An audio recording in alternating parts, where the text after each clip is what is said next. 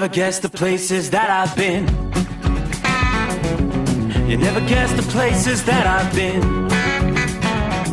'Cause everything is like a dream, yeah, but only in that dream that I live in.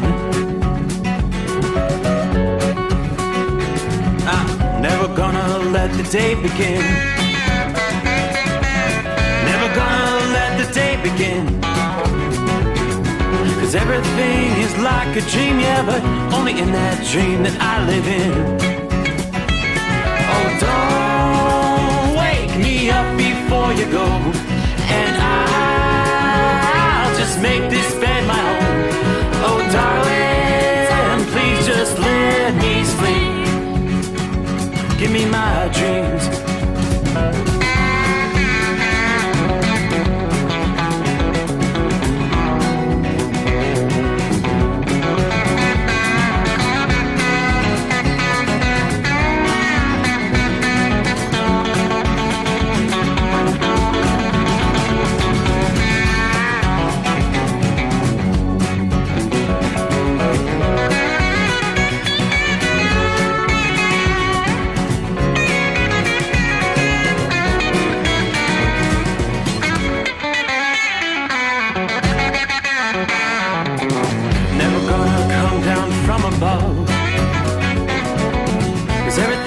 Better from above. Nothing's ever as it seems, yeah, except in that world that I dream of. Never gonna lose the ones I love.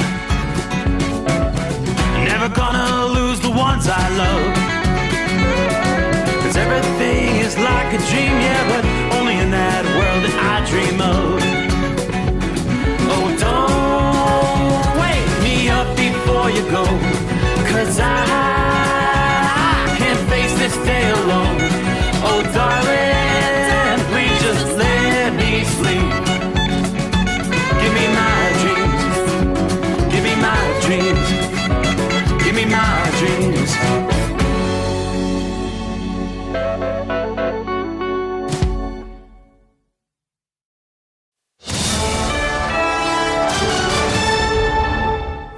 USA Radio News, I'm Chuck Brady. It looks like the government shutdown may be coming to an end. A procedural Senate vote is underway, with CNN reporting that Senate negotiators have reached an agreement to fund the government through January 30th of 2026. The news would mark a key indication that the government shutdown may soon come to an end.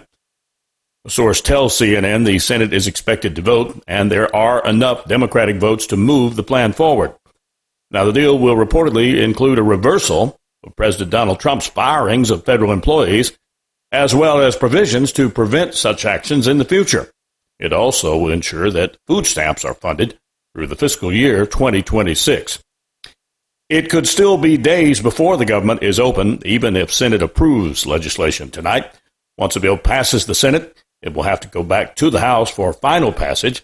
Then it will head to President Trump's desk for signature. The whole process could take several more days to complete. But repeating, a procedural Senate vote is underway tonight that is supposed to bring an end to the government shutdown and fund the government through January 30th, 2026. It's been a tense weekend trying to get from point A to point B through the air, with roughly 10,000 delays and over 2,700 cancellations at airports. Transportation Secretary Sean Duffy says the government shutdown has caused most of this. The number of flight cancellations will keep growing, even if the government goes back to work. Airports impacted are the most larger ones, including Atlanta's Hartsfield-Jackson, Newark Liberty, and Chicago's O'Hare, even though airports around the country have felt the sting. Once again, our top story, reports are tonight the Senate will vote, and they have enough Democrat votes to possibly end the government shutdown. America's News Network, USA Radio News. With all the recent violent protests, looting, and destruction, some areas are considering either defunding or abolishing the police. At a time when America's neighborhoods need the protection of police the most, some elected officials would rather create more chaos by playing politics. If you're sick of elected officials caving in to demands of the radical left, you're not alone. It's time we stand up and declare our support for local police. The majority of police officers are important partners in protecting our God-given rights. If you prefer freedom over chaos, then learn how you can help protect the local police that serve your community. Call today and request your free Support Your Local Police info packet. Dial 800-JBS-USA-1. That's 800-JBS-USA-1. Request your free Support Your Local Police info packet by calling 800-JBS-USA-1 today. California Governor Gavin Newsom says Election Day marked a big rebound for Democrats. He appeared on CNN's State of the Union. That was the beginning of this comeback. This is the beginning of sort of a resurgence of energy. And you've seen it at the No Kings rally. You saw it obviously with the outcomes, not just in Virginia and New Jersey, but in Mississippi and Pennsylvania and Georgia and elsewhere. And highlighted California's Proposition 50, a measure redrawing congressional maps to favor Democrats, which passed with 64% support.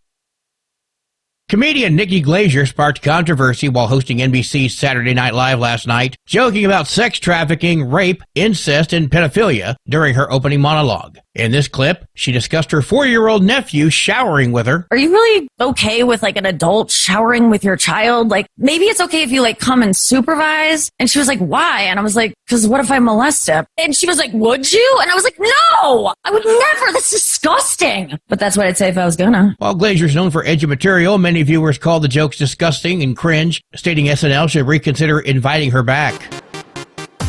Six Flags is facing restructuring as some parks face closure amid declining revenues. CEO Richard Zimmerman said the company will focus on its most popular parks and sell or shutter underperforming ones like Six Flags America, which closed this week after 50 years. Attendance rose slightly this summer, but weaker spending and a $1.2 billion net loss highlight the challenges ahead. For USA Radio News, I'm Anthony Lucero. In a study, it was found that 33% of 44 herbal supplements had no trace of the advertised herb. Don't let that happen to you. Hi, this is Dr. Mitch. If you want to ensure quality, go to TotalWellness.com. Supplements made for physicians, only now available to you too. TotalWellness.com, helping you to look good, feel good, and enjoy total wellness. Don't get stuck buying, or worse, leasing a used truck that's just going to break down.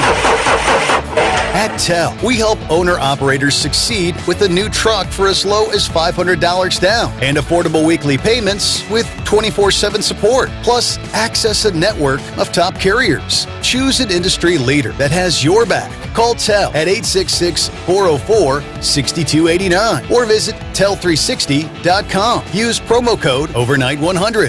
Increase fuel economy up to 7.9% with Hot Shot Secret Gasoline Extreme, the solution to maximize your engine's performance and fuel economy. Whether you're driving a sports car or a daily commuter, Gasoline Extreme is specially formulated with PEA to deep clean. Don't settle for an average driving experience. Upgrade to Hot Shot Secret Gasoline Extreme and go further on each tank. Order now on Amazon or HotShotSecret.com. Hot Shot Secret, powered by science.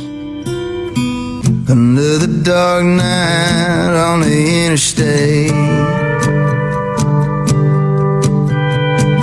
Another 100 miles in the pouring rain. These are worth all the time I've spent away. Another dark night on the interstate.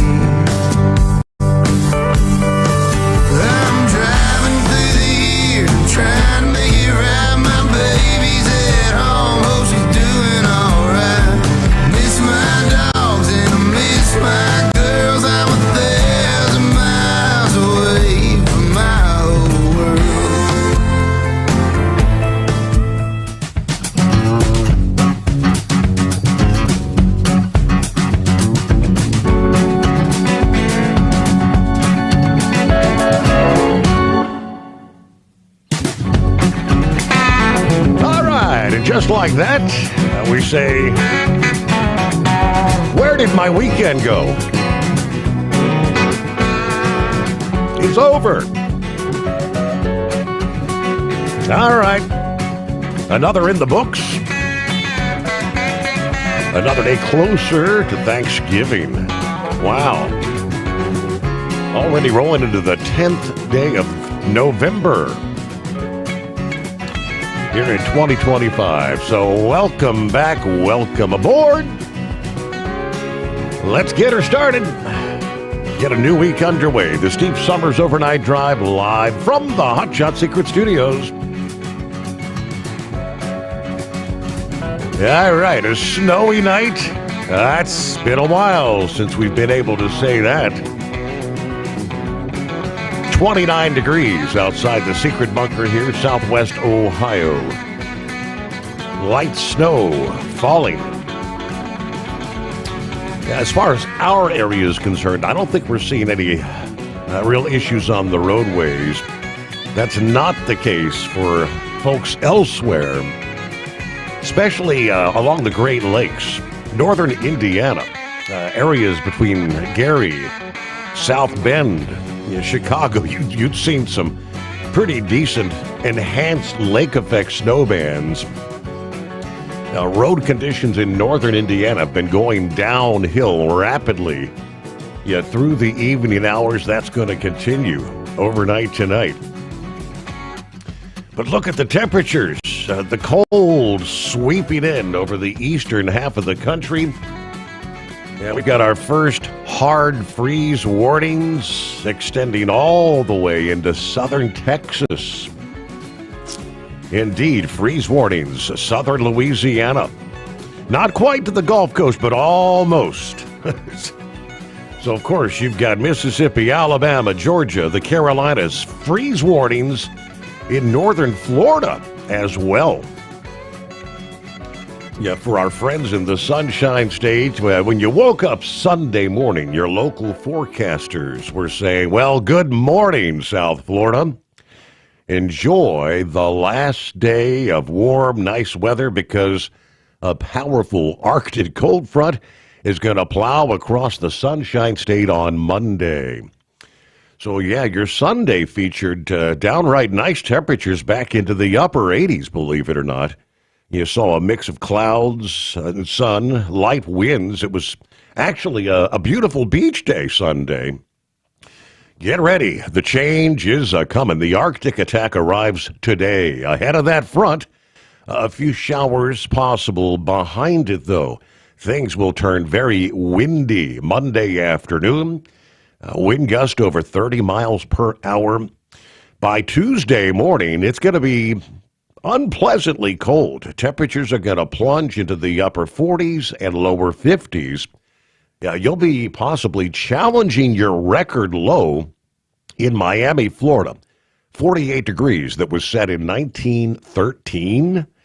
Wind chills will be in the 40s as well. Now, you're going to need your winter gear.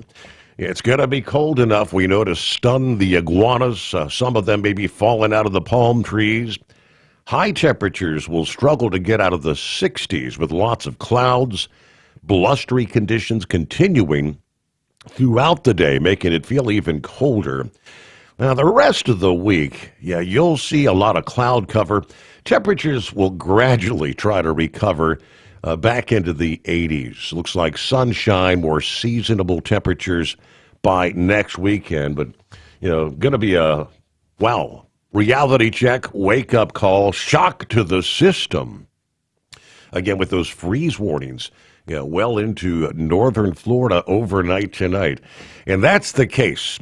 Eastern portions of the country as folks across the plains and the east brace for this sharp turn, cold weather.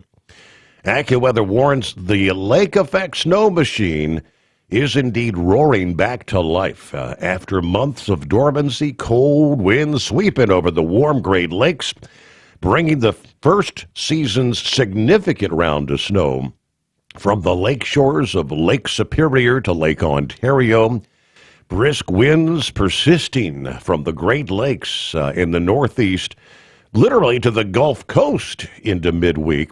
Many areas observing low temperatures down into the 20s and 30s to start the week, some even colder. Winds 20, 25 miles per hour going to make those wind chills even lower. Definitely a sharp turn to winter-like conditions. It'll be hard to miss. as the jet stream plunges southward. Steady winds blow it across the warm lake waters. The first notable snow event unfolding from Illinois to New York State, particularly in the typical lake effect snow corridor south and east of the lake shores. Of course, bringing some of the coldest air we've seen for early November, and that's the reason for the robust snow amounts expected in the Great Lakes and the far southern extent of flurries and snow squalls. Early this week, there's going to be a high potential of dramatic hourly snowfall rates in those bands setting up off the lakes. We're talking 3 to, in some cases, 4 inches of snow falling in an hour's time. Elsewhere, snow showers capable of sticking to the roads could cause some travel headaches for those who are out of winter driving practice, have yet to maybe put on winter tires. Those lake effect snow bands that set up dumping inches of snow in a short period of time due to the vast temperature difference between the Arctic cold and the very warm lake waters. If you live in the snow belts, be prepared for treacherous driving conditions, near zero visibility at times from overnight tonight all the way into early Tuesday. Throughout the day, Monday, it's just going to go downhill. In the Windy City, forecasters say some of the worst travel conditions will be occurring overnight tonight into Monday morning. An unfortunate time as it kind of overlaps when many take to the roads headed back to school, back to work. There's going to be a sharp variation in snow totals from the northern and western suburbs of Chicago to the southern suburbs, which will be highly dependent on the wind directions and where those heaviest bands set up. But in those robust bands, snowfall rates exceeding 2 inches per hour for a period of time. Indeed, we could see some school delays here for your Monday across the Chicago metro, particularly from downtown locations on southeastward. Nearby locations surrounding Lake Michigan will see similar impacts as those stiff winds blow across the lake, bringing in potent bands of snow. Extremely cold air aloft and relatively warm Lake Michigan will be producing intense bursts of lake effect snow through the day ahead. Thunder snow is entirely possible. The most intense squalls will be capable of producing 2 to 4 inches per hour. That's enough to easily bring traffic to a standstill, coupled with the very windy conditions. In some occasions, whiteout conditions will be unfolding.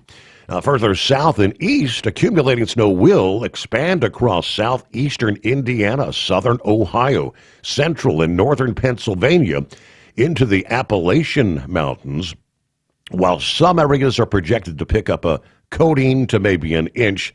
Higher totals in the elevated terrain from West Virginia into southwestern Pennsylvania as those snow showers extend southward into eastern Kentucky, southern West Virginia, eastern Tennessee, and portions of the Carolinas early this week. Best chance for accumulations are going to be obviously the higher, the mountainous terrain. However, you could see some snowfall observed even through the lowlands. The first snowflakes of the season will be falling across both the Great Lakes and parts of the Tennessee Valley around the same time. It's very uncommon for that to occur this time of year. For some of the major metro areas in the Midwest and Great Lakes, this is way earlier than average. Chicago O'Hare, on average, records the first inch of snowfall accumulation on January 17. If an inch accumulates before today, you'll tie the 2018 record for the earliest inch of snow on record. Places like Asheville, North Carolina, Greenville, South Carolina, you'll see the first flurries of the season. If you see any accumulation of 1/10 of an inch or more overnight, Monday night into Tuesday, that's going to rank as one of the earliest measurable snowfalls on record there. So looking ahead, by Tuesday night, the lake effect machine starts to wind down for now as the jet stream begins to retreat back to the north, bringing some milder air from the plains, while the break in snow will offer some brief relief. Forecasters caution that winter's early arrival is probably just a preview of more cold outbreaks and snow events to come as the month of November continues to unfold. All right, so more to come as we roll into a brand new day, a brand new week. Hello to Philly Dan. It's that time again, indeed. Hope everybody had a great weekend. Go Birds tonight. Jeffrey in Florida on board. Hello, Steve and the overnight family. Marianne saying hello to all those listening friends out there. Tank in the house. Morning, Steve. Happy Monday. We're back in the saddle. Down to 38 degrees here in Memphis tonight. All right, getting ready to head back out to Banning, California. Everybody truck safe. Have a blessed day. Good morning, Overnight Drive. Country Bumpkin checks in from Waterford, Michigan. God bless the American truck driver. James, hello indeed. Yes, looks like the Democrats have caved. The shutdown is finally coming to an end. All the details. Yes, the vote has taken place. It's going to be several days. We'll explain how that all unfolds. It's going to be several days to get it all officially unraveled. But yes, there were enough. The votes they got, they hit the 60 vote threshold here just a few hours ago. They have adjourned until I believe it's 11 o'clock Monday morning. Hello, Larry. Good afternoon. Hammer down. We're headed to Hartford, Connecticut. First trip in the new truck. Got a 2024 49X Western Star. All right. Saddle up, nocturnal listeners. The midnight hour. Greatest day of the week. Somewhere deep beneath the Earth's crust is the hotshot secret hidden bunker. Steve, throw in the breakers. The FR3 antenna is up. The Stiction Eliminator power mic is on. 30 degrees, Harrison, Ohio. Snow falling from the heavens. The winds kicking. Temperatures dropping. 844-844-3388 is the number to call. Don't be a scarecrow. Hit those digits. Be a part of the show. Well, who's the winner this weekend? Is it the grumpy old grump? Or the prognosticator of prognosticators? We'll find out shortly. Snuggle up to whomever, whatever, you're going to need that body heat tonight. Are you with me? Thinking about becoming your own boss? Transport Enterprise Leasing makes it easy with new trucks, 24/7 maintenance support, and now you can save right from the start.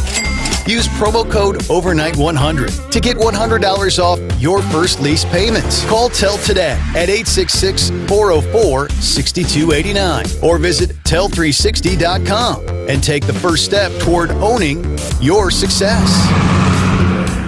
Truck downtime costs you money. One hidden killer on Cummins ISX 15 engines is weak injector cups. When they leak, coolant gets into the cylinders and suddenly you're facing a big repair bill. Industrial Injection has the fix. Our Torque Lock Injector Cup Kit with a threaded Torque Lock design. These cups stay sealed for good. No more coolant leaks. No more surprise downtime. Keep your truck on the road. Ask your shop for Industrial Injection Torque Lock Injector Cups today.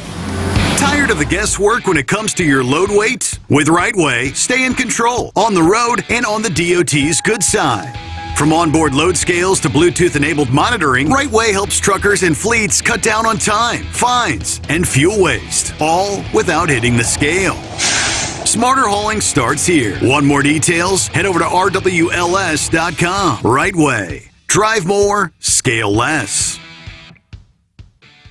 Your factory fuel filter is letting you down. AirDog heavy-duty diesel fuel systems don't just filter your fuel. The AirDog fully optimizes your truck's fuel system for peak efficiency. The factory-provided filter simply removes particulates and water from fuel. The AirDog system removes all contaminants, including entrained air, water, and particulates, and feeds the engine pump with optimal pressure. Check out airdogdiesel.com to learn how you can capture every bit of performance and efficiency from your fuel system.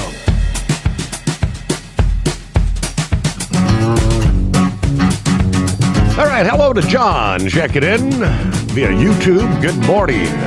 Steve, the overnight family. Everybody, be safe trucking. It's cold here in Indianapolis, 28 degrees. Yeah, clear at this moment. Have a good night, though. Bill, good morning. Steve, 24 degrees, feels like 12 here at the Home 20 Horicon, Wisconsin. Had a short weekend. Had to work Saturday evening. Anyway, relaxing Sunday, but back to work Monday night. I'd like to ask prayers for the wife. She has AFib. Going to be having the ablation done on Wednesday morning. All right, be safe out there, drivers, especially in those lake effect snow zones. Crazy Ray, West Michigan, checking in for the best 5 hours on the radio. 28 degrees at this hour. Hello to Michael, who says, hard to believe 48 years ago, Smokey and the Bandit came out. Sally Field, Frog, is 79 years old. Wow. Big Ed chimes in. Lauren Weiss in Amarillo, Texas. Special shout out to all the veterans out there. Delivery by the prognostic expert. All right, Crazy Ray, yes, you're hearing the headlines correctly. The Senate advancing a bill to ultimately end the longest government shutdown in history. This is going to extend until the end of January. They've still got work to do. The hard left Democrats are very, very angry that enough of the moderate Democrats came on board, just enough to reach that 60-vote threshold here a matter of hours ago. This will not include any sort of an extension in the Obamacare subsidies, which was one of their biggest concerns, their big beef. Again, we'll break it down for you coming up here. First, I guess let's make it official. It's the greatest day of the week. Here it is. Another one. Here it is. Well, happy birthday to me. Happy birthday. Oh, yeah. Happy birthday to the United States Marine Corps. Okay. 250 years. How about that? Today. Wow. It's not my personal birthday, but 250 years for the United States Marine Corps. So special Semper Fi shout out to all my Marine Corps brethren, Knuckle Buster and Donut Man, and all the others out there in Radio Land. Yes. So I won't be doing my veteran tour this year. I've got a doctor's appointment Tuesday. I was thinking better. I don't know why I always think Veterans Day is on a Monday, but it's always the 11th.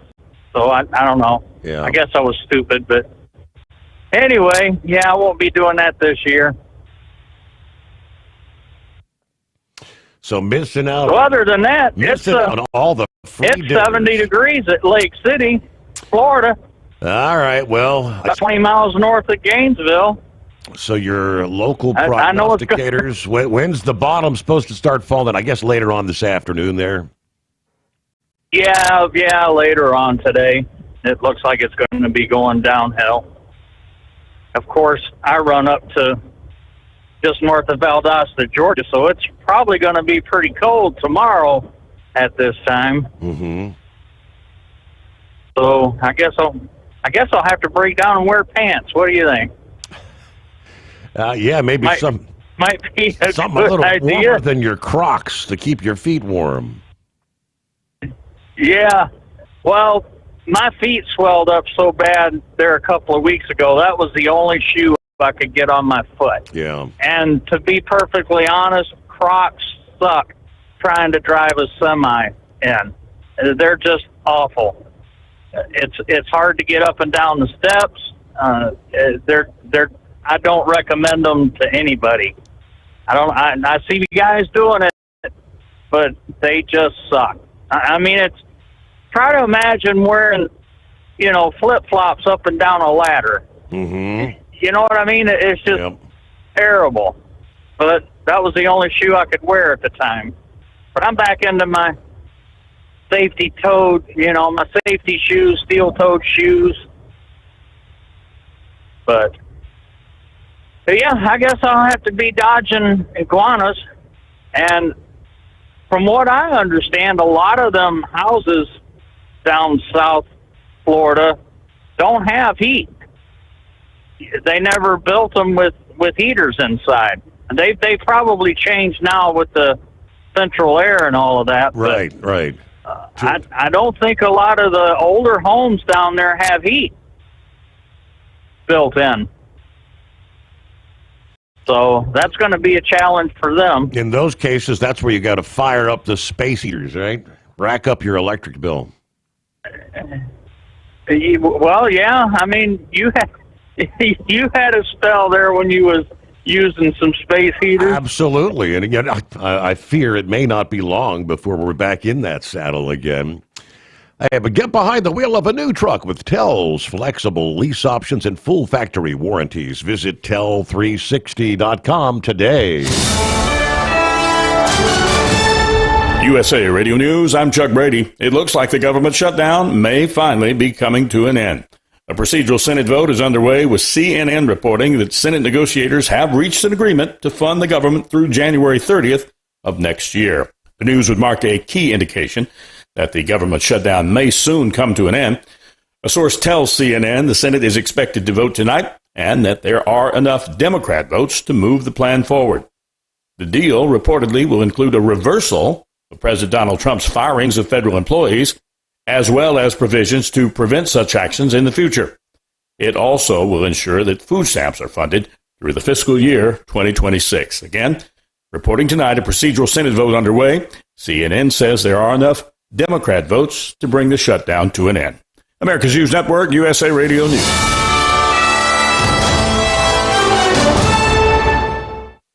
Business owners, are you paying high phone bills for old school systems and lousy service?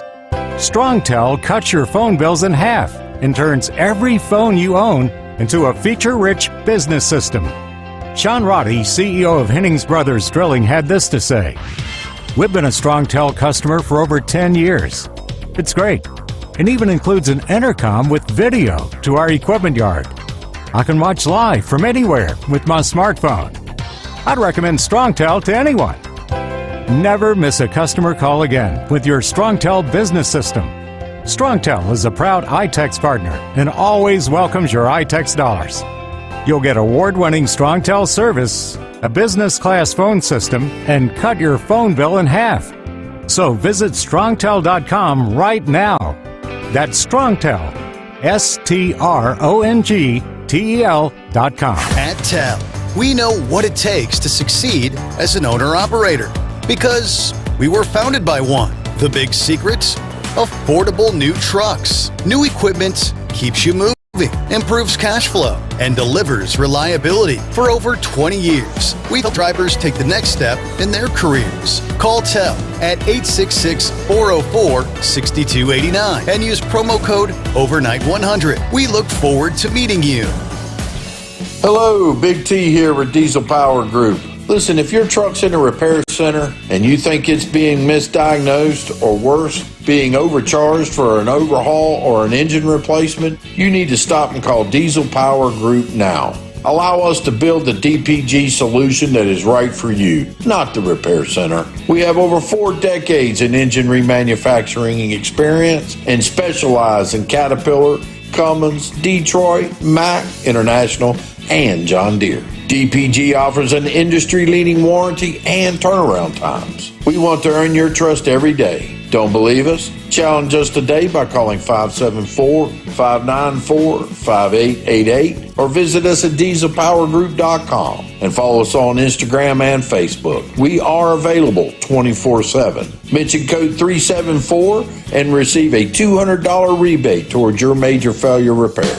We know being over the road isn't easy, but getting parts for your truck can be. Rainey's offers over 100,000 parts and accessories, from chrome to cab comforts, watermelon lights to necessary replacement parts. It's all available on our website. Got questions? Our team of experts has your back from start to finish with unmatched customer service you won't get anywhere else. Head to Rainey's.com to get $25 off any order over $250 with code DRIVE25 at checkout. Your factory fuel filter is letting you down. AirDog heavy-duty diesel fuel systems don't just filter your fuel. The AirDog fully optimizes your truck's fuel system for peak efficiency. The factory-provided filter simply removes particulates and water from fuel. The AirDog system removes all contaminants, including entrained air, water, and particulates, and feeds the engine pump with optimal pressure. Check out airdogdiesel.com to learn how you can capture every bit of performance and efficiency from your fuel system.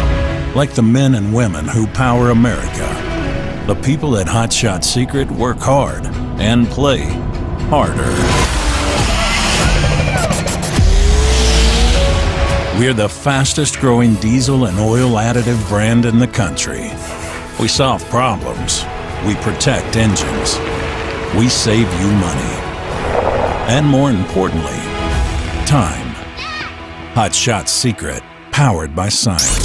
The Overnight Drive with Steve Sommers. Live from the Hot Shot Secret Studios. Call Steve now. 844-844-3388. That's 844-844-3388.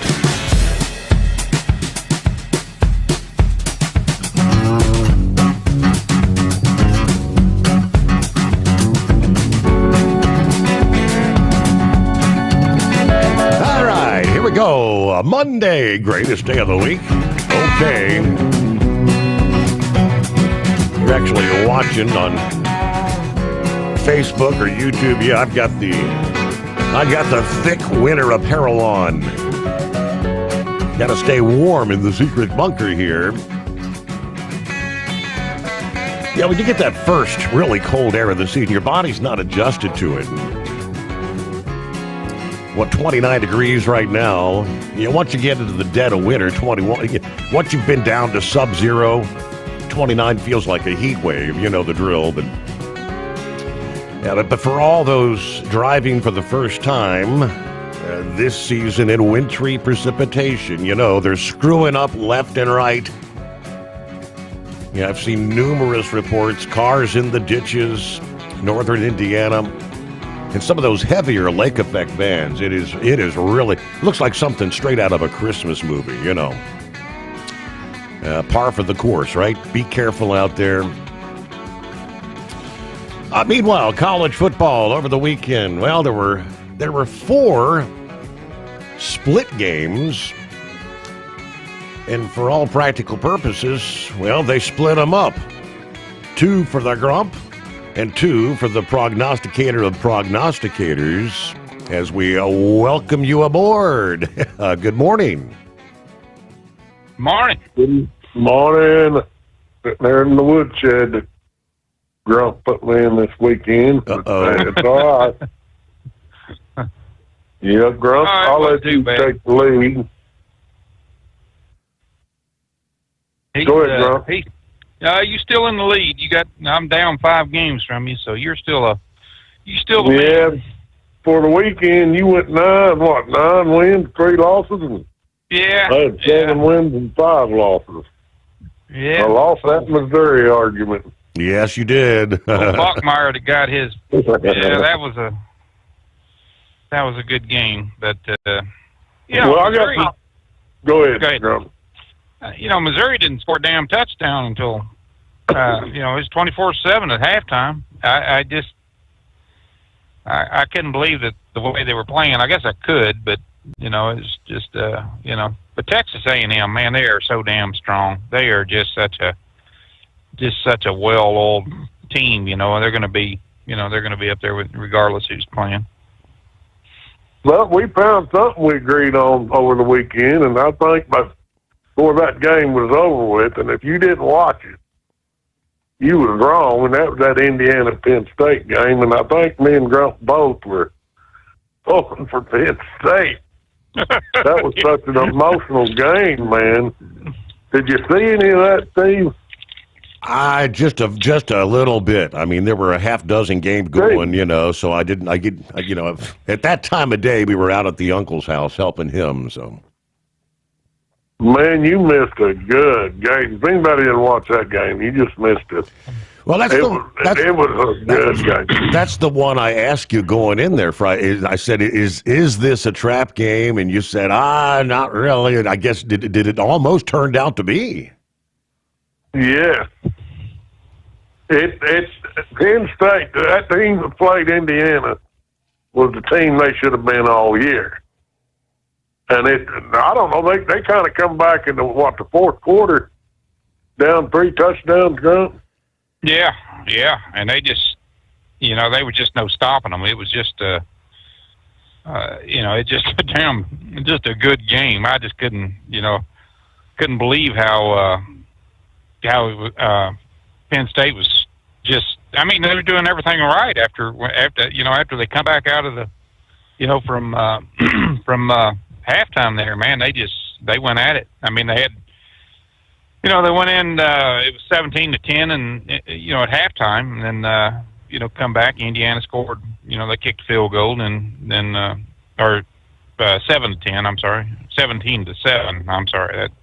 But Indiana kicked a field goal, and then, Penn State returned, they kicked a field goal, and then, in the fourth quarter, they hit, 14 points. I mean, they were right on it. Scored 2 touchdowns, and just pretty damn quick, too, and, it was just, I tell you, if they would have started out like that in the very beginning, Indiana would have, they'd be 8-1 right now.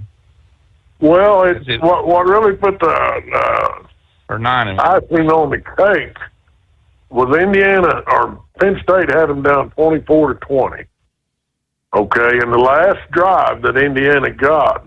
And this quarterback just bought himself the Heisman Trophy. He's pretty well. That was what they called his Heisman moment. The first play, Penn State knocked them back, I think about 10 or 15 yards to where they had like a 2nd and 20.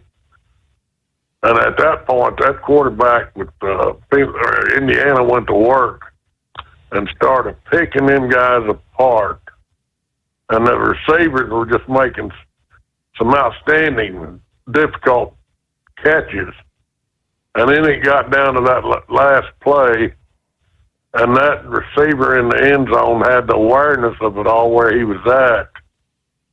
And he hit him, threw it up high enough that the receiver had to go up and get it. But when he come down, his left foot was in the end zone.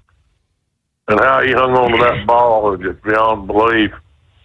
And the TV announcers were just going ballistic. He was nuts. That one guy, he changed his pitch. It went from a deep voice to tenor? Yeah, he was screaming. Like 8-year-old girl.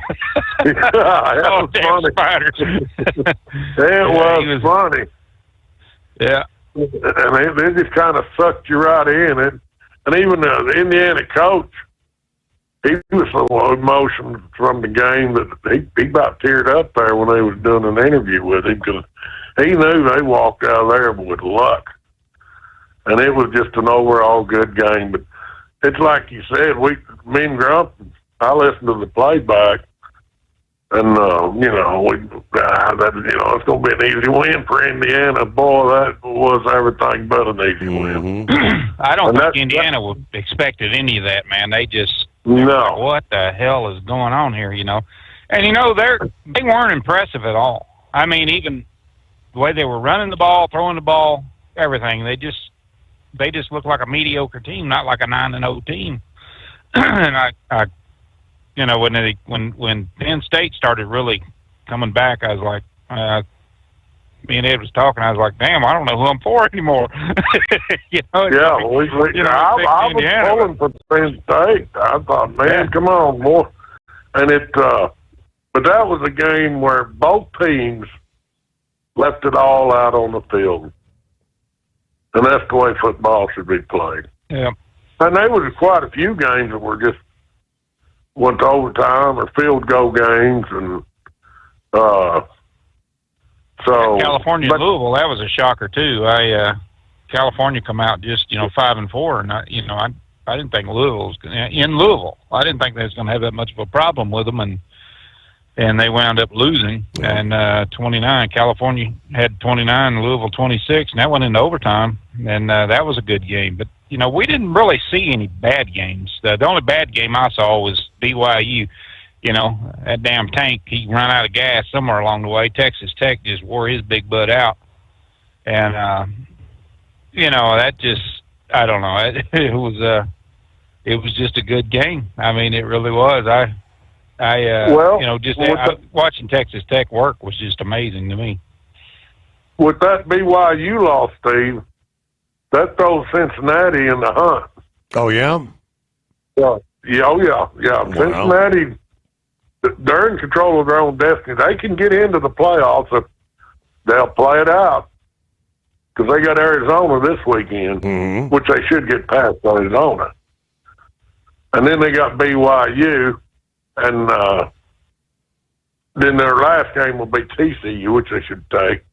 But what it's going to be is going to come down right now between Cincinnati and BYU, who's going to play Texas Tech for the Big 12 championship. Now, if Cincinnati was to win it all out, they're in as a Big 12 champion. But they got to win it all out. They got 3 games. They got to win them all. Okay. They got their work cut out for them. But then they will have to play Tech for the Big 12 champion. So actually, it's 4 games they have to win out. They can do it. It's not beyond their scope of reality if they'll just show up and play ball. So they're in control of their own destiny right now. Because BYU might get, if they win out, they might get another shot at Texas Tech in the Big 12 championship. So yeah, it would be them two if they went out, because Cincinnati has 2 more losses or 1 more loss than BYU. Right. I think they do. But right. I got on my bet Cincinnati has to play. They have to play for it. But if they win out playing for it, they'll get in. Yeah. So there's hope there. And we got 3 more games, or is it 2 right. 2 more games? 3 more weeks. 3 more weeks, then we got the Army-Navy game. Yeah, and then rankings come out again on Tuesday. But I was kind of ticked at BYU, man. I ain't kidding you. I picked 20 games and on my betting site to win. Out of the and I don't always, like I said, pick the same games that I'm picking here. Because I may look at something else, but I usually do the betting later, and I'll look at some of the stuff. But I had 20 games on there. I lost the Tulane, and I lost BYU. Got 18 of them right. If I'd have hit 20, that'd have been $56,000. Wow.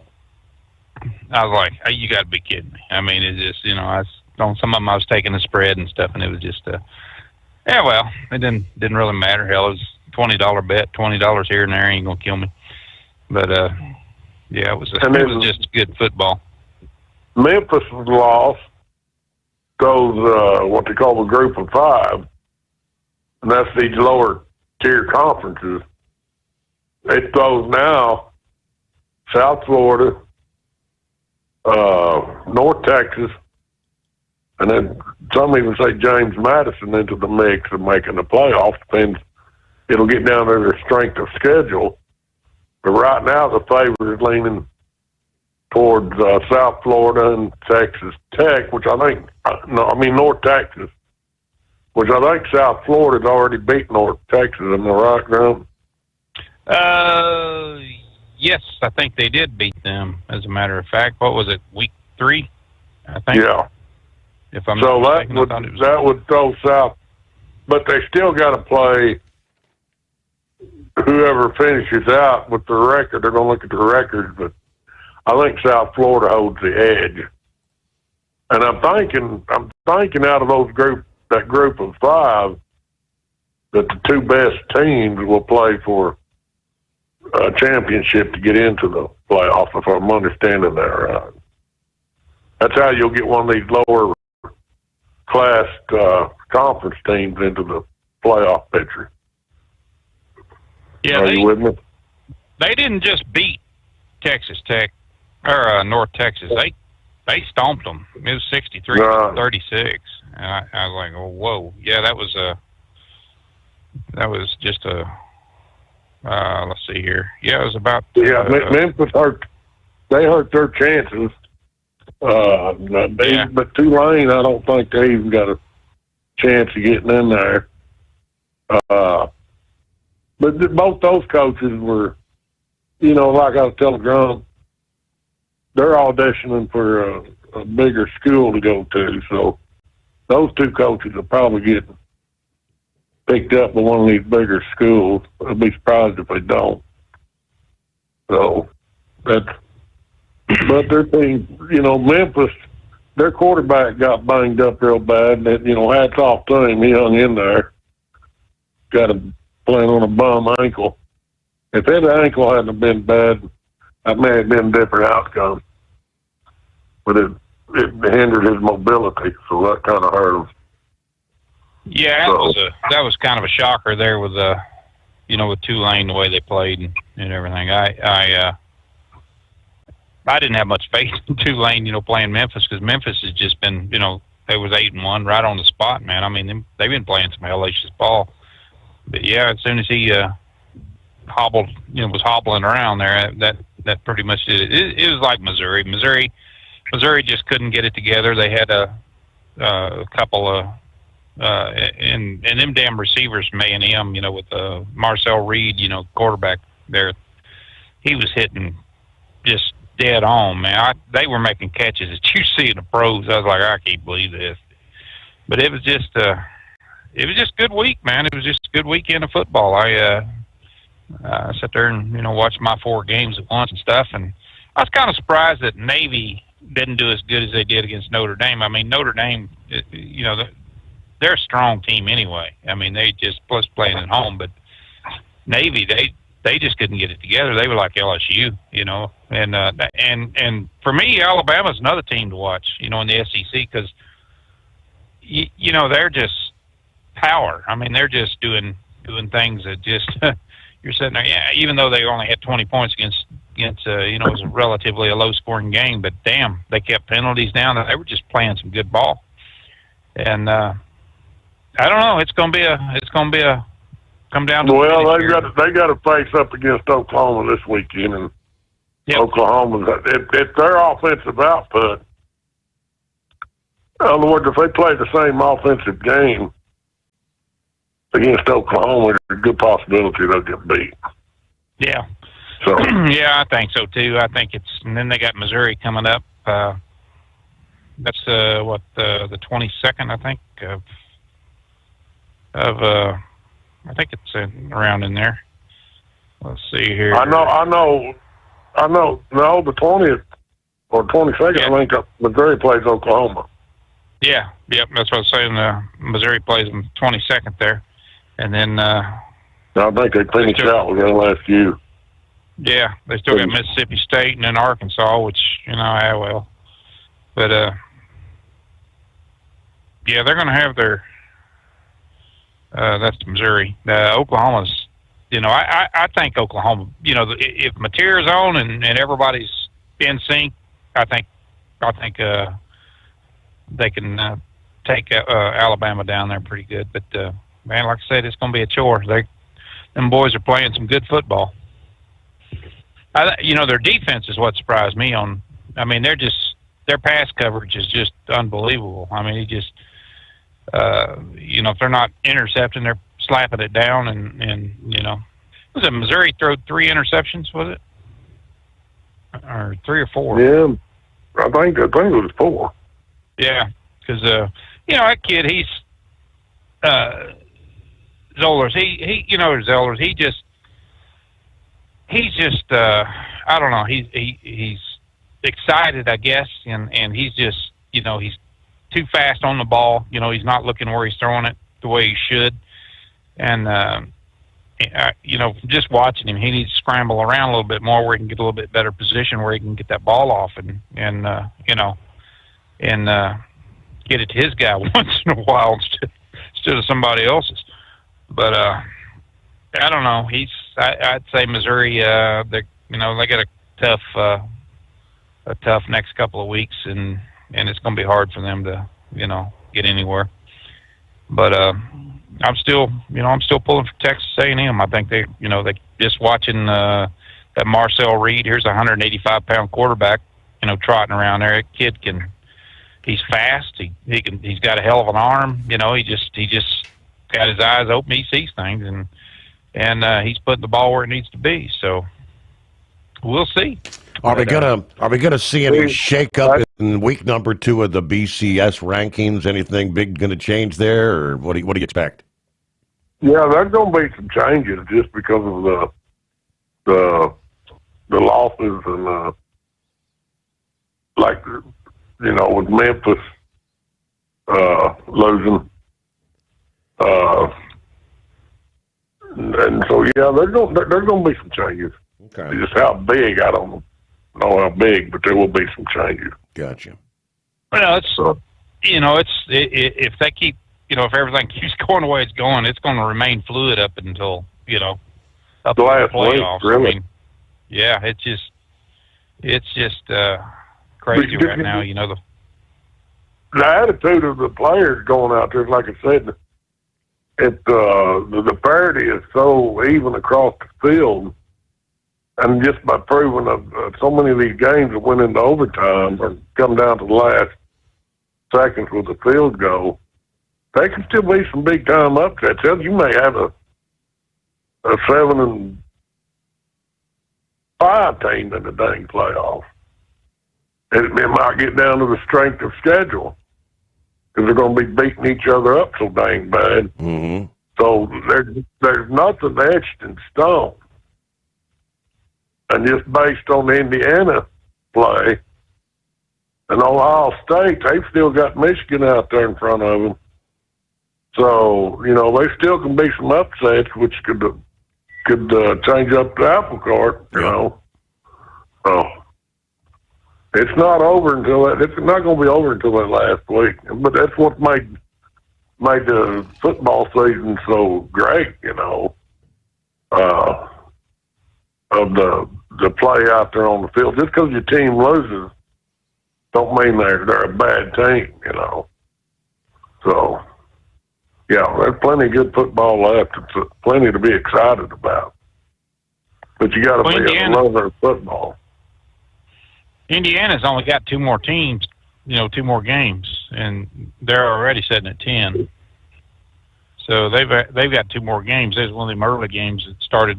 I got Wisconsin. They got Purdue, and then they're going to be Purdue play the first half? Didn't they hold, or weren't they ahead like a 3-0? Yeah, 3-0? Yeah, they were going to town on Ohio State there for a little while. I mean, they were just playing good ball. I mean, 34-10 was what the score, ended up being. But yeah, they didn't mess around. And that team's got, if they had some good coaching and had a little bit of that money coming in there, hell, I think they'd be a good contender. But they were giving Ohio State right there in the very beginning all they can handle. I thought, well, this ain't going to be good. Hell, they better get going here. But it's and another team that really, Auburn, man, I'd like seeing Auburn doing better. They've always, every game they've played their heart out. They've took it all the way down. It's just they've had some bad calls, that's got them, where they are at 4-5. Well, they're 4-6 now after that loss with Vanderbilt. But they gave Vandy all they could handle, man. That was just a good, tight game. So I don't know. You know, like I said, it's going to be anybody's guess who's going to make it. I'm still going with Ohio State and Texas A&M in the championship game. I think they both got the juice to go. But just looking at what's going on, and after Penn State, I hated that, man. I really did. You know, it just looks like anybody could win. I mean, it's just any given Saturday, I guess whoever shows up. You took the words out of my mouth. That's been the narrative, right? You just never know. Any given Saturday, Sunday, whatever day, any given day. All right, so we're up to the news break, and I wanted to ask you about our boy Josh Malloy. How about those power rankings of all those country artists breaking into the top 50, moving up? But first, lease with Tel and enjoy affordable payments and support that keeps you running smooth anywhere in the continental U.S. Visit Tel360.com. At Tel, we know what it takes to succeed as an owner-operator because we were founded by one. The big secret? Affordable new trucks. New equipment keeps you moving, improves cash flow, and delivers reliability. For over 20 years, we've helped drivers take the next step in their careers. Call Tel at 866-404-6289 and use promo code OVERNIGHT100. We look forward to meeting you. Truck downtime costs you money. One hidden killer on Cummins ISX 15 engines is weak injector cups. When they leak, coolant gets into the cylinders and suddenly you're facing a big repair bill. Industrial Injection has the fix. Our Torque Lock Injector Cup Kit with a threaded Torque Lock design. These cups stay sealed for good. No more coolant leaks. No more surprise downtime. Keep your truck on the road. Ask your shop for Industrial Injection Torque Lock Injector Cups today. Your factory fuel filter is letting you down. AirDog heavy-duty diesel fuel systems don't just filter your fuel. The AirDog fully optimizes your truck's fuel system for peak efficiency. The factory-provided filter simply removes particulates and water from fuel. The AirDog system removes all contaminants, including entrained air, water, and particulates, and feeds the engine pump with optimal pressure. Check out airdogdiesel.com to learn how you can capture every bit of performance and efficiency from your fuel system. Diesel owners know if you take care of your engine, it'll return the favor. Hot Shot secret formulates additives that help you prevent problems and boost performance. Diesel Extreme cleans internal and external injector deposits, and EDT increases fuel economy by up to 7.3%. Scientifically proven by third-party testing. Add Hot Shot secret at your next fill-up to get the most out of your diesel. Available nationwide at truck stops, farm and automotive stores, and online at hotshotsecret.com. Hot Shot Secret. Powered by science. USA Radio News, I'm Anthony Lucero. Senate negotiators have reached a deal to fund the government through January 30th, signaling the shutdown could end soon. The plan would reverse Trump's firings of federal employees, protect them in the future, and ensure that SNAP benefits continue through 2026. We'll never agree to give any substantial money or any money to really prisoners, illegals that come to the country. And I think the Democrats understand that. And it looks like we're getting close to the shutdown ending. The Senate is expected to vote again tonight. Then the bill would go to the House and the President for approval.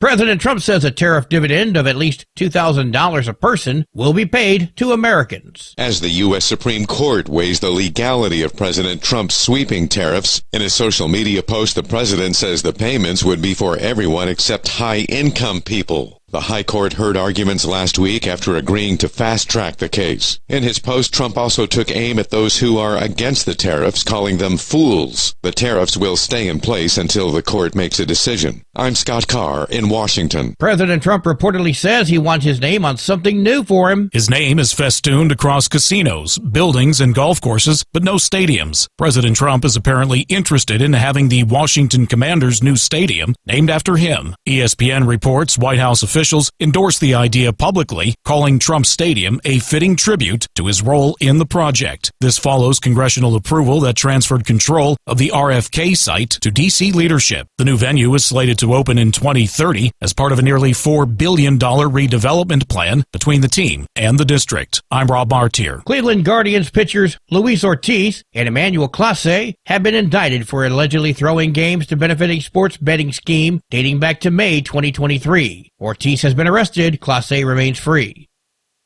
From America's News Network USA, Radio News. Hey, I'm Brant, and her name is Sherry. Hello. She's a friend of mine whom we were just praying for because of a surgery she just went through. Yes, and I am very happy about something you actually talk about all the time, which is Medishare. That is right. Yeah. So what was your experience like with Medishare and the healthcare bills? Honestly, Brant, seamless. And what a blessing that is when you're already nervous about a health issue, which I was. Yeah. Members shared my expenses. There were zero problems. And let me tell you, having people pray with you when you call in with your need, that is just... It is refreshing. Yes, that's what it is. What I keep telling people, people love Medishare, and they love saving money. A typical family can save $500 a month. I am very thankful for Medishare. It is so different, and I mean different in a very, very good way. It is good different. Call now. They're easy to talk to, and you can get a price within 2 minutes. Call 855-SHARE-40. That's 855-SHARE-40. 855-SHARE-40. Chris Hansen's To Catch a Predator spin-off, Takedown, helped police nab 9 suspected pedophiles across Maryland, Pennsylvania, and Virginia. In one sting, Gaithersburg man Tyler DeVault showed up to meet a decoy teen and was arrested for soliciting a minor. Another suspect, Nicholas Fountain, runs daycare centers. Arrest will air this winter on True Blue. Fire officials say a veteran FDNY member suffered a medical episode and died on Saturday while fighting a fire at a Brooklyn apartment building. Firefighter Patrick Brady was on the building's roof when officials say he went into cardiac arrest. He died a short time later at Brookdale Hospital. FDNY Chief John Esposito spoke at a news conference about Brady and his sacrifice. His loss, it's a tremendous loss, obviously, for his fire company, the fire department, and the city as a whole. Please pray for Patrick Brady's family. Purple and black bunting was put up in Brady's honor outside the Brooklyn Firehouse, where he'd served since 2022. I'm Larry Kofsky. Virginia Governor-elect Abigail Spangberger says her state is headed towards an energy crisis without major policy change. She appeared on CBS's Face the Nation. It's the chaos coming out of Washington that has been impacting Virginians so severely, beginning with the DOGE efforts, of course, continuing with chaotic trade policies, and now in this government shutdown. Spangberger says data centers are driving up power costs and must pay their fair share while she pushes to boost Virginia's own energy production. For USA Radio News, I'm Anthony Lucero. As a doctor, I've seen too many women with breast cancer who could have avoided extensive treatment or even death had they just gotten an annual mammogram. Every major medical organization experienced in breast cancer recommends annual mammograms for women 40 and older. Please, if you're 40 or older, get a mammogram every year. If you have a family history or other risk factors, talk to your doctor about what's right for you. To find an accredited center, visit mammography-saves-lives.org. Don't get stuck buying, or worse, leasing a used truck that's just going to break down. At TEL, we help owner-operators succeed with a new truck for as low as $500 down and affordable weekly payments with 24/7 support, plus access a network of top carriers. Choose an industry leader that has your back. Call TEL at 866-404-6289 or visit tel360.com. Use promo code overnight100. It's no secret, today's diesel isn't as good as it should be. Diesel lacks lubricity. That can lead to fuel system failure, costing thousands in repairs. But you can prevent those issues with Hot Shot Secret products. Clean injectors boost cetane, increase fuel economy while adding 4 times more lubricity than the leading competitor. Claims proven by real-world use and confirmed by third-party ASTM testing. Available nationwide at truck stops, farm and automotive stores, and online at hotshotsecret.com. Hot Shot Secret. Powered by science. Keep the bugs off your glass and the smokies off your ass. This is the Overnight Drive with Steve Summers.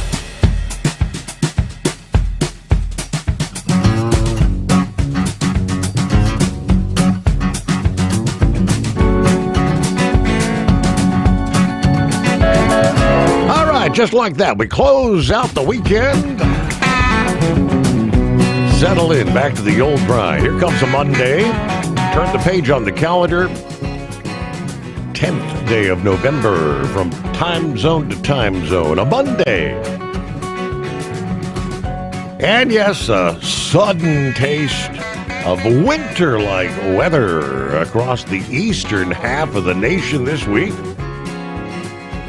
Big surge of Arctic air dropping in out of Canada. And this one has some penetrating power, reaching all the way to the Gulf Coast. Yeah, I'll give you more on that coming up here. And today is also an anniversary day. As Cap and Ron last hour mentioned, the 250th anniversary of the Marines, but it was actually half a century ago. One of the worst maritime disasters in U.S. history unfolding in Lake Superior. The SS Edmund Fitzgerald sinking on this date. And I'm thinking, some of those stormy conditions that they endured on that date 50 years ago, maybe some similar conditions here on this day, with the winds howling across the Great Lakes, generating big waves with the cold air and the lake effect snow machine. Yeah, more on that all coming up here. All right, first let me get back with Grump Big Ed here. Yeah, talking some football, but I wanted to ask Ed, how about Josh Malloy breaking into the top 50? Boy, ain't that some heady numbers, man? Yeah. I mean, he's right up there with George Strait. He talked like he was going to grow his hair back out. Did you see that? I saw that post the other day. Yeah, I've got to grow my hair back out and take country music by storm.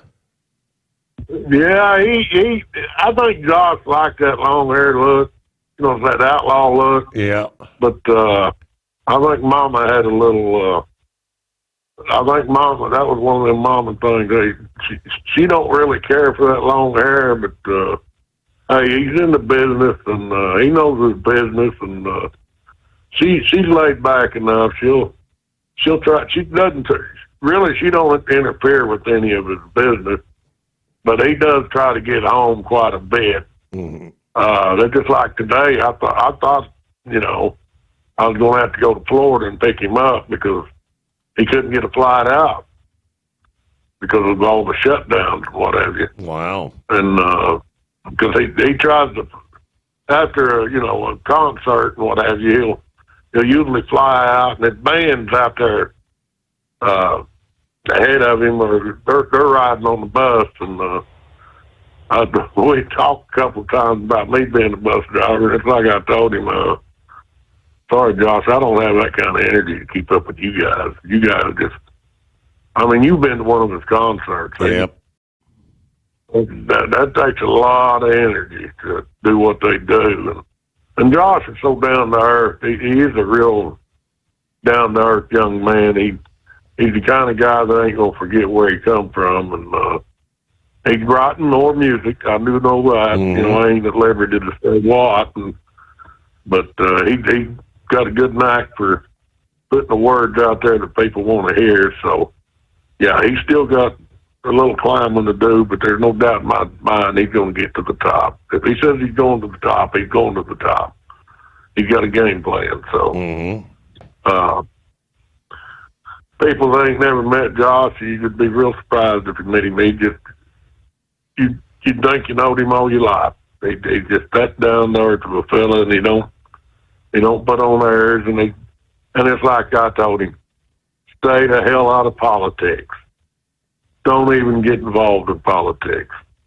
Be like Elvis Presley. Just, hey, that ain't my avenue. That ain't my lane of travel, and let those people do their jobs, and I'm just out there entertaining the fans, and that's the way it needs to be done. Good advice. Yeah. So I do advise him that.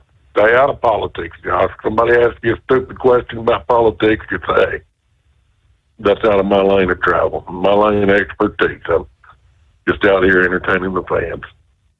And that's the way it should be. Yeah.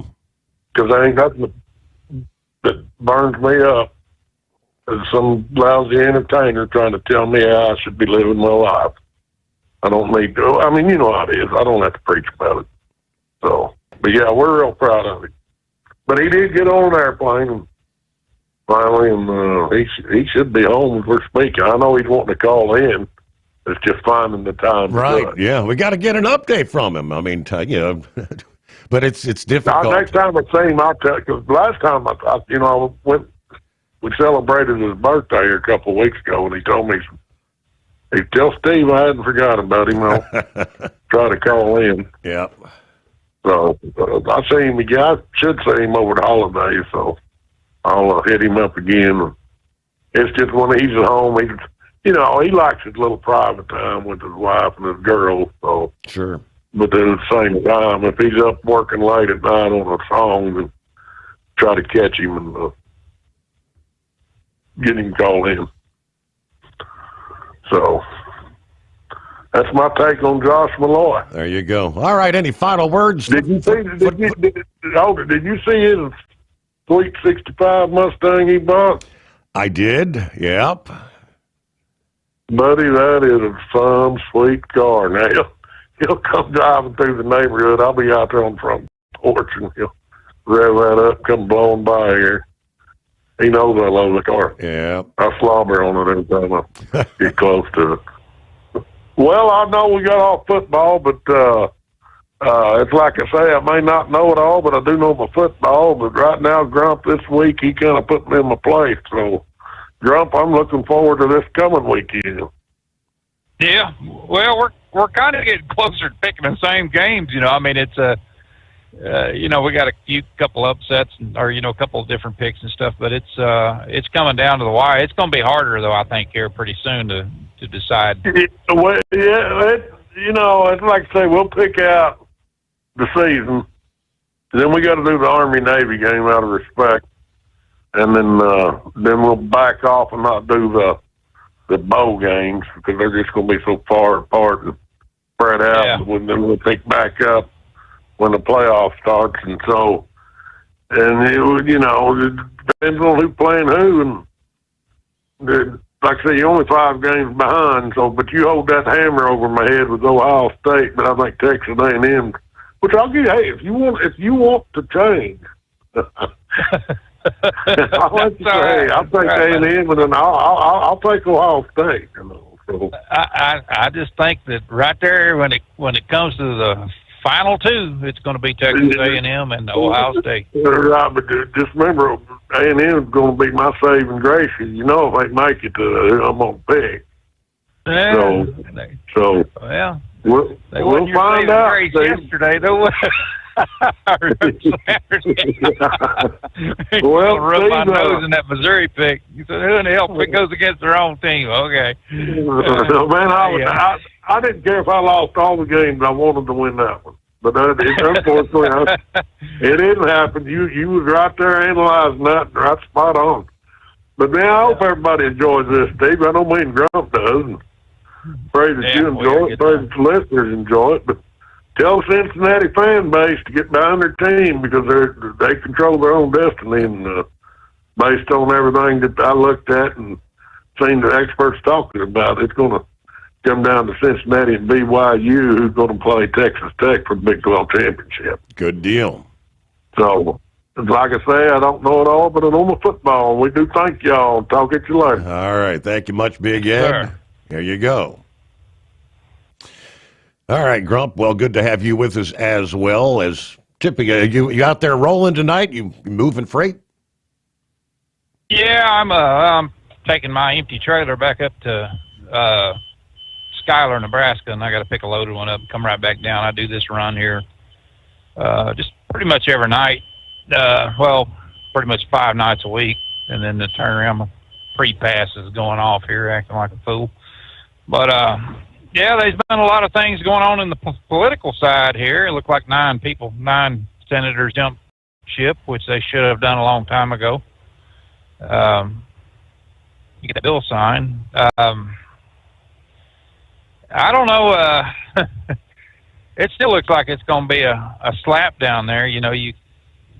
I can't believe how politics has just changed, the landscape of everything, Steve. It's just, they got this idiot Jeffries, and, Schumer's worried about his job, but he's what, 82?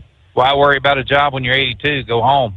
Bernie Sanders was in there, crashed his little party, and, here's somebody that's 85 and never worked a job a day in his life. Does people not see that? I mean, it's just, you got this socialist that's, just got elected out there, and it's funny, they can't key in on the fact that all these socialists and everybody that's preaching socialism and things, they want to be the ones that's in the leadership position, so they can tell you how everything goes. And it just, I don't know. I think they're going to get a dose of reality, and honestly, the way the demographics has changed in New York, I bet this Mandani or whatever the hell his name is, I bet he does 2 terms, or I bet he'll do an 8-year stint there as mayor. But hey, that's their deal, buddy. If they want that fool, they can have him. I mean, that's just they're going to find out real fast that they're going to have to give up blood and treasure to that moron, just so he can give it to somebody that don't deserve it. They may. We'll see how it goes. Buyer's remorse may be the coming term, right? Buyer's remorse.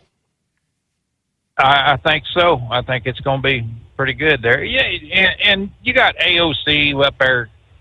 She's just giddy about the fact, and I agree with John Kennedy, Senator Kennedy, that she's the reason why they put the directions on shampoo bottles.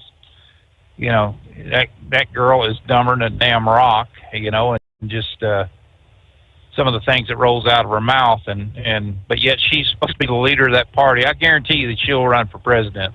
I guarantee it. Wow. She thinks that she is so exciting, and everything, and they, when you step back and you look at the voting block that they're in, it's 18 to 20%, and of the voters, that's about what looks, and that's all young people right there. It's amazing how when these young people grow up a little bit more and they realize that they got to, withhold taxes out of their paychecks and stuff like that they start leaning a little bit more toward the conservative side. They start wanting a little bit more of that money. But as long as they're, these young kids that they are today, wanting everything free. They want free medical. They want all this stuff and babysitting and things like that. They want free, child care. And, I don't know. We don't have any kids and, that's young anymore, and I sure as hell don't have to have my taxes jacked up, take care of somebody else's kids. I've just always looked at that as, they're your kids, your responsibility. And I can understand helping single moms and the people that just absolutely needs help with some food and stuff like that. But it's amazing that, I had a little bit of discussion today, Steve, with a couple of people that one of them works at one of the fast food restaurants here in the town I live in. And the some guy come in and he ordered a bag full of damn hamburgers and all kinds of stuff. And the girl ran his card twice, and it come up insufficient funds.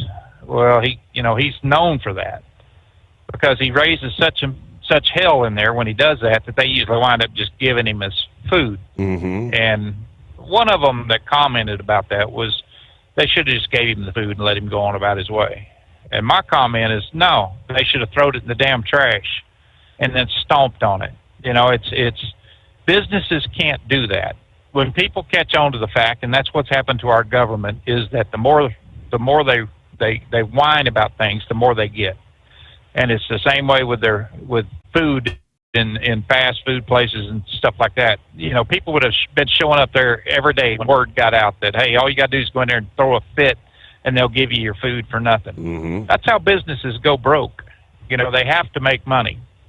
And when you start seeing that, and when people start seeing that and saying, well, it ain't going to do me any good to go here, and try to get this free meal because they're just going to throw it away. I might order it, but I wouldn't give them a damn thing until until it's paid for anyway. If you can't put the bill, then, especially in places like that.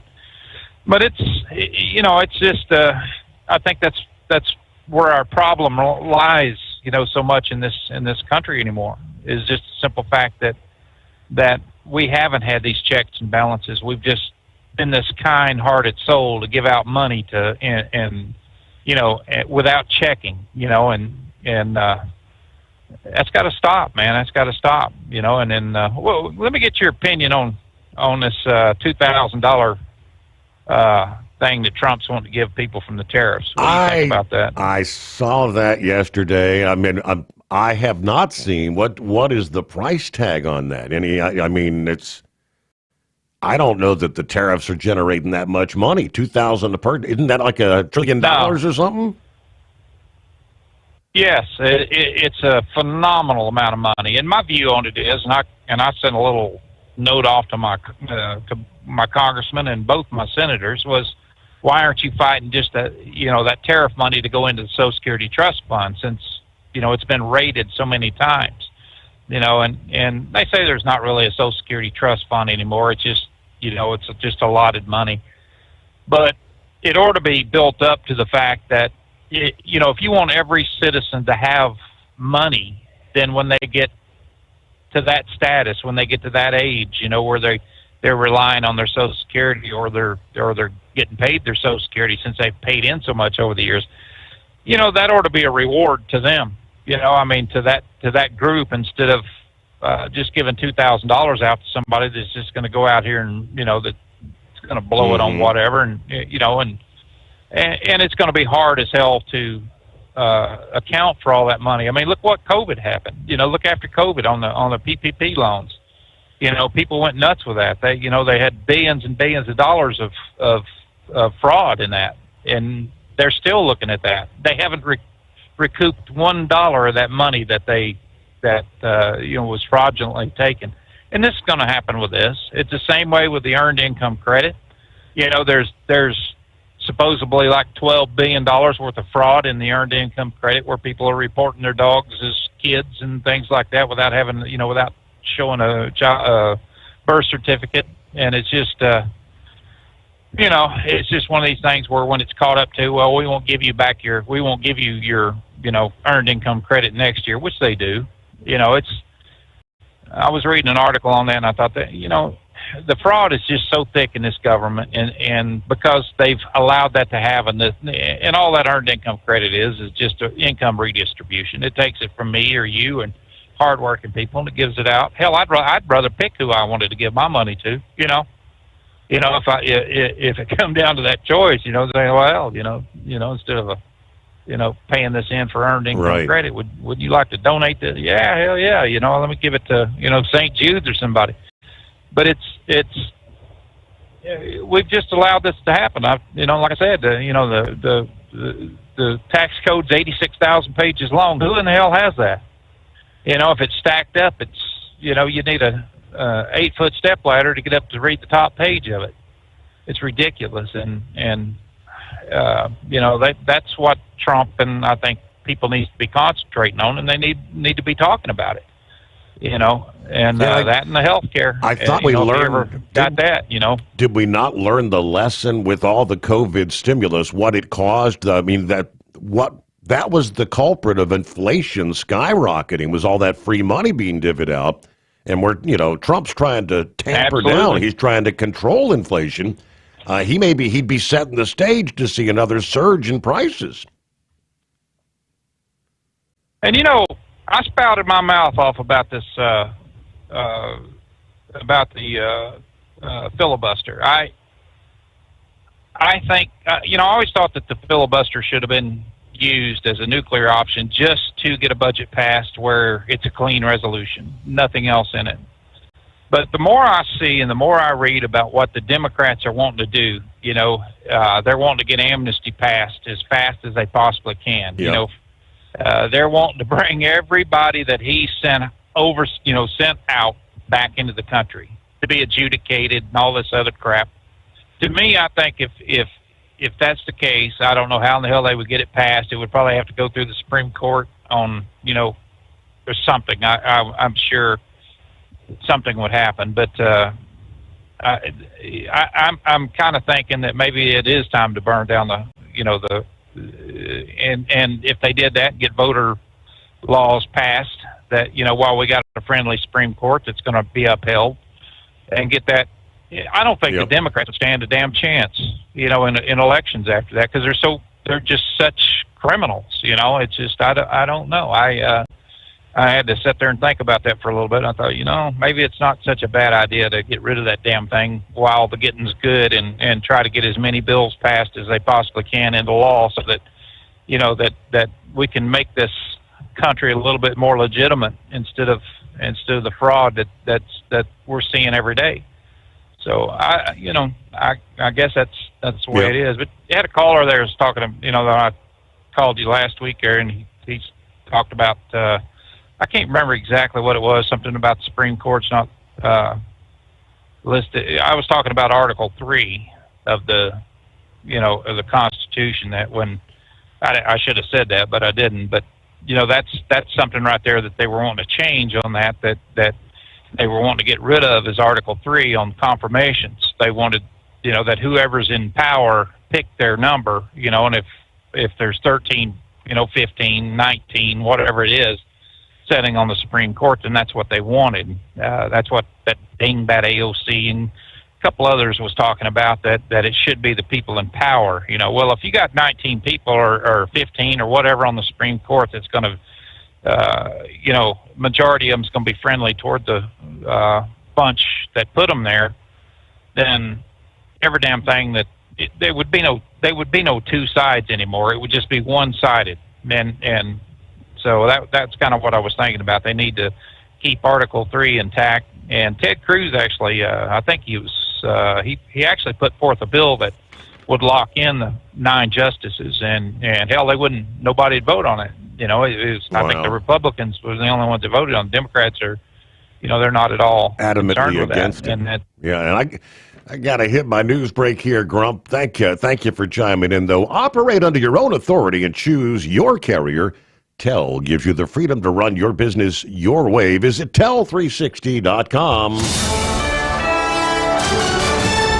USA Radio News, I'm Chuck Brady. It looks like the government shutdown may finally be coming to an end. A procedural Senate vote is underway, with CNN reporting that Senate negotiators have reached an agreement to fund the government through January 30th of next year. The news would mark a key indication that the government shutdown may soon come to an end. A source tells CNN the Senate is expected to vote tonight, and that there are enough Democrat votes to move the plan forward. The deal reportedly will include a reversal of President Donald Trump's firings of federal employees, as well as provisions to prevent such actions in the future. It also will ensure that food stamps are funded through the fiscal year 2026. Again, reporting tonight, a procedural Senate vote underway. CNN says there are enough Democrat votes to bring the shutdown to an end. America's News Network, USA Radio News.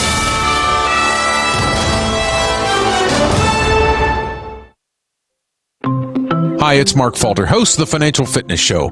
I strongly believe that no one should ever pay 1 penny more in taxes than they are legally obligated. Unfortunately, for most hardworking Americans, this just isn't the case. Why? Because most people spend more time planning next weekend's getaway than trying to ensure they're going to pay less in taxes. My financial fitness team has put together some materials that I know are going to help you. It's the Tax Savings Kit. Tax Savings Kit includes 3 things: free tax analysis, top 10 ways to pay less in taxes, and an investor's guide to taxes. Now, how do you get it? Simple. 866-764-2635. Again, 866-764-2635. I'm Mark Falter. This is Financial Fitness, making personal finance profitable. Ready to take the wheel of your future? With Transport Enterprise Leasing, you could start for just $500 down. Get new equipment, expert support, and a path to ownership, all with one of the lowest upfront costs in the industry. Whether you're starting out or leveling up, TEL is here to help you succeed. Visit tel360.com or call 866-404-6289. Use promo code OVERNIGHT100 to get rolling today. At Hot Shot Secret, we share the science behind common diesel problems. For example, stiction. Found throughout the oil system, stiction is the sticky friction that negatively impacts your engine's ability to function at an optimal level. The molecular structure of oil is a hydrocarbon. The engine's extreme heat, tight tolerances, and high pressure cause the oil to break down and release hydrogen, leaving behind varnish, a carbon-based deposit. The varnish clings to the engine's moving parts, creating drag on the turbocharger, oil pump, and pistons. Symptoms of stiction include a rough idle and the loss of fuel economy and performance. Hot Shot Secret Stiction Eliminator delivers a 98% clean rating in third-party scrub tests. Its synthetic cleaner plus nano lubricant contains no harmful solvents and is formulated to be left in the engine to safely dissolve stiction for thousands of miles. It works as you drive. Stiction Eliminator is available at truck stops, Tractor Supply, O'Reilly's Auto Parts, and online at hotshotsecret.com. Hot Shot Secret, powered by science. Truckers, meet the Speedmax Pro Max, the tire built for serious hauls and serious peace of mind. With rugged construction and performance you can count on, Pro Max is made for the long road ahead. And here's the best part. It comes with an 8-year warranty. That's right, 8 years of confidence, mile after mile. Ask Speedmax. Drive far.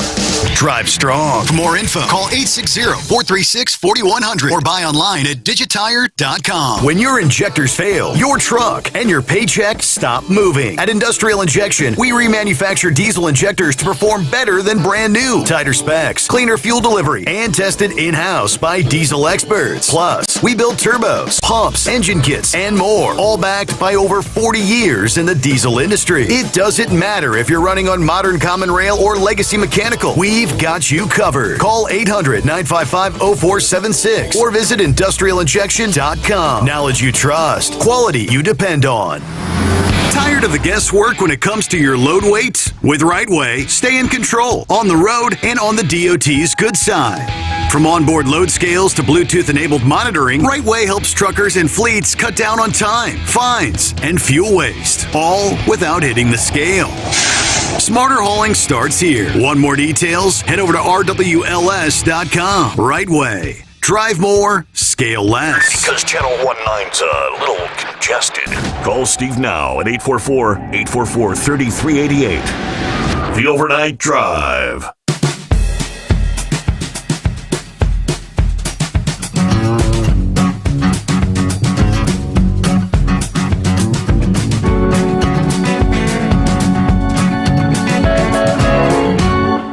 All right, let's bring you up to speed. We'll take you back through our Sunday evening, of course, where the word was coming down. We may have enough Democrats to strike a deal. Indeed, the vote taking place Sunday evening, angering many in their own caucus who wanted this fight to go on, but the group of 3 former governors, New Hampshire's Senator Jeanne Shaheen, New Hampshire Senator Maggie Hassan, Independent Senator Angus King of Maine, voting to reopen if the Senate passed 3 annual spending bills and extended the rest of government funding till late January. Majority Leader John Thune endorsed the deal Sunday night, calling for an immediate vote.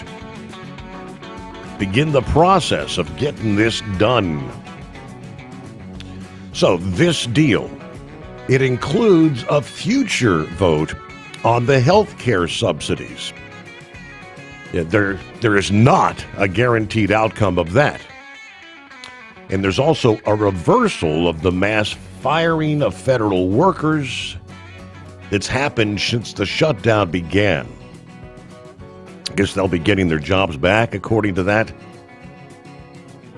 We needed 5 Democrat votes to reopen the government.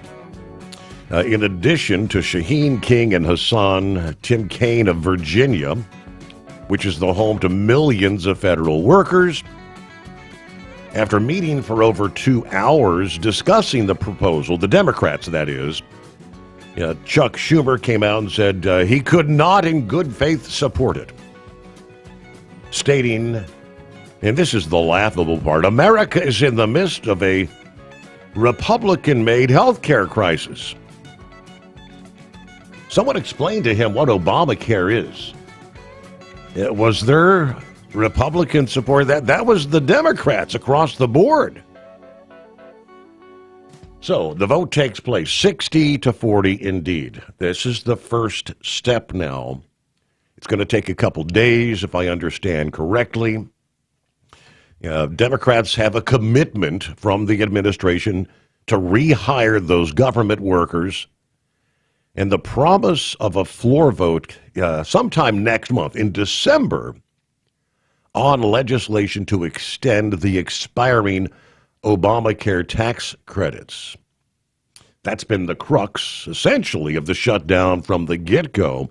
In the end, 8 members of the Democrat caucus voted Sunday night to advance the House-passed stopgap, which is being used as a vehicle for the larger funding deal.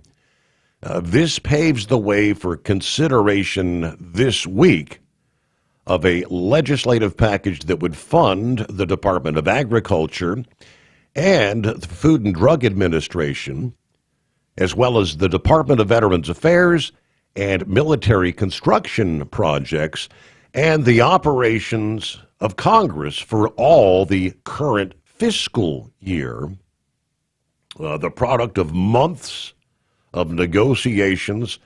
All other agencies would then be funded through January the 30th.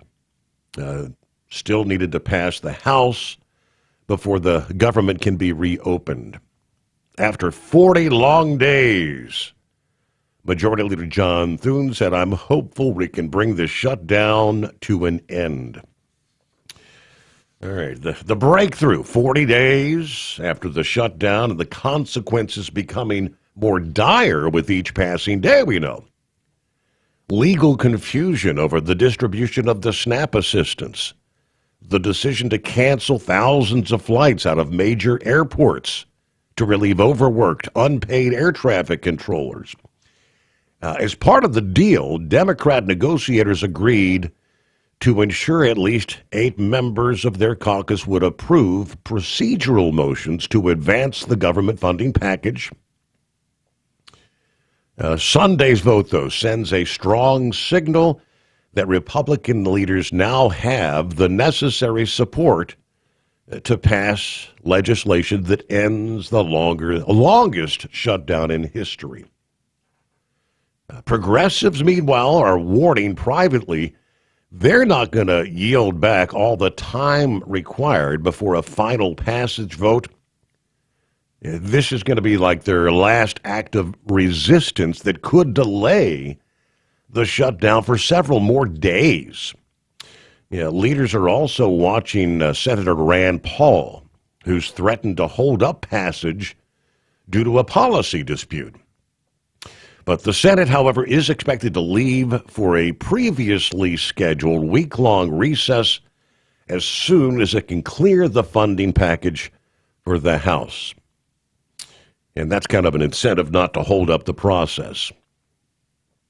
Democrats will also get to determine what bill providing what extension receives a vote.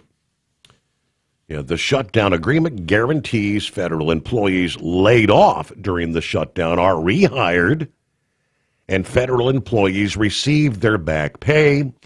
It would require agencies to give written notice to Congress about the withdrawal of the layoff notices that have been issued during the funding lapse, plus details on the amount of back pay that would be owed.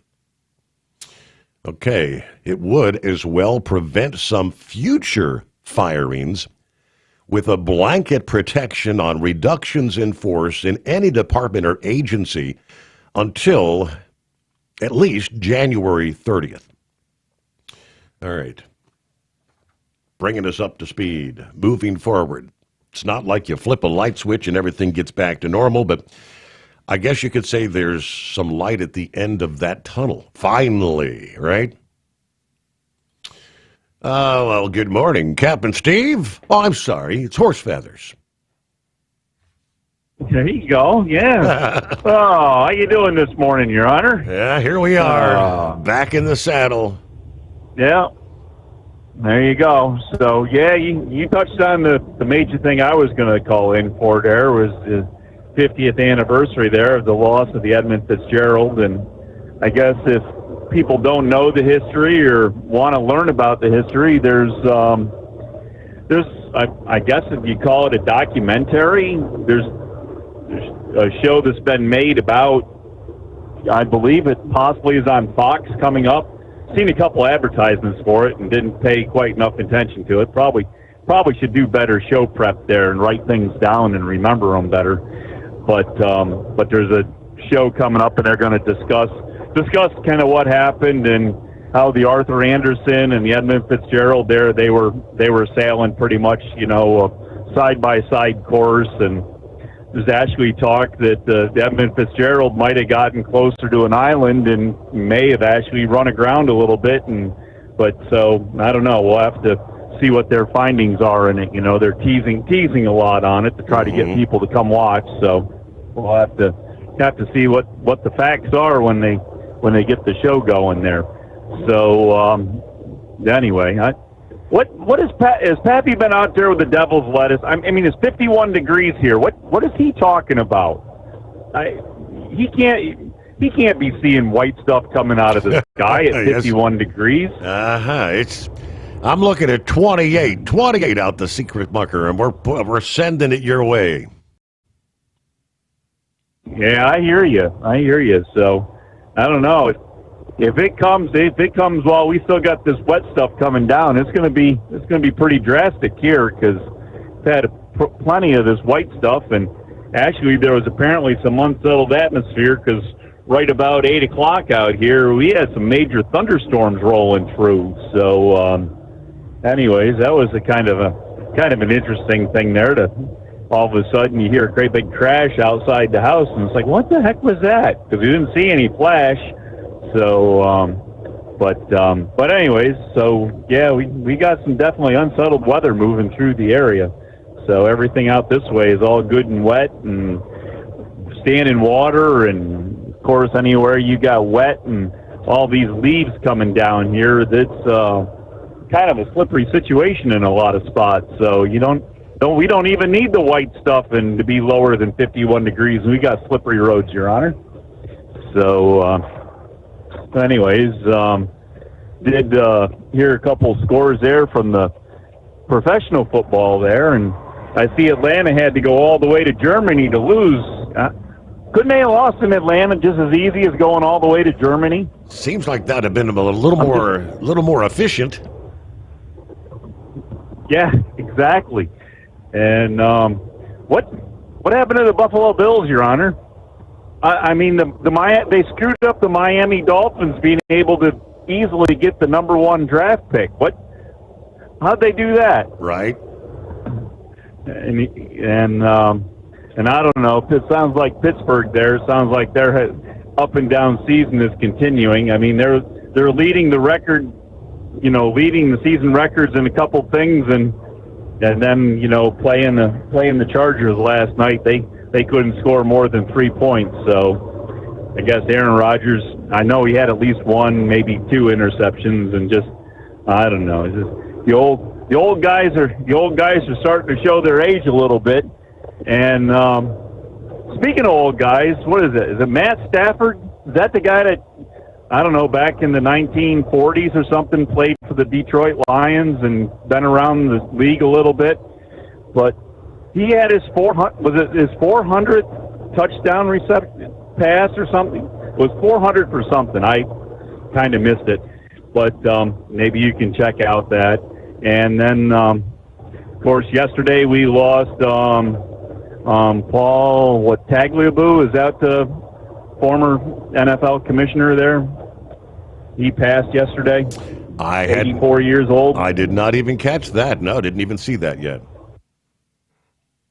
Yeah, that was one of the reports there when I was kind of half listening to the game in the evening there last night. Wasn't anything else that's pretty bad when there wasn't that much else on the radio to listen to that I actually switched over to listen to football. But I always was a black and gold fan there from the mid '70s. You know, something about that steel curtain was just awesome to watch. You know, I imagine you people out there in Cincinnati weren't real impressed with that steel curtain coming to town, but you had them, and you know, you had Rocky Bleier and Franco Harris and Terry Bradshaw handing the ball off to him when he didn't send it down the field to Stallworth or Lynn Swan.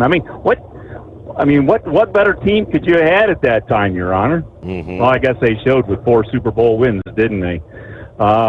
Anyways, I don't know. Not a whole lot else other than that. Haven't heard a whole lot about trucking over the weekend.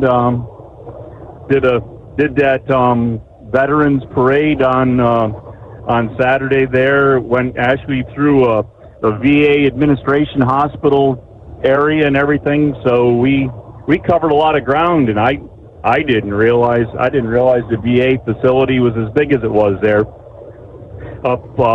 It's in Cecil County there. It's just on the north side of the Susquehanna River in a little town called Perryville. But it's a big facility, a big compound. There's, you know, on-site housing and everything. And so I was pretty surprised. But you definitely have to be security clearance to get in. They got guard shack there and everything, so you can't just go in and visit if you want to. But anyways, we did a car show after that, and I guess the car club is going to hold on to the money, and their plan is to try to get a hold of the VA and work it out that they can actually do a cookout, maybe get somebody to come in, you know, one of the smoking type people, you know, that does, you know, the barbecue or stuff like that, and get a piece of meat and smoke and barbecue, and a few other food trucks that maybe will donate, and go in and actually have a picnic with the veterans, and go in and, you know, have a car show and let the veterans that are there be able to come out and see the cars,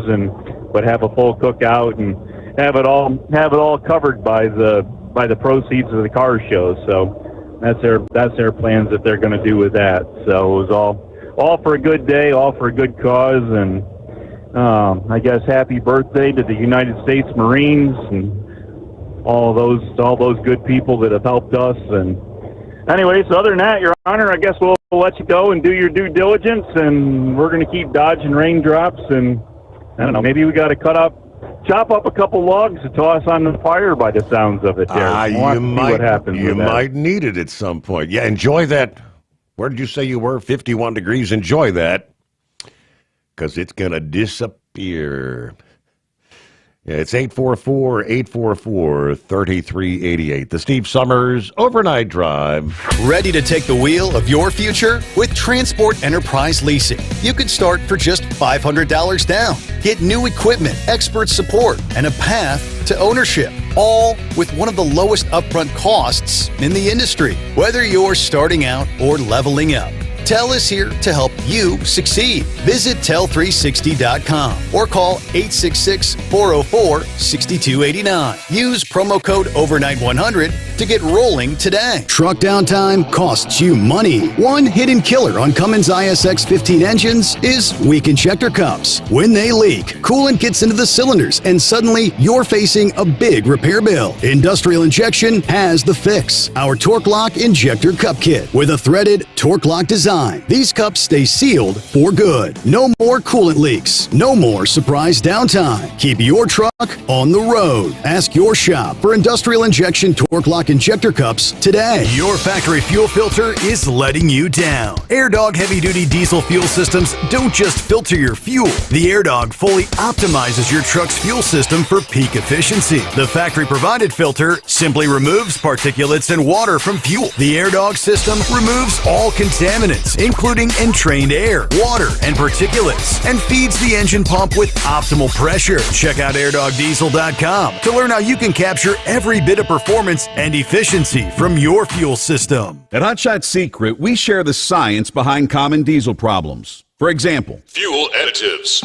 Most fuel additives either impact performance or provide protection. Hot Shot Secret Everyday Diesel Treatment provides both performance enhancement and fuel system protection. Everyday Diesel Treatment delivers a 6-in-1 premium fuel treatment for every fill-up, every time. Everyday Diesel Treatment is available at truck stops, Tractor Supply, O'Reilly's Auto Parts, and online at hotshotsecret.com.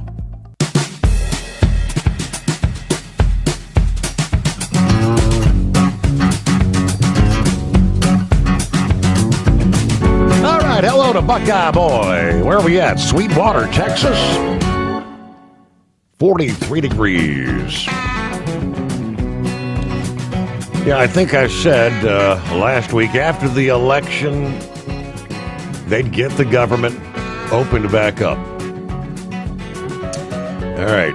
The agreement, 8 Democrats voting with all the Republicans, except, of course, scumbag Rand Paul. Had a good day of driving yesterday. Ended up leaving late Saturday, just in case I had a problem on the road that I should have to deal with.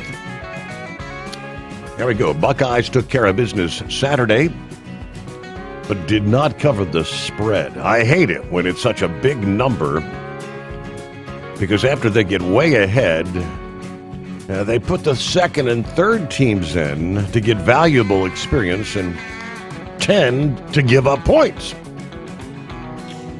All right, have a great night, everybody. Be careful out there. And hello to Chip. Now, this was about an hour and a half ago, heading back from Las Vegas,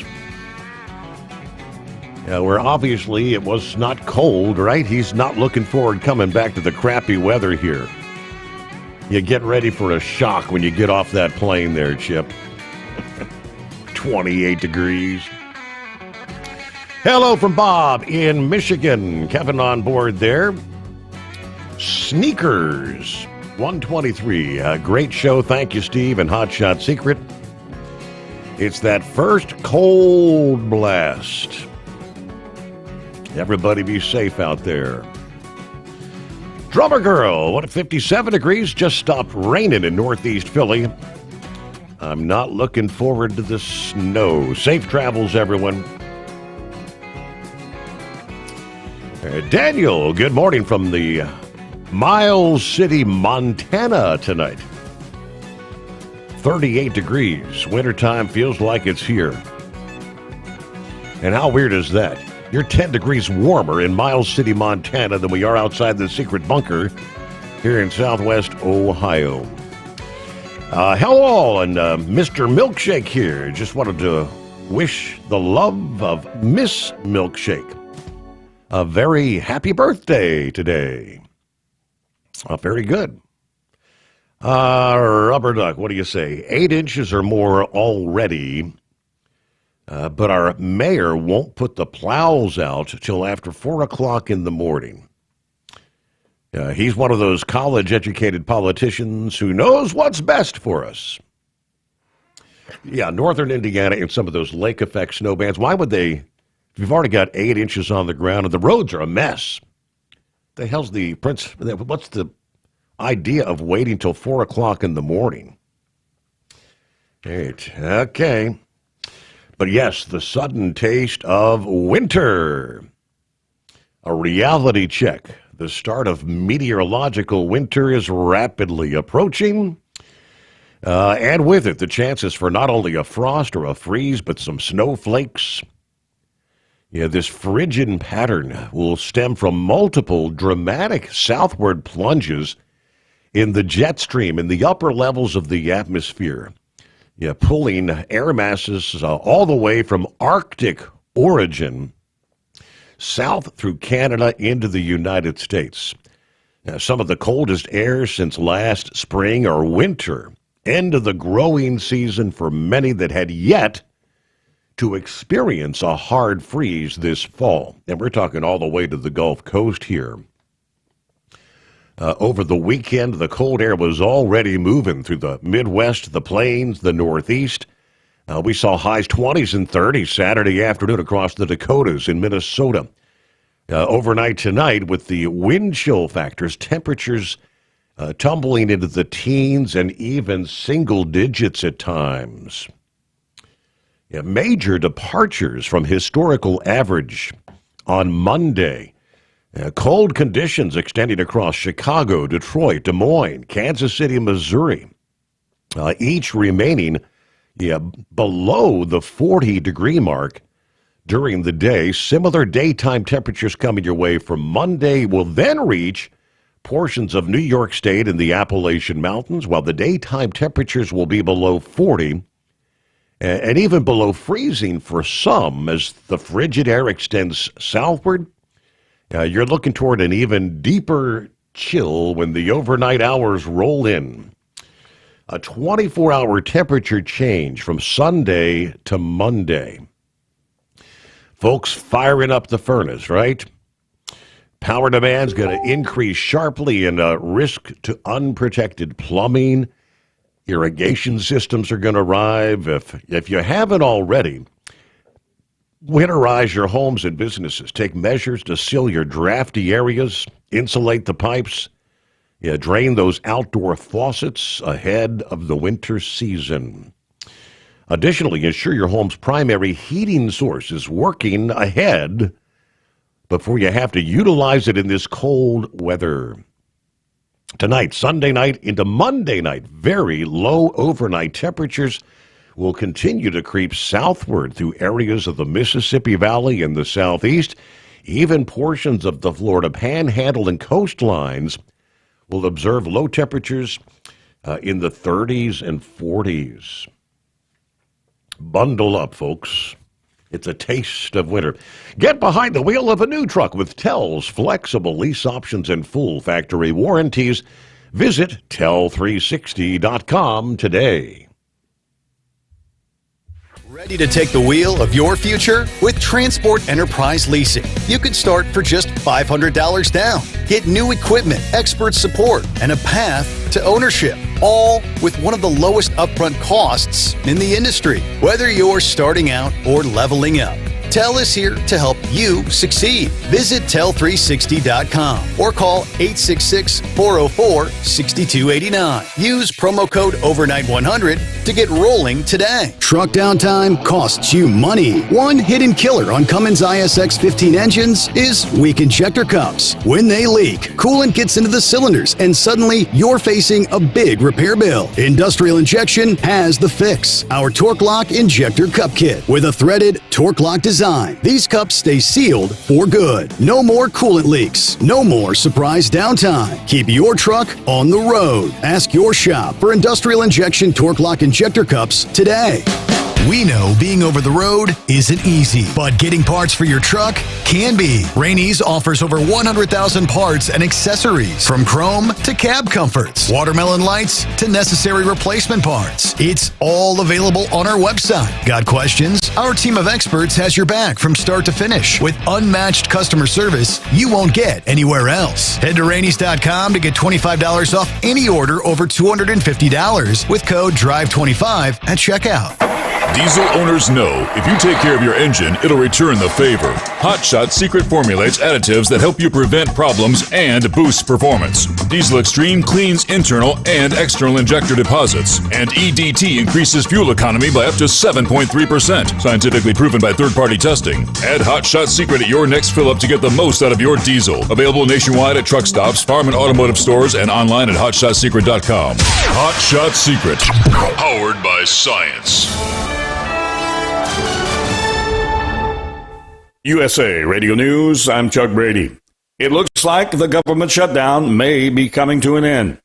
A procedural Senate vote is underway, with CNN reporting that Senate negotiators have reached an agreement to fund the government through January 30th of 2026. The news would mark a key indication that the government shutdown may soon come to an end. A source tells CNN the Senate is expected to vote, and there are enough Democratic votes to move the plan forward. Now, the deal will reportedly include a reversal of President Donald Trump's firings of federal employees, as well as provisions to prevent such actions in the future. It also will ensure that food stamps are funded through the fiscal year 2026. It could still be days before the government is open, even if Senate approves legislation tonight. Once a bill passes the Senate, it will have to go back to the House for final passage Then it will head to President Trump's desk for signature. The whole process could take several more days to complete.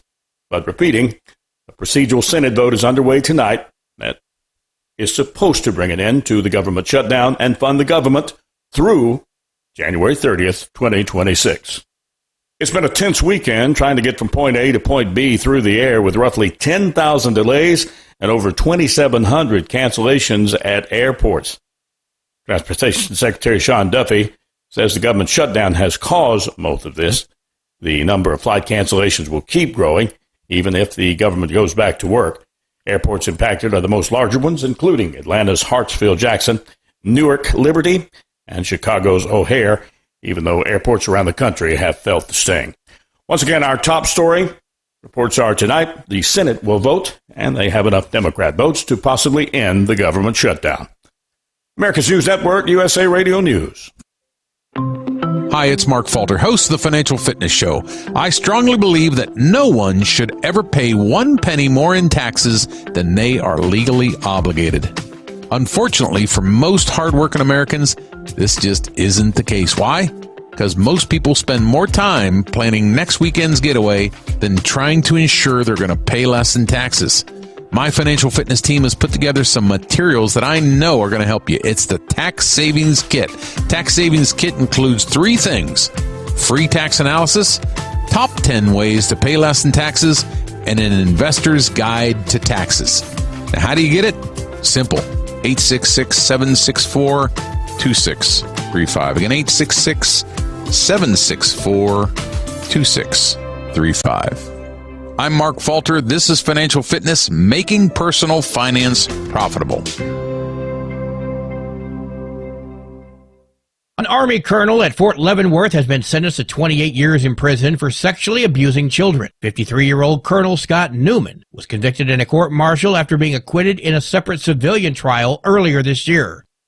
Police in Charleston, South Carolina say the body of a college student from New Jersey missing for over a week has been recovered. Authorities say the death of 19-year-old Owen Kennedy of Tinton Falls has been ruled a suicide. His body was found in the water near Patriots Point, South Carolina, Saturday morning. Kennedy was reported missing on November 1st after last being seen by friends on Halloween night in an area near the College of Charleston where he was a student. Detectives say Kennedy took his own life by walking off the Ravenel Bridge pedestrian walkway. I'm Larry Kofsky, NBC News Radio. A nationwide baby formula recall is being issued after babies in 10 states contracted botulism. The FDA is warning parents that 13 babies got sick and needed to be hospitalized after drinking By Heart Whole Nutrition infant formula. Infant botulism is a rare illness that can be fatal, but the FDA says no deaths have been reported. The impacted states include New Jersey, Pennsylvania, Arizona, California, Illinois, Minnesota, Oregon, Rhode Island, Texas, and Washington. By Heart Whole Nutrition, based in New York, issued a voluntary recall for 2 different infant formula lots with December 1st, 2026 use-by dates.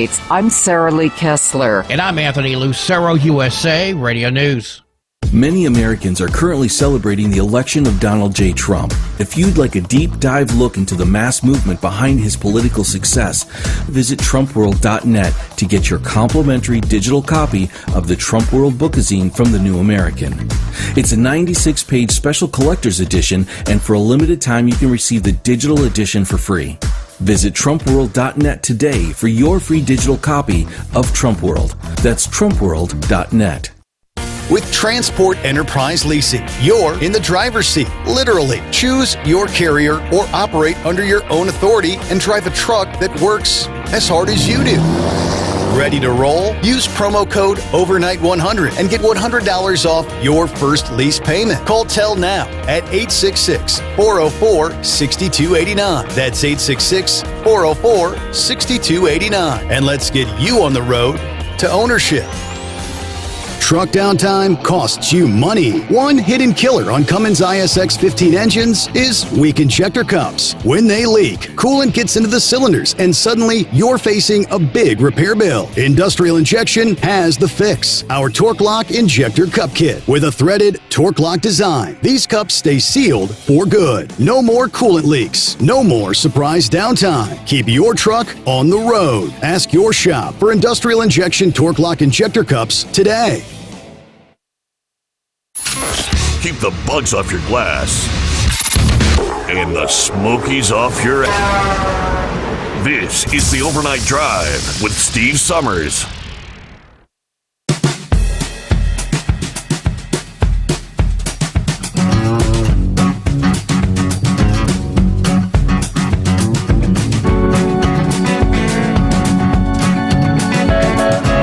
Another hour as we roll into a Monday. Email from Big John. Good morning, Steve and the overnight crew. Hope everybody's doing well. Yeah, got some of that white stuff out there blowing around. Everybody stay safe out there. 34 degrees here in Washington Courthouse, Ohio.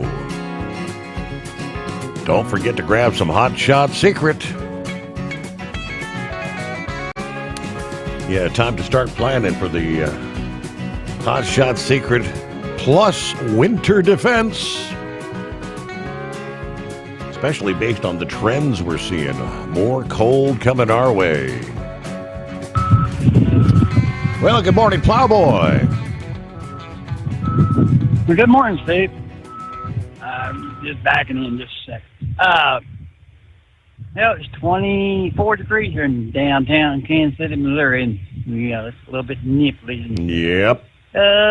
Trump's head for Nebraska. I think I've seen where he's going to be favoring about 19 degrees, and I know he'll be enjoying that wind chill. So shut that damn north door there, Grump. Yeah. Now, I got one for Grump. How about this?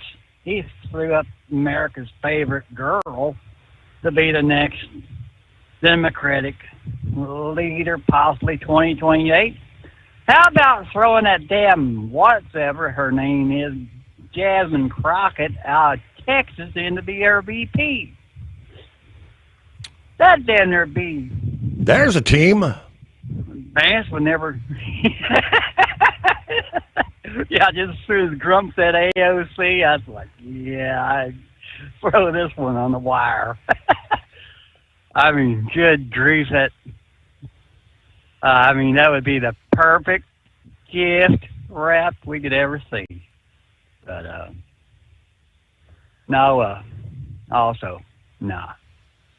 I full agreement. We do not need that $2,000 back. Hell, if anything, put it towards the deficit. It needs it more than we do, more than I do, I think. And I mean, so many things that it could go for. Nah, I'm sorry. I bitched and raised hell back there during the virus when they were handing that money out like candy mints. And when it did go to some people, hell, at that time I was moving freight there at Target there to Huntsville, Alabama. I never did see that much toilet paper or water go out on a trailer. It was TV, stereos, and all the crap that they didn't need, and they were hollering, "Oh, we're out of food." So that's just where my standings are. But now, I don't know. It's absolutely pathetic, and I'll throw this one in. Trump, leave your damn name off that Commander Stadium. Just leave it. Trump Stadium, right? It, please. But it don't come out until 2030. So, now where are we going to be? 2030? Hell, he could be dead and gone. God, I hope I'm wrong, but we don't need it. It don't serve its purpose, really. I don't see where it's doing a damn thing. But I ain't all that much educated. But I am asking for, there you go again, Grump, I need your education, please. With what I've been reading about New York City and Mandini, did I see where a whole bunch of his police officers are resigning and headed for ICE? Have you caught that? I have seen there's been a trend. Yeah, I mean, there have been tens of thousands, or was it more than 100,000 people that have applied for jobs with ICE I believe. And a lot of them are looking to leave New York City PD because they don't affiliate with his likings and nor his ideas. But there, my question is, what, does not the police department serve as his security? Hell, he may be without a security force up there. I'm being very serious when I say that. And I'll say this about anybody. I don't like to see anybody get hurt in the deal. I just like to see them get the asses voted out. But, I don't know. Just kind of while I was bantering around in my head, looking at during them good football games that we had this weekend. But when it comes to Big Ed, I think Alabama will take it. But I think a lot of it is going towards where it's played at. And honestly, I'm not that happy with Alabama's quarterback. I was seeing a lot of faces that he was making. Like he was almost lost on where is he going to put that neck ball? Is he going to, whatever he's going to do with it? A lot of questions. And honestly, Ed, I'll tell you the truth, brother. Love you to death. But if we were playing that in Sooner Stadium, I think it would be a very hard game. And honestly, I think right now we're seeing the biggest fan momentum at the stadiums, like in Indiana, Penn State game. Whiteout situation. I think that 12th man on the field being the fans, I think it would have been a lot bigger game had it been played in Indiana. I don't know. I may be talking out of my ass when it comes to this, but I mean, and the one I would really like to see in overtime, Steve, you're going to kick my ass when I say this. I'm going to say something I've never had said. I was pulling for Auburn to beat Vandy. Damn it, I was. I mean, really, seriously, I was. And it was just, all of them were good games this weekend. But speaking of football and Auburn and all that, I talked to one of our old buddies the other day. He moved back to Alabama, Steve. Remember my little bitty Auburn brother, Randy? He moved back from Texas and went to turning ranches there in Alabama land and just loving it, being back in Alabama. He's close to his grandchildren. But yeah, he's the one I was always bumping heads with. But one more thing. Talked to Red Meal, and I had him all jacked up. I was asking him if he wanted to put that truck on the road. Him and I start loading furniture, trying to move all these clowns and Wall Street out of New York City. But we came up with one we will move. We will move proudly the ancient bitch of D.C. Him and I'll pack her crap up and put it in his trailer, and we'll haul it to San Fran for her. Can you imagine Nancy Pelosi hanging up her girdle after this many years? I figured that she would die in there. But did you just happen to catch that one on the news? Oh, yeah. She's well, her net worth, she's made her money. Yeah, and I forget which columnist said something about she was basically one in charge of the markets. I forget how many percentage they said she made off that off the stock market. 1987 to 2025, she went from 800 and something thousand to $133 million.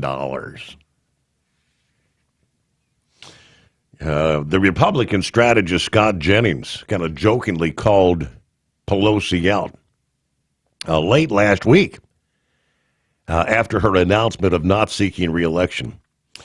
Nancy Pelosi repeatedly beat the S&P 500 by significant margins during her tenure in Congress. No kidding. Yeah, he said President Trump should appoint Pelosi to lead the Social Security Administration because of her investing success. There were people who respected her legislative ability and being a political boss. I mean, she was the boss of her conference. And there is, for political operators, a lot of respect for that. I don't know how much we raised over the years off of sending out fundraising appeals based on Nancy Pelosi, but yeah, it was a metric button. I'm telling you right now, putting Nancy Pelosi in fundraising mail or fundraising emails would always produce. And by the way, it's not often that someone can become a titan of both Washington and Wall Street. Republicans remember her as one of the most successful and prolific day traders. She beat the S&P 500 by 559%. She's worth a lot of money. So what a blow for the financial houses on Wall Street. I'm sure they're in mourning. 85 years old. Has served the San Francisco district since 1987. Pelosi's estimated net worth over $278 million, this report says. Of course, with the congressional salary of $174,000 per year. We know she's faced backlash for her investments over the years. Josh Hawley introduced the Preventing Elected Leaders from Owning Securities and Investment Act back in 23 that would have barred members of Congress from trading stocks. Time and time again, she refuted any insider trading accusations and even backed the 2023-24 Ending Trading and Holdings in Congressional Stocks Act. 844-844-3388. Should have retired a long time ago, all right? All right, hello to Scott checking in. What's the morning, Steve? I'd like to chime in about the $2,000 tariff dividend checks the president suggested. There's a huge difference between dividends from money already in the system versus money printed from thin air from our Federal Reserve. One of the biggest reasons Trump wants to use tariffs is it's not inflationary. The money's already in existence, just coming from somewhere else. Remember when he said get rid of the IRS and create the External Revenue Service? External meaning tariffs. As long as we have a Federal Reserve System that can print and loan U.S. money out of thin air, we'll never stop inflation or runaway spending. With the creation of an External Revenue Service, which brings in money from other countries, we actually can bring down our debt without increasing inflation. Appreciate the explanation, the difference. Okay, because my concern was going back to these, helping the people out. These stimulus checks during the COVID, that led to the incredible inflation. Okay, so I don't know. Your 2 cents. What do you say, Pappy? What's happening? Steve, I'm doing some quick calculation here. You said Nancy's worth $278 million.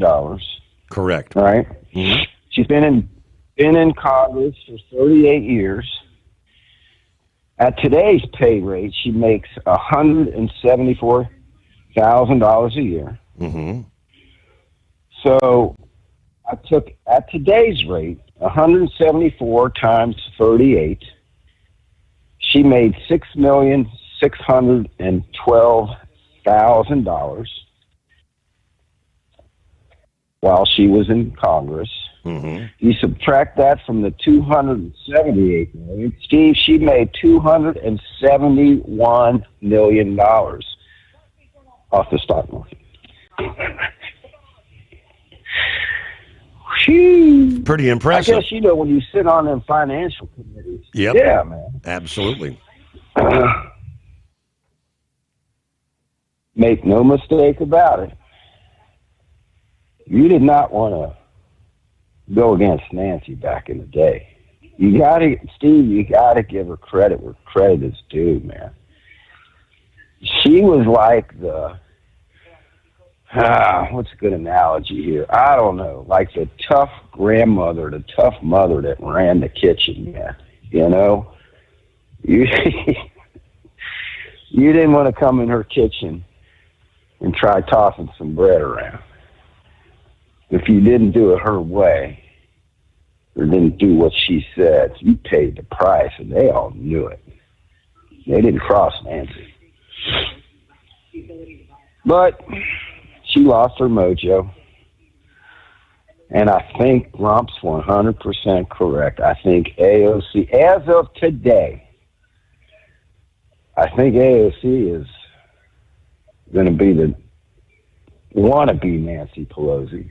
She will never, Steve, I don't care who this girl is, she ain't going to stand a lick to Nancy Pelosi. But if they think they're going to prop her up, right, and be the voice of the Democratic Party, or the new Democratic Party, the Socialist Communist Democratic Party, I think they're going to try it. Wonder if the 2028 ticket could be Galvin and AOC. What do you think? Old Newsom out there, Nancy's nephew, and AOC as a vice president. Wow. I wish they would. Because I think we'd stop them. I think even the independents would see through all that. But at this point, I don't know who they got. We don't. Hey, man, if Plowboy is right about NYPD going over to the feds, that's interesting. Now, some places do lateral transfers.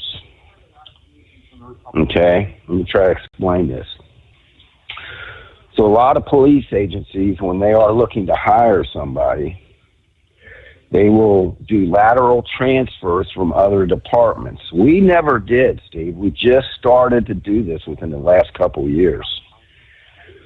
We would literally hire these young men and women to work the jail. They would get some experience down in the jail, which is good experience. Work in the jail before you come out to the streets, because if you can learn how to talk to the criminals in jail, you can learn how to talk out here on the street. While they're working the jail, they would go through the police academy. There's two different corrections academy, police academy, are two different things. They would have to go through the APATA, Ohio Peace Officers Training Academy to get certified to be a police officer. And after a couple of years working in jail, you take a test to come out to patrol, and if you're lucky enough, you come out to patrol. That's how we've done it for years. So a lot of times we would hire, train, and put through these people to go through schooling, and they would come out and work for us, and Steve, within 3 or 4 years, they would quit and go work for another local agency.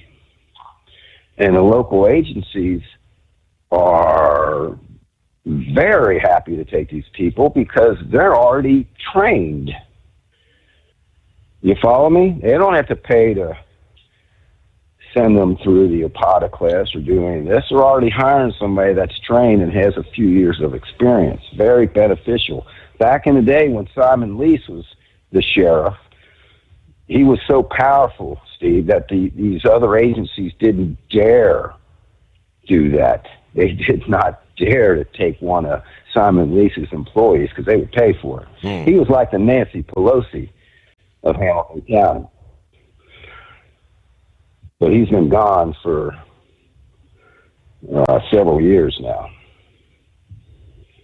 And so that's what they're doing. So the reason this benefits is if you hire a lateral and you accept their time and attendance. In other words, if somebody has 10 years on with NYPD and they transfer or they get hired by ICE, the feds, the federal government will recognize their 10 years of being a police officer and roll that right into the federal system.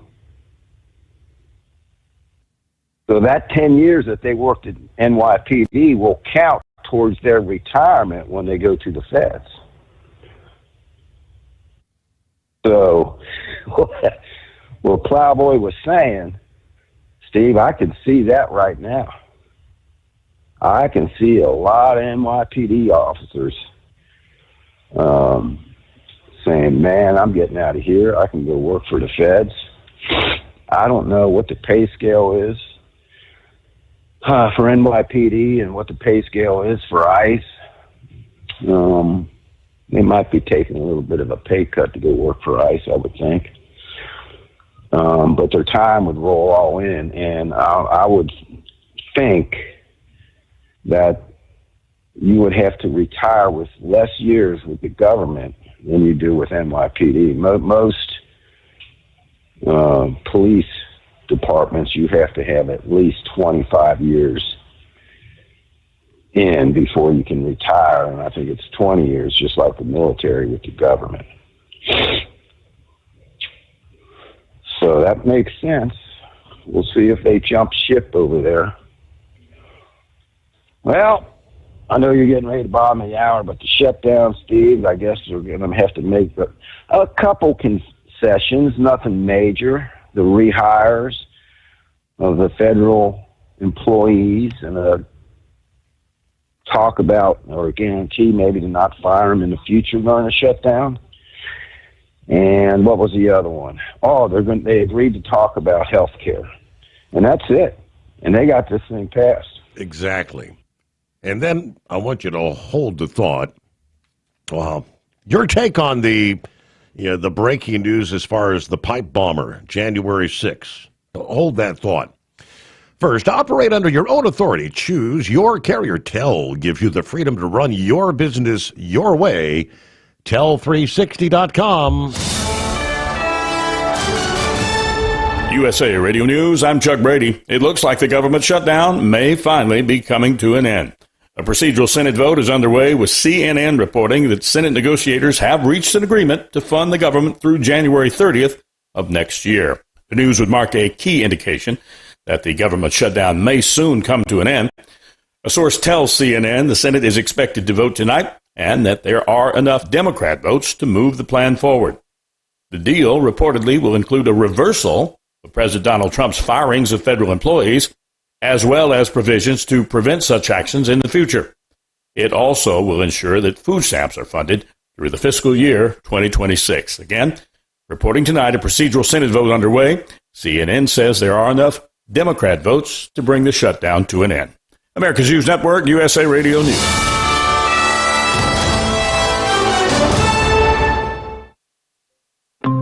Hi, it's Mark Falter, host of the Financial Fitness Show.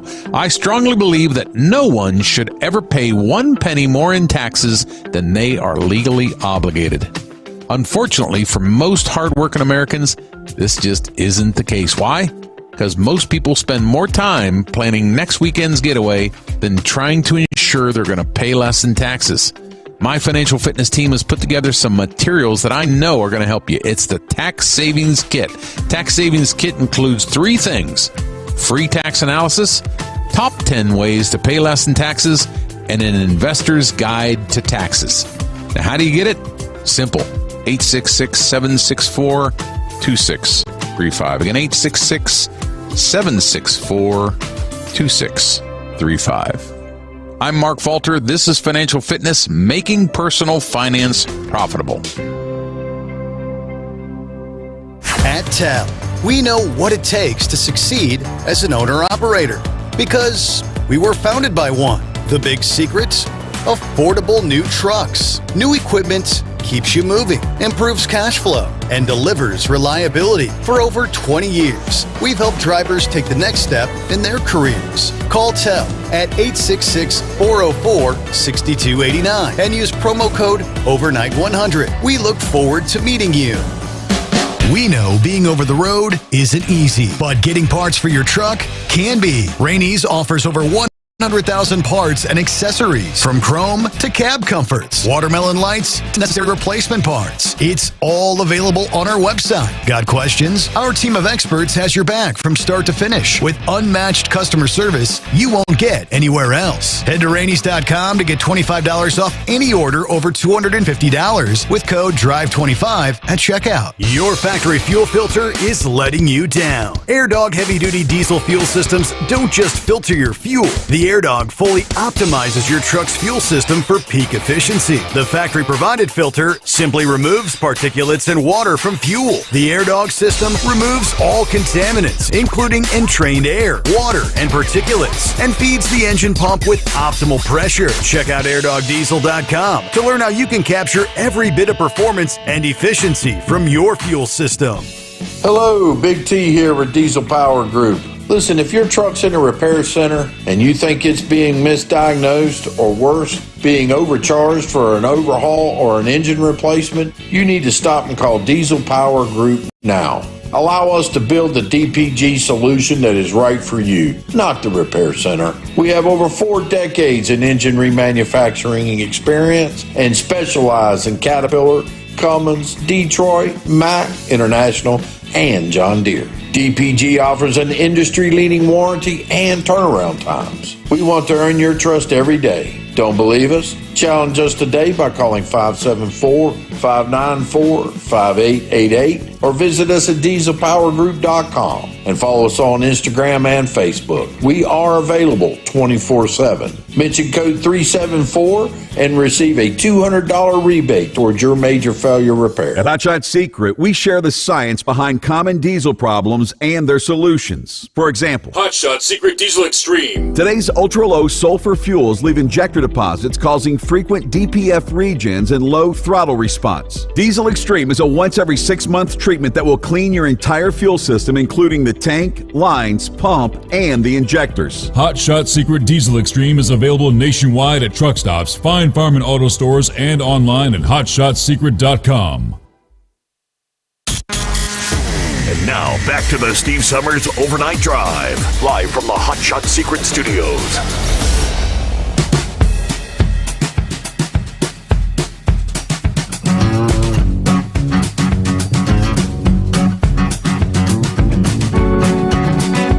Alrighty, back on a Monday. Plenty of room for you at 844-844-3388.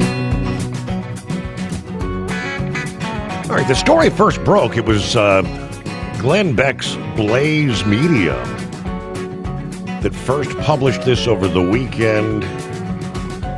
And it's gone, the likes of the Western Journal, and other conservative outlets kind of following up. But it says, the new report based on the analysis of the gait of an individual who placed the pipe bomb in D.C. January 6 of 21, claims the gait matches a former member of the U.S. Capitol Police. As you'll recall, January 6 of 21, pipe bombs were found at the Democrat and Republican National Committee's headquarters. They were never detonated. They were placed shortly before they became a small piece of the larger events on that day that saw the protesters enter the U.S. Capitol. Now, the new allegation advanced in a report published Saturday based on a software analysis of the suspect's gait conducted for the outlet. Glenn Beck said the outlet had discovered the identity of the suspect who placed at least one of the pipe bombs. No comment from the allegations from Capitol Police, but the outlet reported evidence has emerged that pointed toward law enforcement possibly being involved in the planning of the pipe bombs. Per a close source close to the congressional investigation, the report claimed a match of between 94 and 98% was found between the gait of the suspect and Shawnee Ray Kirchhoff, a 31-year-old female of Alexandria, Virginia. Kirchhoff was a Capitol Police officer for over 4 years before leaving for the CIA, where she worked in campus security. Former FBI Special Agent Kyle Seraphin said he was doing surveillance next door to the woman possibly involved in placing the devices. The FBI put us one door away from the pipe bomber within days of January 6th, and we were deliberately pulled away for no logical or logically investigative reason. Everything about this tells me that they were involved in a cover-up and have been since day one. Seraphin says they were blanking in on it. Buttressing its claims to have identified the suspect, Blaze Media said snippets of the individual it named as the suspect were taken from January 6 Capitol Police CCTV security video and compared to unedited video of the hoodie-wearing suspect walking through an alley near C Street to place an alleged pipe bomb behind the Capitol Hill Club about 8:16 p.m. on January 5. They said multiple sources agreed there was a match. But they did not name the sources. Former Capitol Police Chief Stephen Sund said he had no knowledge of anyone in his department being connected. I had no knowledge that it was being carried out, nor were they carrying it out with any authorization from the chief's office. I'm unaware of any legitimate reason that any Capitol Police or other law enforcement officer would be involved in the planning of those pipe bombs. Of course, we know in January, the Committee on House Administration's Subcommittee on Oversight released its report on the pipe bomber, saying the FBI has still failed to identify the individual. In that report, the committee summed up the situation by saying nearly 4 years later, federal law enforcement has yet to identify the individual responsible for planning the pipe bombs. One of the unanswered questions from that day. In the early weeks of the investigation, the FBI took significant investigative steps, identifying multiple persons of interest, issuing search warrants, reviewing hours of security camera footage, analyzing the components of the pipe bombs. Despite the threat they posed to Congress and the public, and the role they played in diverting resources away from the Capitol, federal law enforcement has refused to provide any substantive updates to Congress about the status of the investigation. Of course, that was the report at that time.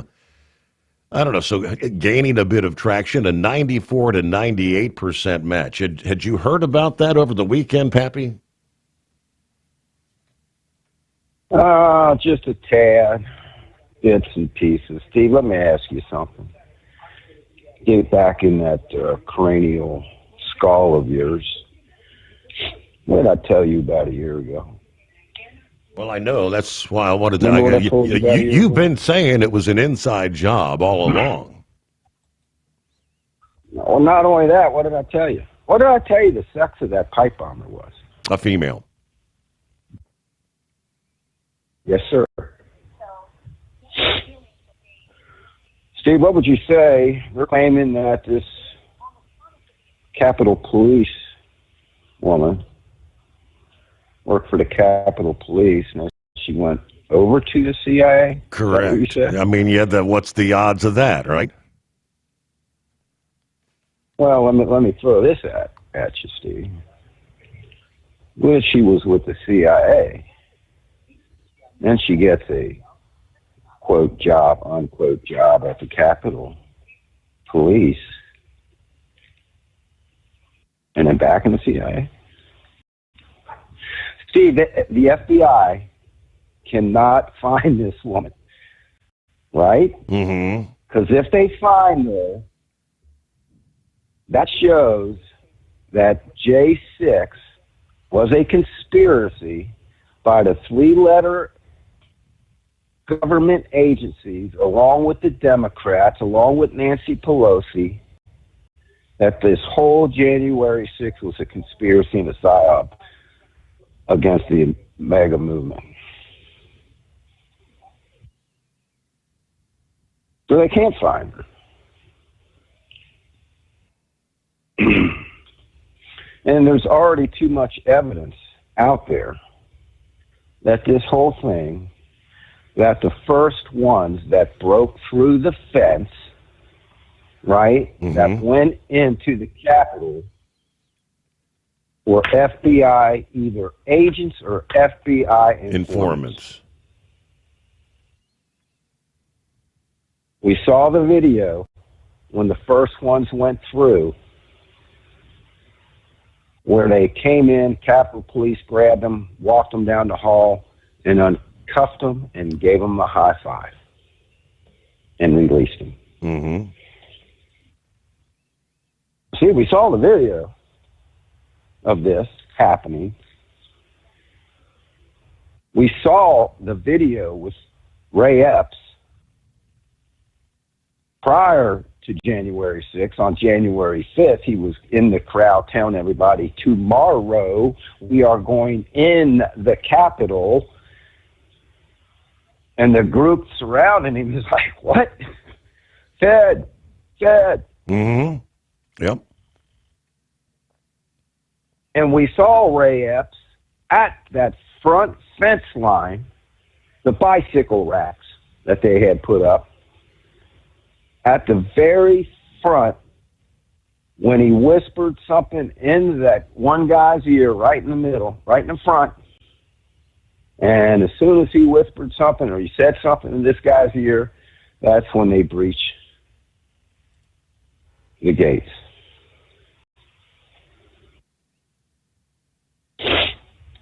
So there's already enough evidence. And they they find this lady. That just proves the fact. So they can't find her. Hopefully, Steve, here, let me tell you something. Bongino's on this, man. Mm-hmm. He ain't going to let this, I know he's got him and Cash. They got still other major things that they are dealing with. But I'm telling you, man, Bongino ain't going to let this go. If there's any way that he could let this come to light, he would. So we'll see. I mean, they don't have to find her in my mind, Steve. My mind's already made up. It's who we're dealing with. These Democrats, Steve, this is who we are dealing with. We can go back and talk about all the things that have been done. Get a couple pages and just make a list of all the illegal criminal things that they have done to this country and to the president. With the auto pen, running the country. One of the big guys taking naps in the back room. Just unbelievable, man. And they don't want to give up power. That's all it's about, Steve. They don't want to give up the power, man. Keep an eye on that. You know, I don't, sometimes I just, you know, I go a couple days without really hearing anything, you know, especially the days I'm working. Sure. You know, I'll go a couple days without hearing anything. Steve, I get a lot of my news from you, man, when I'm working, you know. You and your callers calling in. So keep an eye on that one, bud. I appreciate you taking the call.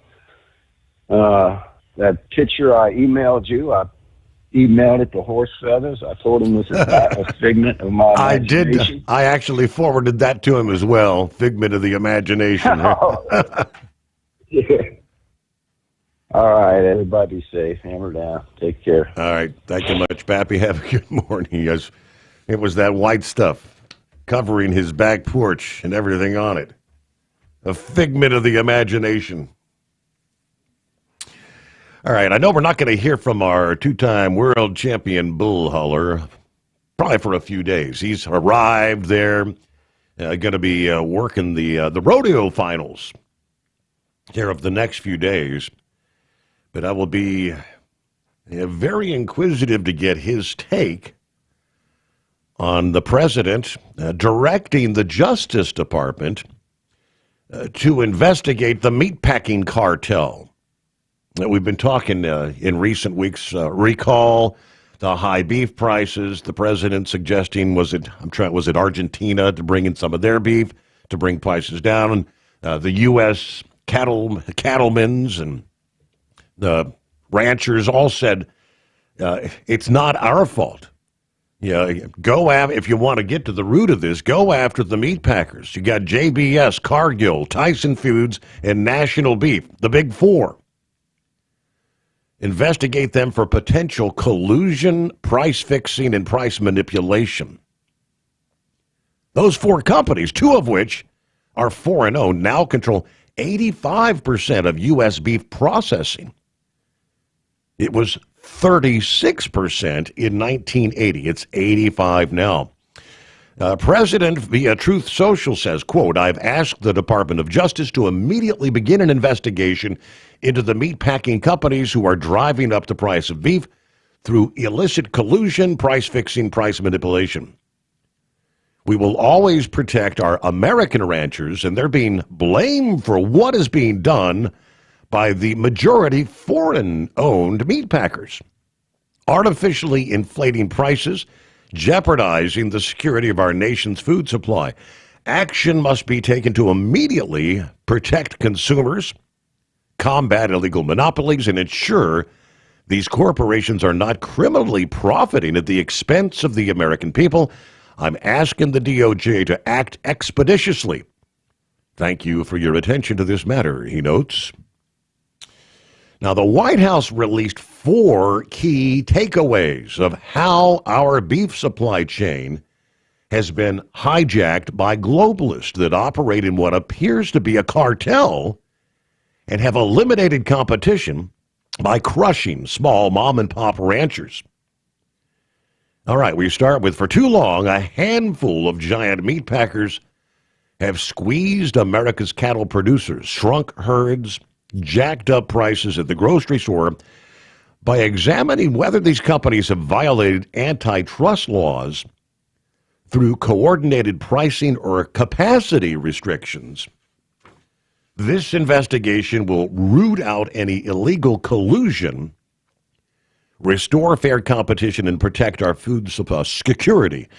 Number 2, it says, the big 4 meat packers, JBS of Brazil, Cargill, Tyson Foods, and National Beef, dominating 85% of the processing market. 2 of these companies, including the largest meat packer in the world, are either foreign-owned or have significant foreign ownership and control. Industry consolidation has crushed competition and hammered cattle producers. In the 80s, the top 4 packers purchased 1/3 of all fed cattle. By the mid-90s, that share exploded to over 80% and has only grown more concentrated since then. This has led to the exploitation of American consumers, farmers, and ranchers. In fact, mounting evidence shows this monopoly power has slashed payments to ranchers, reduced herd sizes, driven up consumer prices, and threatened America's food supply chain. Like the president's wild success in tackling out-of-control egg prices, he's about to do it again with beef. Great news for the Trump administration in June. Goldman analysts Leah Jordan and Eli Thompson signaled that the 12-year cattle herd cycle was likely reaching a cyclical low, suggesting a rebuilding phase may be approaching. Okay, the new investigation could mark the early innings of a broader Make America Healthy Again effort, gaining traction into next year's midterm election cycle, aimed at restoring fair competition, ending foreign control of America's meat supply, and empowering Americans to buy from local farmers and ranchers. At its core, this seeks to break the toxic grip of the globalist corporations that have hijacked the food supply chain and flooded the nation's food supply chain with chemicals, pesticides, monoplastic control.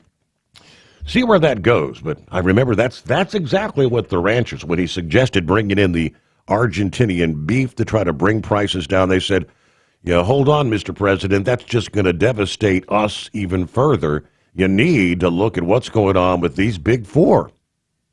Sounds like he got the message. Ready to take the wheel of your future? With Transport Enterprise Leasing, you can start for just $500 down. Get new equipment, expert support, and a path to ownership, all with one of the lowest upfront costs in the industry. Whether you're starting out or leveling up, TEL is here to help you succeed. Visit tel360.com or call 866-404-6289. Use promo code OVERNIGHT100 to get rolling today. Truck downtime costs you money. One hidden killer on Cummins ISX 15 engines is weak injector cups. When they leak, coolant gets into the cylinders and suddenly you're facing a big repair bill. Industrial Injection has the fix. Our Torque Lock Injector Cup Kit with a threaded Torque Lock design.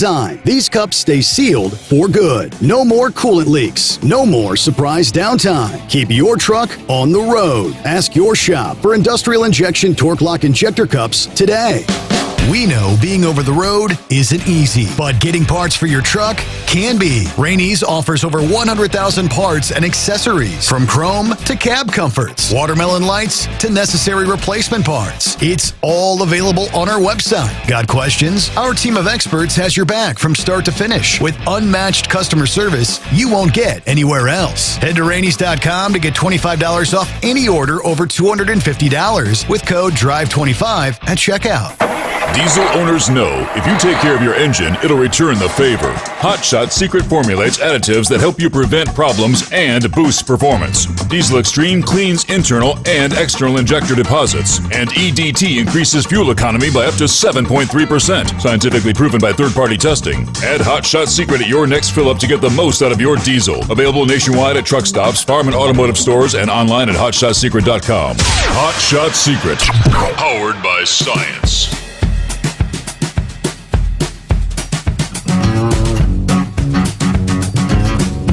All right, coming up, we've got some updates. Commercial driver's licenses, English language proficiency, non-domiciled CDLs have suddenly been mainstream media headlines as of late. Some of the very latest where, much like the state of California, where millions of dollars in funding has been withheld because they're not meeting the standards, state by state, sounds like the transportation secretary is notifying Colorado, South Dakota, Texas, and others individually. I'll give you more on that. And I found this one rather interesting. We know the significance of commercial vehicle drivers 80,000-pound vehicles being able to read the roadsides, communicate in English. But just how many similar individuals are out there working for the various rideshare companies, Uber or Lyft? I don't know that this, well, just let me share. A bill introduced in the Senate last week would tighten the language requirements for those drivers, rideshare drivers, to align pretty much with the federal standards for CDL holders. November 6, Senator Tommy Tuberville introducing the Understanding Basic English Requirements, which UBER, Uber Act, the Uber Act, Understanding Basic English Requirements, to strengthen the safety of rideshare users, requiring drivers to be able to read and speak English, aligning their hiring standards with all of the federal commercial driver's license requirements. Now, they say if passed, the Uber Act would prohibit government agencies from awarding a contract or an agreement to rideshare platforms with drivers who can't read or speak English sufficiently.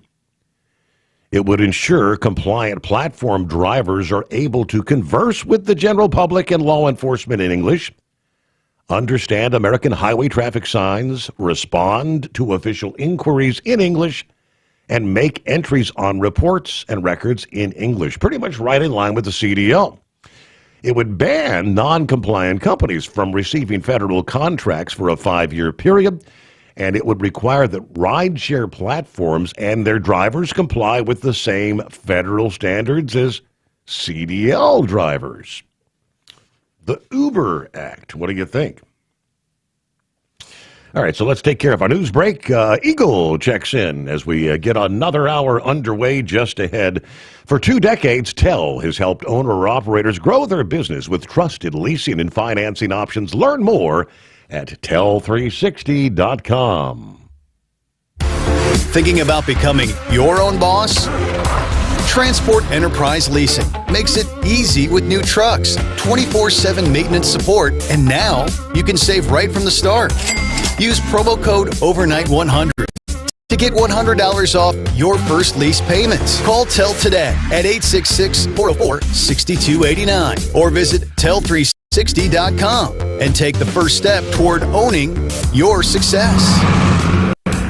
Truck downtime costs you money. One hidden killer on Cummins ISX 15 engines is weak injector cups. When they leak, coolant gets into the cylinders and suddenly you're facing a big repair bill. Industrial Injection has the fix. Our Torque Lock Injector Cup Kit with a threaded Torque Lock design. These cups stay sealed for good. No more coolant leaks. No more surprise downtime. Keep your truck on the road. Ask your shop for Industrial Injection Torque Lock Injector Cups today. Tired of the guesswork when it comes to your load weight? With RightWay, stay in control on the road and on the DOT's good side. From onboard load scales to Bluetooth-enabled monitoring, RightWay helps truckers and fleets cut down on time, fines, and fuel waste, all without hitting the scale. Smarter hauling starts here. Want more details? Head over to rwls.com. RightWay. Drive more, scale less. Your factory fuel filter is letting you down. AirDog heavy-duty diesel fuel systems don't just filter your fuel. The AirDog fully optimizes your truck's fuel system for peak efficiency. The factory-provided filter simply removes particulates and water from fuel. The AirDog system removes all contaminants, including entrained air, water, and particulates, and feeds the engine pump with optimal pressure. Check out airdogdiesel.com to learn how you can capture every bit of performance and efficiency from your fuel system. USA Radio News, I'm Anthony Lucero. We want to find a bipartisan path forward. We want to reopen the government. Senate negotiators have reached a deal to fund the government through January 30th, signaling the shutdown could end soon. The plan would reverse Trump's firings of federal employees, protect them in the future, and ensure that SNAP benefits continue through 2026. We'll never agree to give any substantial money or any money to really prisoners, illegals that come country, and I think the Democrats understand that. And it looks like we're getting close to the shutdown ending. The Senate is expected to vote tonight, then the bill would go to the House and the President for approval. Transportation Secretary Sean Duffy is warning that air travel problems will worsen as the government shutdown continues. He appeared on CNN's State of the Union. The 2 weeks before Thanksgiving, you're going to see air travel be reduced to a trickle. We have a number of people who want to get home for the holidays. They want to see their family. They want to celebrate this great American holiday. Listen, many of them are not going to be able to get on an airplane. With the FAA cutting back air traffic, over 1,200 flights were canceled today and 1,500 the day before, hitting major hubs like Atlanta, Newark, and Chicago the hardest. Treasury Secretary Scott Bessent says the economic fallout from the government shutdown is getting worse and worse. He appeared on ABC's This Week. We had a fantastic economy under President Trump the past 2 quarters, and now there are estimates that the economic growth for this quarter could be cut by as much as half if the shutdown continues. The Senate met in a rare session yesterday but took no action. The Senate met in a rare Saturday session but took no action. Majority Leader John Thune says they will keep working even through the Veterans Day recess until a deal is reached. The Trump administration plans a 50-year fixed-rate mortgage aiming to make home ownership easier for young Americans, calling it a game changer compared to the traditional 30-year plan. From America's News Network USA, Radio News.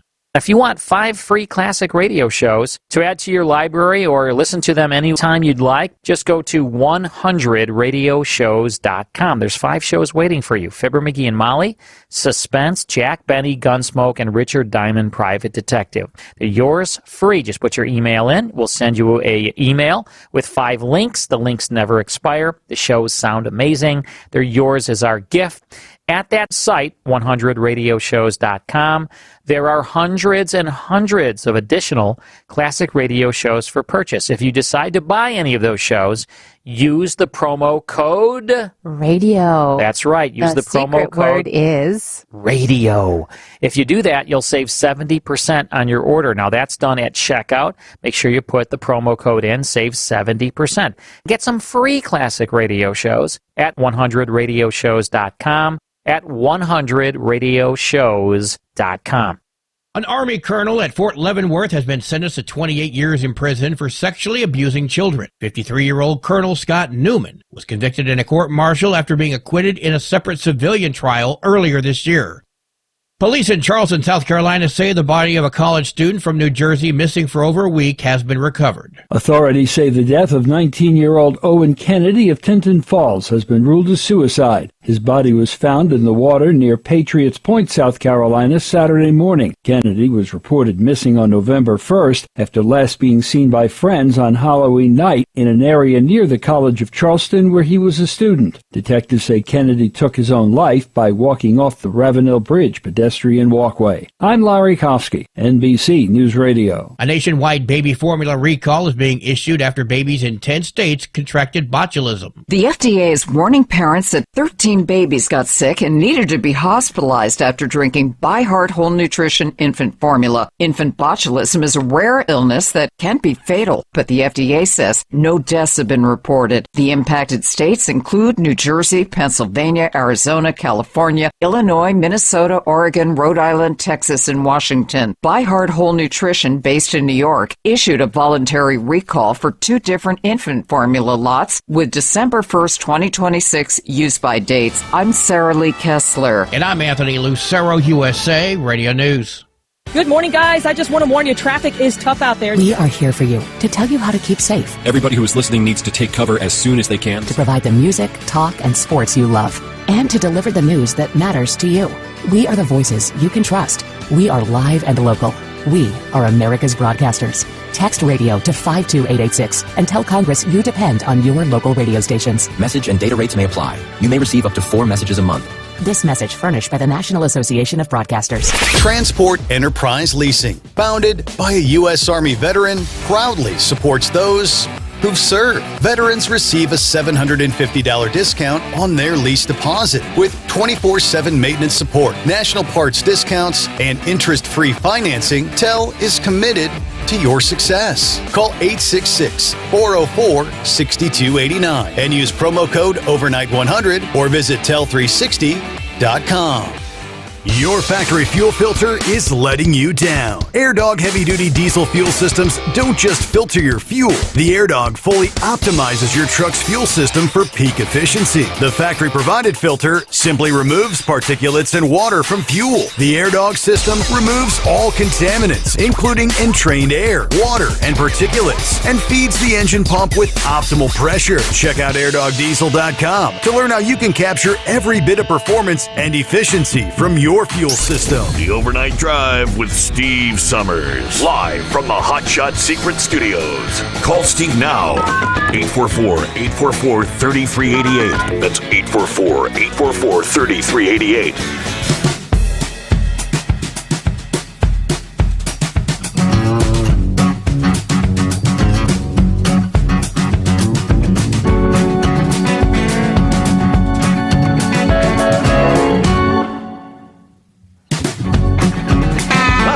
As we cross over the midnight hour there on the West Coast, welcome into a Monday. Here comes the greatest day of the week, right?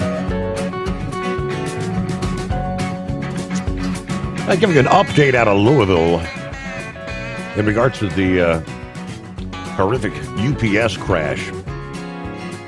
2976. A team of 28 NTSB investigators have determined that the 34-year-old MD-11F aircraft suffered left engine separation during takeoff, severing hydraulic and fuel lines and causing a fire. The giant plane, full of fuel and cargo, rolling left, spraying fuel and fire. As the doom flight smashed through the UPS warehouse fuel storage tanks,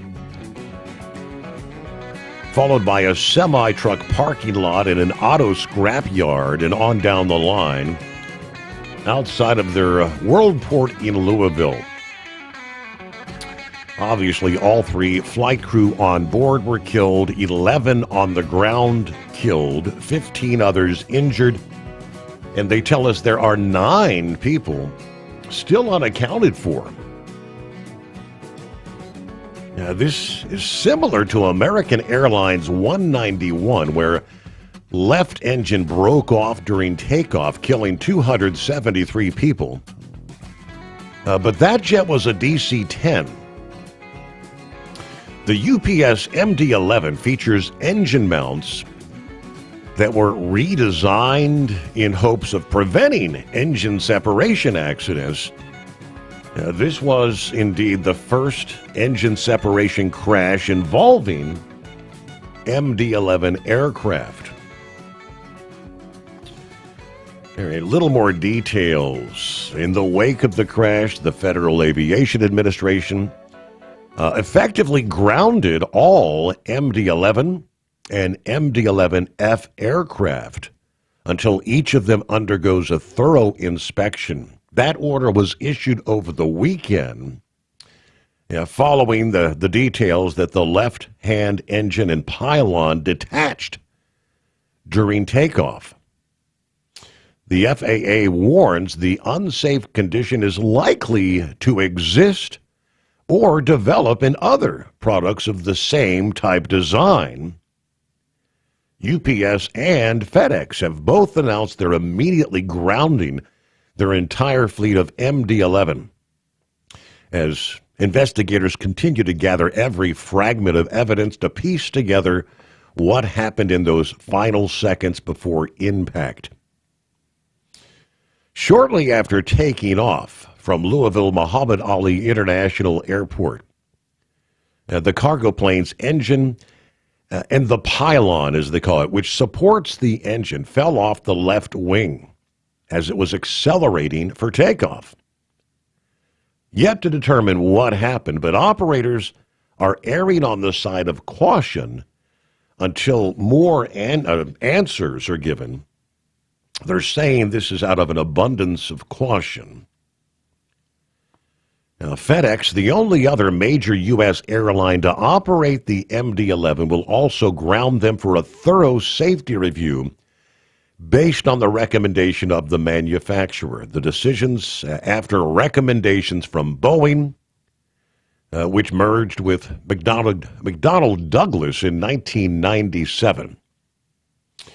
Now, this, as we know, is a 34-year-old jet. While that may be considered old for a passenger plane, it's not so unusual in the world of air cargo. No initial indications that the age of the McDonnell Douglas MD-11 was in any way a factor in the crash. But the engine was found lying on the ground, and that's going to help investigators determine what may have caused the crash. That's a huge clue, and it does give the NTSB a pretty good idea of what started this all off. Yeah, coming off the plane before the final impact and the fireball that followed suggest an uncontained engine failure. Yeah, meaning the engine spews out parts. It's possible pieces flying off of one failing engine, could have impacted other key parts of the plane, and the engine likely ruptured the wing fuel tank when it ripped from the plane. They've also recovered 2 hours of clear cockpit audio from the plane that confirmed the crew completed their standard checklists and their takeoff briefings before what he described what began as an uneventful takeoff roll. Those transcripts will be released to the public in several months once most of their reports are completed. He also confirmed the aircraft had recently undergone, and this was very interesting, what they referred to as a heavy maintenance check in San Antonio. Clarified some of the early reports of the plane reaching 475 feet. That was inaccurate. Data shows that jet only got about 100 feet off the ground. Very low. But the maintenance is going to be a big issue. What exactly was done to the aircraft? Who did it? What parts were replaced? What procedures were followed? And who inspected the work? They're going to be particularly interested in which engines or other parts may have been removed or replaced during that maintenance. Now, we do know that a lawsuit's been filed on behalf of the impacted victims and businesses, residents and local businesses facing significant economic losses, emotional distress. Lawsuits filed against UPS, Boeing, and General Electric, accusing the companies of recklessness and negligence, which upended the lives and livelihoods of many in the Louisville community. The lawsuit alleges Boeing, McDonnell Douglas, MD-11, the crash was preventable. Defendants must be held accountable. But the fact that they this plane had undergone significant maintenance. Something, I had a separate report somewhere that I may have printed up. Well, there were cracks discovered. And anytime you've got cracks and stress fractures on planes, obviously maintenance is needed. But that particular craft had undergone what they referenced as significant maintenance, an overhaul, not that long ago. All right, promise to get to Eagle as we get the new hour underway. What's happening, Eagle? How was your weekend? Hello? Yeah, we got you. Go ahead. Hello? Eagle. Yes, sir. Okay. Yeah, I'm out here. Yeah, I didn't go home this past weekend. I'm going to go home next week and take off following week. Thanksgiving. So, yeah, I'm going to start running another more week before I head home. I don't feel like dealing with all that traffic on the road for Thanksgiving week, that Thursday. So, I don't know. So what's the deal? Before I speak on this, government shutdown. What's the deal? Is it officially over, or are they still? And they had a vote yet? Because I didn't want to make a comment. Yeah, they had the vote, and there were 60 votes in the Senate this past evening. They adjourned until like 11 o'clock this morning. So, if my understanding is, that now goes back to the House. The House has to vote on it, and I guess some of the Democrats in the House can try to drag it out, but yet prolong things by speaking ad nauseum. It may be several days, they say, before it actually gets to the president's desk, but yes, they have come to an agreement. Okay, but as of right now, it's the government is still closed until they correct. Until everything is it's going to take a couple days, they say, to get everything back up and running. That is correct. Okay. Well, I can say what I'm about to say then.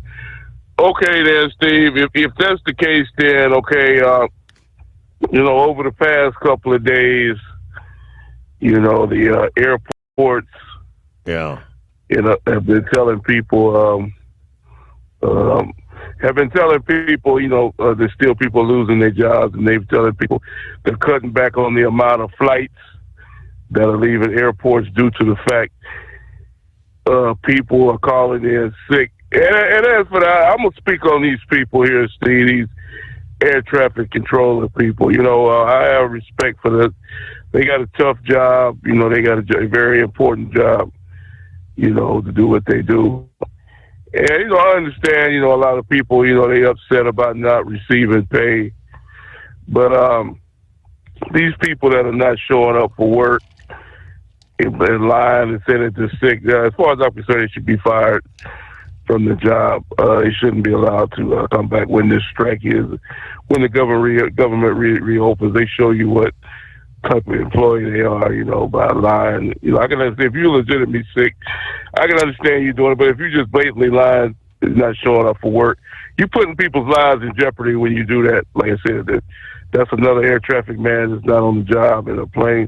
I think they said over the last couple, I don't know if you heard that news, Steve, they said, as far as I know, this is just for what I heard, they said they've had at least 4 or 5 close calls where planes have almost collided in air. So these people are putting people's lives at risk when you decide to not to show up for work. Like I said, I understand they're not getting paid, but you have a job to do, and they say that they're going to get paid once the government reopens, but a lot of people don't want to do it. Don't want to do it that way. So I'm kind of disappointed in some of those people. Now, as far as the Democrats go, I believe that they trying to hold out for the longest. But I thought, like I told you last Thursday when I talked to you, I thought they were going to try to hold people hostage, through Thanksgiving, and then maybe into December. Mm-hmm. But you say that they trying to make a deal, so it's up to the Senate and all these other people to sign the paperwork. And Trump, I still don't know, what the deal is. I don't know if he's gonna sign it or what. When he comes to his desk, we'll see what he decides to do. But I think Trump really wants people to get back on the. Get back to work and, get the government back on, because it's starting to affect Donald Trump too, Steve. I don't know, like I said, I didn't see the video. I'm just going by what I read. Like I said, you can't believe everything you see on the internet. Well, they said that Donald Trump went to a football game in Washington, and they said that he was booed out of the stadium. Now, I don't know if that's true or not, but they said that he was receiving boos when they showed his image or face on the big screen TV in the stadium. I'll have to see the video for myself. Have you heard anything about Donald Trump being booed at the game today? Oh, obviously there were cheers and then there were boos. I don't know if one was louder than the other, but there were both. Obviously, I mean, not everybody loves Trump. It's half and half, right? Especially there in D.C. Yeah. Like I said, I didn't see the video yet, but like I said, you can't believe it. A lot of stuff you see on the internet, they don't always try to be negative. But, I have to check it out later on tonight after I talk to you. But, like I said, Donald Trump, it's in his best interest and the Republicans to try to get this government open back up as soon as possible, because like I said, the midterms are coming up, and they really can't afford to lose the midterms, the Republic, because all they're going to do is stall Donald Trump for the next 2 years. They're going to do everything. They're going to throw monkey wrenches, everything he do. They're going to try to stop him from doing it, and he ain't going to be able to make no progress in the country, and we're going to be at a stalemate. And they're going to try to make Trump out to be the bad guy while things ain't getting done. So we need to keep this government. We need to get this government open as quick as we can, so we can keep the people on his side. Because a lot of people they'll jump the bandwagon real quick, when they not getting money and when they're not receiving this. And as far as I'm concerned, Steve, when they do reopen the government, this SNAP program that we've been talking about it over the last couple of weeks, they need to make some. They need to. You talked about. You've been involved in it. Pappy and some other people called it. Said that they received. Nobody I've never done that in my life. I got too much pride. Like I said, unless I'm just at the rock bottom before I would have to beg the government for money. They need to do something with this program, Steve. That program was supposed to be a program designed for people, just temporarily. This is not a lifetime thing. People are making this out to be a damn lifetime deal, Steve. You see what I mean? Mm-hmm. This is not a lifetime deal. It's being on welfare and SNAP. This is the temporary thing, and they should put a time limit, 6 months to a year, and then you on your own, my man. Because nobody know you if you can't find a job, and if you can't find a job in the United States of America in 6 months to a year, you ain't looking. As far as I'm concerned, a lot of other people think the same way. You ain't looking for a job too hard if you ain't found a job in over a year. You ain't, and especially if you've been on welfare your whole life, you definitely ain't looking for no job.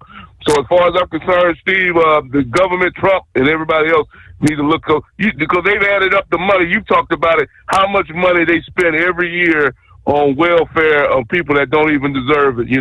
I've told you the story about, being in line behind an individual and they load up the buggy full of groceries and they walk out to the parking lot and get in a Mercedes-Benz or a Lexus or a Cadillac. If you're driving a Cadillac, you don't need to be on no welfare. You need to be on those SNAP benefits. All those people need to be kicked off and kicked to the curb, Steve. It's time to make some changes with the welfare system in America after this government shutdown is over. Because you got the people, they gave themselves away over the last couple of weeks. When we talked about the people talking about the government owe them money, they got the world. They never did the thought come into their mind that they had to get a job. They were saying, no, you can't cut off my SNAP benefits because I'm an American and I deserve free food and this and that. No, you don't deserve free food. You need to go get you a job just like everybody else, my man. If you want to eat, you want to load that buggy up full of groceries. You need to eat. You want a Thanksgiving dinner. You need to go out and work just like me and you, Steve. You want to tape, a man talking about making a video talking about he ain't gonna have nothing for Thanksgiving. Well, you should have thought about that when you decided not to go to work. The way I see it.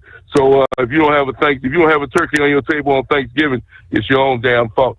So like I said, things got to be changed in America, Steve, over the next couple of years. I'd like for you maybe check after I hang up with you, check out what the total amount of year that are paid out in these type of benefits to individuals that don't need it, and they wonder why the government is having deficit problem. Why we got this $1 trillion that keeps rolling every day? Why we got so much money? Maybe that's one of the reasons why, because we got too many people receiving free things that they don't deserve. And I thank you for taking my call. All right. As far as the food stamps goes, we know that the SNAP benefits is a whopping $9 billion a month.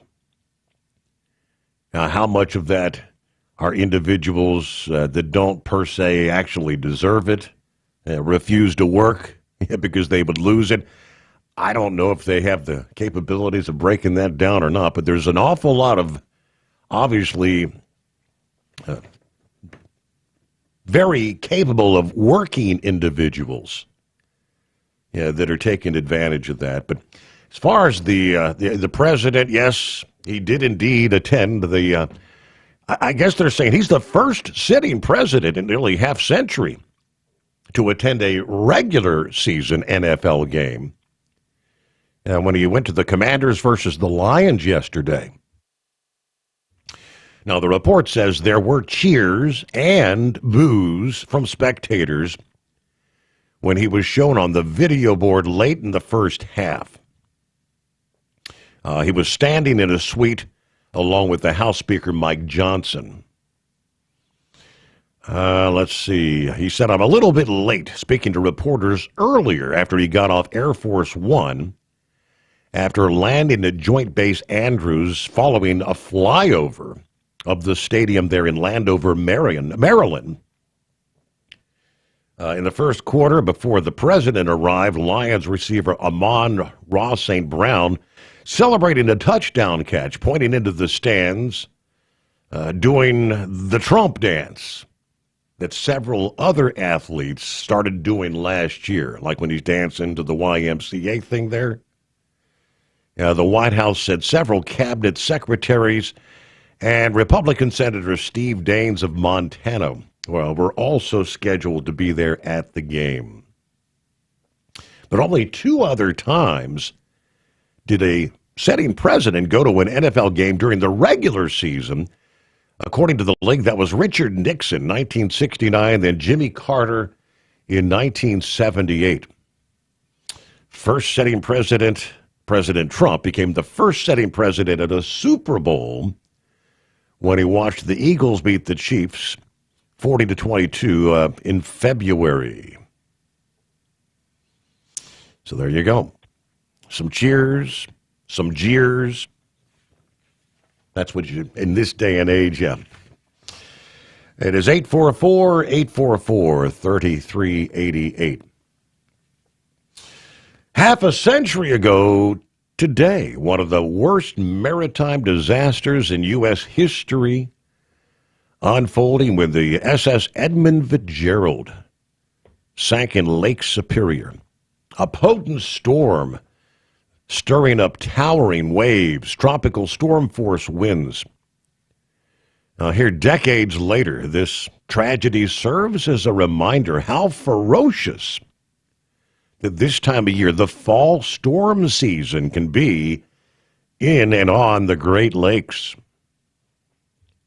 Launched June 7 of 1958, the Fitzgerald became the largest carrier on the Great Lakes till 1971, according to the National Weather Service in Marquette, Michigan. Yeah, the state-of-the-art vessel, nicknamed by some mighty Fitz and Big Fitz, weighing more than 13,000 tons, 729 feet long, width of 75 feet. Considered to be invincible. Something we actually heard much like the Titanic decades earlier. But we'll pause there and come back. This date, November 10, some 50 years ago today. First, lease with Tel and enjoy affordable payments and support that keeps you running smooth anywhere in the continental U.S. Visit tel360.com.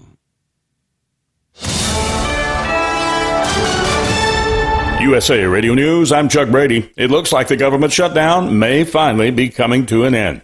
A procedural Senate vote is underway, with CNN reporting that Senate negotiators have reached an agreement to fund the government through January 30th of next year. The news would mark a key indication that the government shutdown may soon come to an end.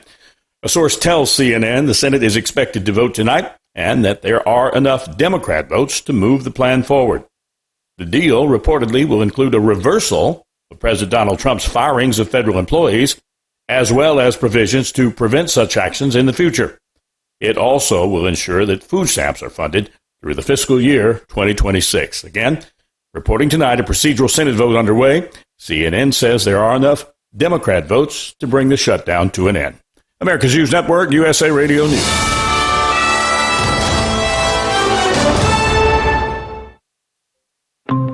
Hi, it's Mark Falter, host of the Financial Fitness Show. I strongly believe that no one should ever pay 1 penny more in taxes than they are legally obligated.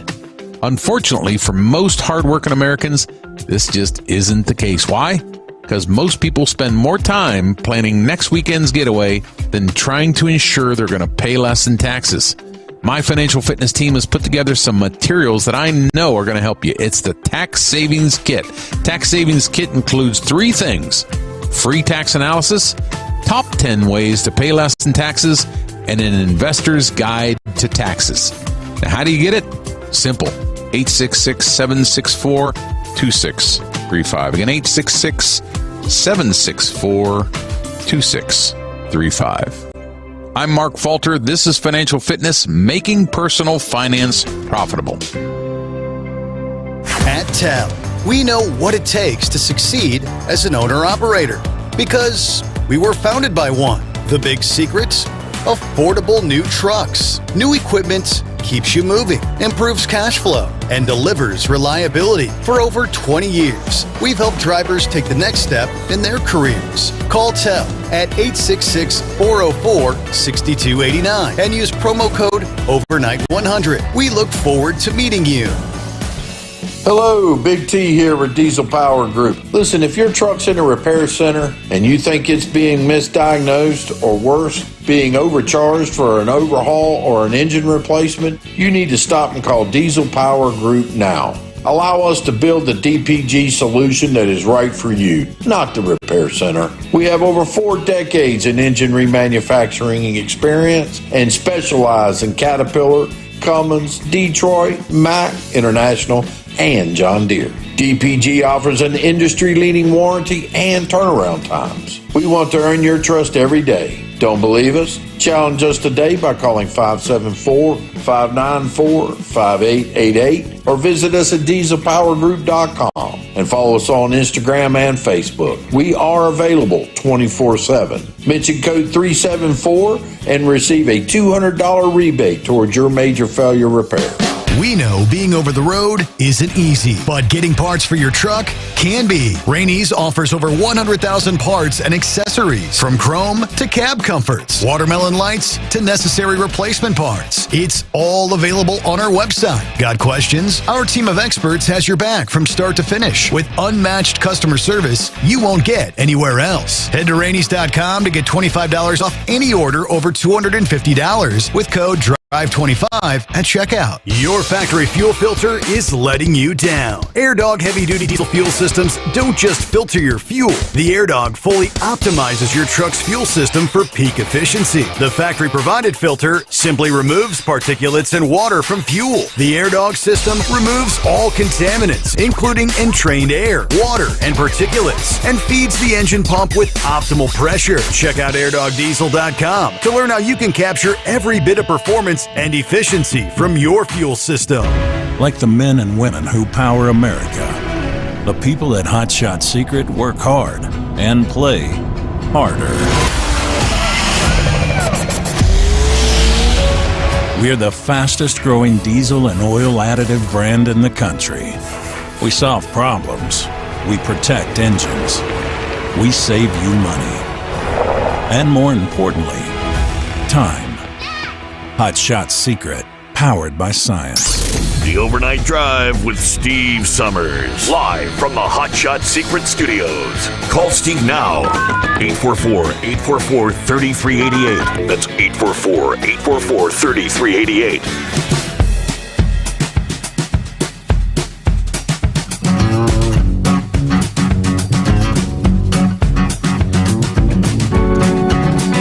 I mentioned the fact that the anniversary, here the 10th day of November. Weather on the lakes, maybe very similar to what the Edmund Fitzgerald encountered that fateful night. We see, I'm looking at the post of 20-foot monster waves just offshore southern Lake Michigan this past day. Gale warnings were in effect with the high winds, snow squalls. To put it bluntly, the gales of November off southern Lake Michigan are going to be nasty. Of course, you've got the localized lake effect snow bands, whiteout conditions to the southern shore from Chicago to South Bend, to Benton Harbor, where winter storm warnings are in effect. Much like what the Edmund Fitzgerald dealt with, the ship said to have had a fine record of service over the course of its lifespan, captained by the seasoned veteran Ernest McSorley, who spent over 40 years as a mariner and was in his third year manning the Fitzgerald. But the first signs of trouble were noted in a routine inspection in October of 1975 by the Coast Guard about 2 weeks before that final voyage. The Coast Guard inspectors found that a number of hatch covers that seal the cargo area wouldn't close properly, meaning that water that washed on board the deck would be able to leak into the cargo hold. According to a recollection of the disaster, the ship left Superior, Wisconsin, November the 9th. About 26,000 tons of iron ore. On that same date, a storm system described by the National Weather Service as a typical November storm was drifting out of the plains. It would intensify as it reached Michigan's Upper Peninsula. Those gale warnings were being sent out for all of Lake Superior. According to the SECC, the Fitzgerald had been in contact with another ship making a similar trek on that day, the SS Arthur M. Anderson. As the weather threatened both ships, the two captains went back and forth discussing how to change their routes to avoid the worst of the dangerous weather.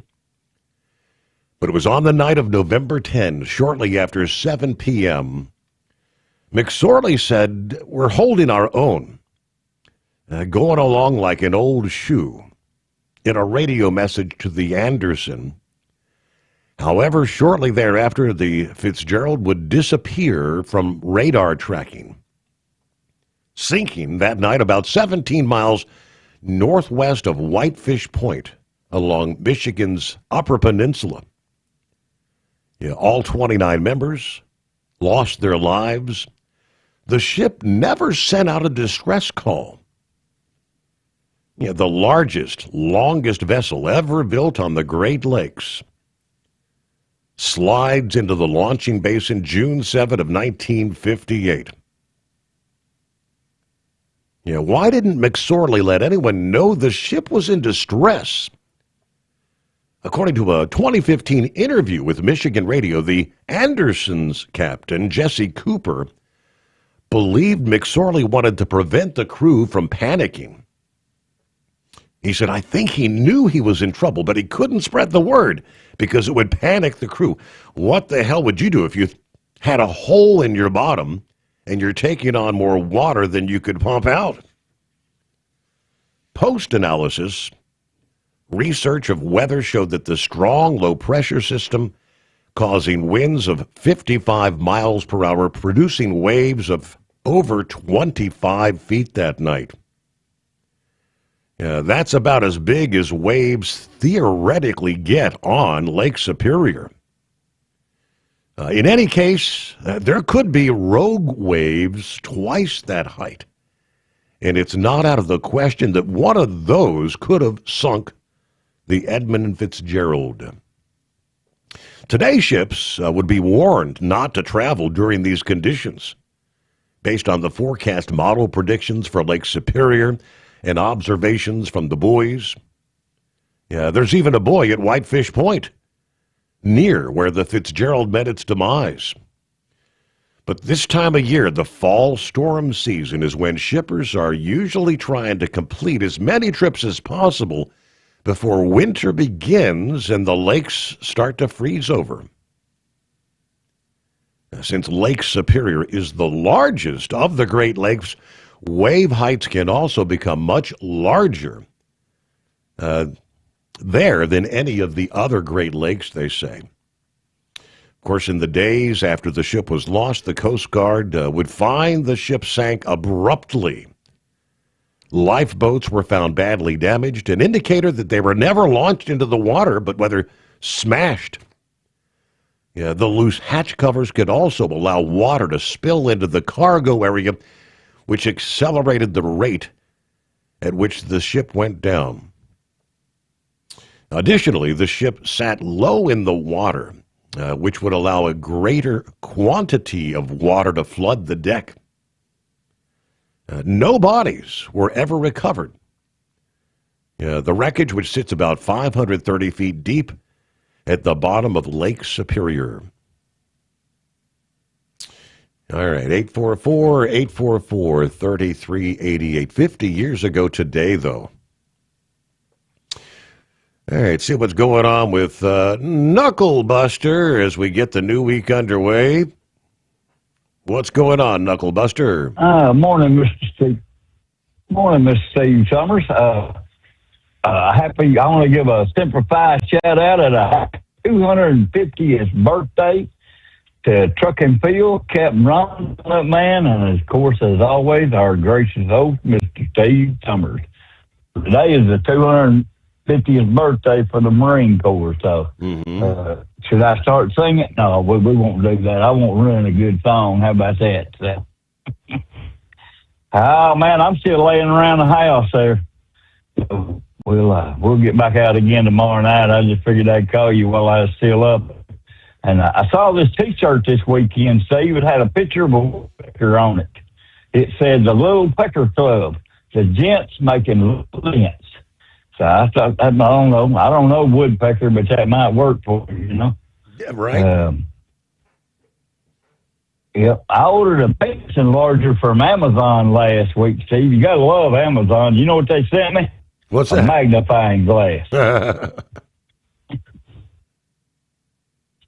My brother joined the gym and asked the trainer which machine helped me impress the women. He said the ATM outside usually works best. So, a booty and butt mean the same thing, Steve. Call and dial mean the same thing. Booty call and a butt dial are not the same thing. So, and what do you call a donkey with a diploma? A smart ass? Oh, yes, right. And since he always told me, if you're not smart, it makes you an ass there. So, y'all call Steve at 844-844-3388. And as I said when I started out there, a simplified shout out and a happy 250th birthday to all the Marines out there today. Absolutely. And I'll let somebody else sing that Marine Corps hymn. So I don't want to ruin it this morning. So have a great, blessed day, brother. I'll talk to you tomorrow morning. All right. Enjoy that extra night off there. Get a little extra rest, right? A little R&R. All right, Vic on a Monday. Greatest day of the week, Vic. What do you say? Well, usually I always heard called Blue Moon. It might be the greatest day of the week because I used to have to go over the weekends. Hey, where's your phone at? Say weekend used to start. Where's your phone at, Vic? We're not hearing you hardly at all. Okay, I reached over and picked that, but I had it in the wrong. I had it upside down. It sounds better. A little bit better, yeah. Okay. It is. You're kind of breaking up too. I great. don't know. Maybe, are you in the wrong room of the house? You're. No, not really. I don't know what should be going on here. All right, that sounds but better. There you go. Okay. Yeah, my neighbor has a Wi-Fi extender, and it causes some problems from time to time. Does that sound better now? It does. Yes. Okay. All right. Thank you. But no, you're talking about the greatest day of the week. I used to have to work weekends, and my weekends used to start on Monday. But most of my life, Monday was always kind of like Blue Monday. It's like, oh, here we go again. So, but anyway, enough about that. But you were talking about the Edmund Fitzgerald real quickly. In that, there's talking about a big hole in the ship. Or that's what I thought I'd recall from someplace, they had drifted onto some rocks or something. Maybe it was sitting lower in the water, but that's what I remember, that charge that caused the sinking of it. But I'm kind of a little bit, I can't really give you a definite reference. And speaking of that real quick, when I was talking about the Red Ball veterans started Yellow Freight, I misspoke there. Yellow Freight, when it started out, was a leader in safety in the trucking industry, and they actually organized a lot of other people and the LTL freight for smaller shippers. And it was kind of, if you look at the history of Yellow Freight, it's amazing how it ended up, because with the original people that started and organized it, and part of what they used to call the National Security Council, they were actually ahead of all the government and everything. And there used to be a lot of school teachers that would drive for many of these LTL carriers, and Yellow being one of them, during the summer, because there used to be a condition that the school teachers had to travel so much or something, I don't know what it was, to keep their teaching certificate. And some of them never went back to teaching after they liked the trucking industry better. So I'm pretty sure that that's no longer the case. But I just mentioned that because Trump was talking about how the down spiral of the trucking industry. So that they didn't, the Red Ball veterans didn't start Yellow, but a lot of them migrated toward Yellow and used a lot of the stuff they learned from the Defense Department whenever they were supporting George Patton's march across Europe and everything. I just wanted to kind of make that clear. But back to some of the stuff of today, what you were talking about, and there's already an FAA report out there, and I tried to look up the terminology, but that plane that crashed in Louisville was originally bought by Thai Airlines, and then UPS bought it and changed it from a passenger plane to a freight plane, which is quite common. But I was a little bit confused about it. They said they'd never had any problem with that. I think the American Airlines Flight 191 was the same style of plane, and that was the worst air crash disaster in American history, and it crashed in O'Hare and Airport there in Chicago in 1979. So I don't know, but McDonnell Douglas or whomever it was that had that plane at the time, those engines are mounted on a pylon, and they sent out a report, something to do with the mounting of the pylon to the wing. There was like a thrust bearing in there somewhere that would give a certain amount of give, so it wouldn't just rip the wing off. Because I don't know how it came about, but the Captain Steve you were talking about, he was talking about that on one of the YouTube videos I seen, to where that was a known problem, was that plane. So I guess the pilots would have at least done a walk around and seen that. But regardless of that, like he said, the biggest stress that happens on those planes is in the takeoff period, because there's all that different, the pressure of the plane just moving through the air. There's tremendous forces there.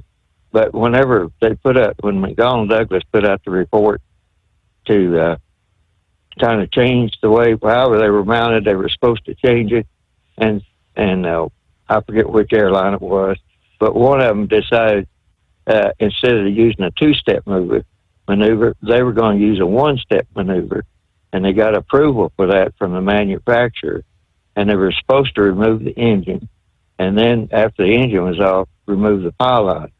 And I can't tell you the airline offhand, but the one that did it, they thought they could remove it all in one maneuver. And so in order for them to do that, they had to put basically can you think of that? A tow motor underneath it with a cradle on it to support the engine. And instead of taking the engine off at that time, and then the pylon, they were going to take it all off as one assembly, and they should have had a two-step maneuver. And another airline, they decided they were going to use a crane to do it, and they wound up bumping the wing, but they didn't really report anybody whenever they just said that it bumped the wing or something. The way they reported it didn't raise any bells or anything. And that particular plane, it had just done heavy maintenance at a company down in San Antonio, Texas.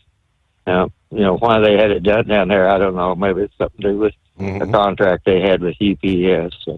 So I don't know how that company might have disassembled that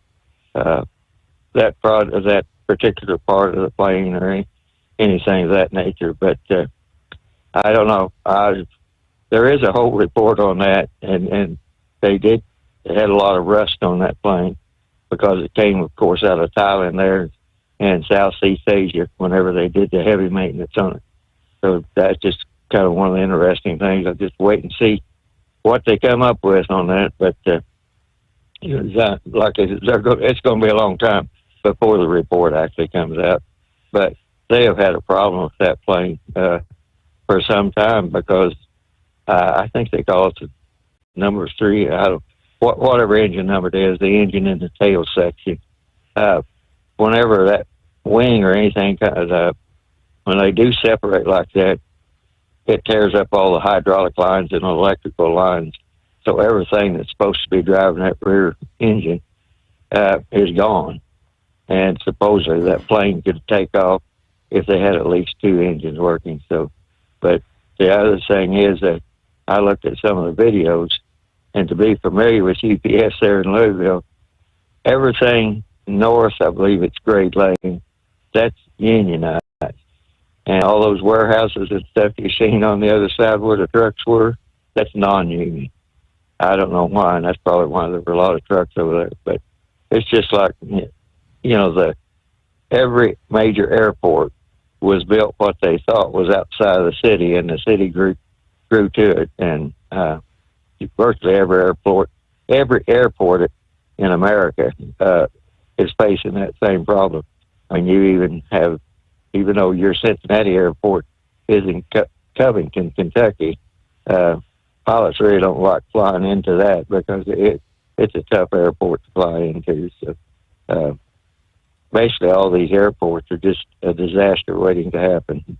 That's about all I wanted to say. But the other thing was I wanted to mention real quick, I went to send you a copy of the lawsuit that has already been filed by USDA, and the website I used, they said they moved the website, but it centers around a company here in Indiana, AgriStats. They were supposed to be the facilitator of all the monopolization in the meat industry, and Cargill doesn't have foreign ownership. That's a privately held company, one of the richest ones in the world. But they play a funny little game.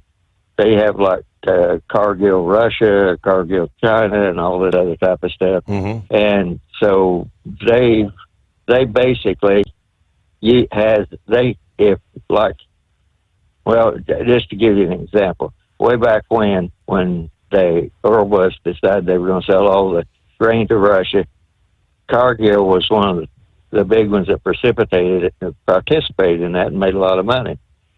Well, oddly enough, a few years later, they convinced Gerald Ford in 1975 that we were going to run out of soybeans. So we needed to embargo soybeans and not sell any more soybeans to anybody else. And that just knocked the bottom out from under the soybean market. But Cargill had all these contracts and other grain companies to sell to Russia. So who knows how much money they made on that deal. But that was called the Great Grain Robbery. And then whenever Jimmy Carter came along and wanted to embargo soybeans from Russia when they invaded Afghanistan, Cargill sold them, went to one of their other companies, one of their other divisions. I forget which company it was. But they didn't sell American soybeans. they sold whatever that company was for. I should say Nation, whatever Nation was, where that division was. They got around the embargo by selling from that nation and not from the United States. And then, and Cargill was the one that started contracting and building big, different swine producing facilities on the East Coast up there in North Carolina. Except they started bringing soybeans out of Brazil, and I could go on and on and on. But you look up everything that Cargill has done, and Cargill is into steel. They're into different types of shipping, barges, and all that type of stuff. So they're pretty big, and they own a lot of minerals and everything else. And I don't know, but it just seemed odd whenever Trump decided that he wasn't going to follow through with his squashing of the Green New Deal. So now we're going to, the United States is going to Malaysia to get our critical minerals, even though Canada, who Trump seems to be at war with, has a lot of those critical minerals and everything else. And the last I checked, Cargill has a big interest in minerals in Malaysia. So, it just goes on and on and on. But my big thing was, I don't know what Trump was talking about when he said he was going to investigate the USDO. The U.S. has already filed a major antitrust lawsuit. So I don't know how much investigation they do, but they usually do quite a bit before they file a lawsuit, the Department of Justice. So I guess, like I said, I don't know. I can't keep up with Trump. I know I just quit even trying to trade anything because you never know from one day to the next. And this morning, whenever you were talking about Trump getting booed at the Washington Commanders game, he wants a stadium in Washington D.C. to be named after him. I think it was FedEx. I think that's the one. Yeah, he wants that stadium named Trump Stadium, right?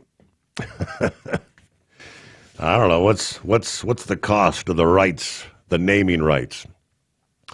All right. For 2 decades, Transport Enterprise Leasing has helped owner-operators grow their business with trusted leasing and financing options. Learn more at tell360.com. It's 844-844-3388.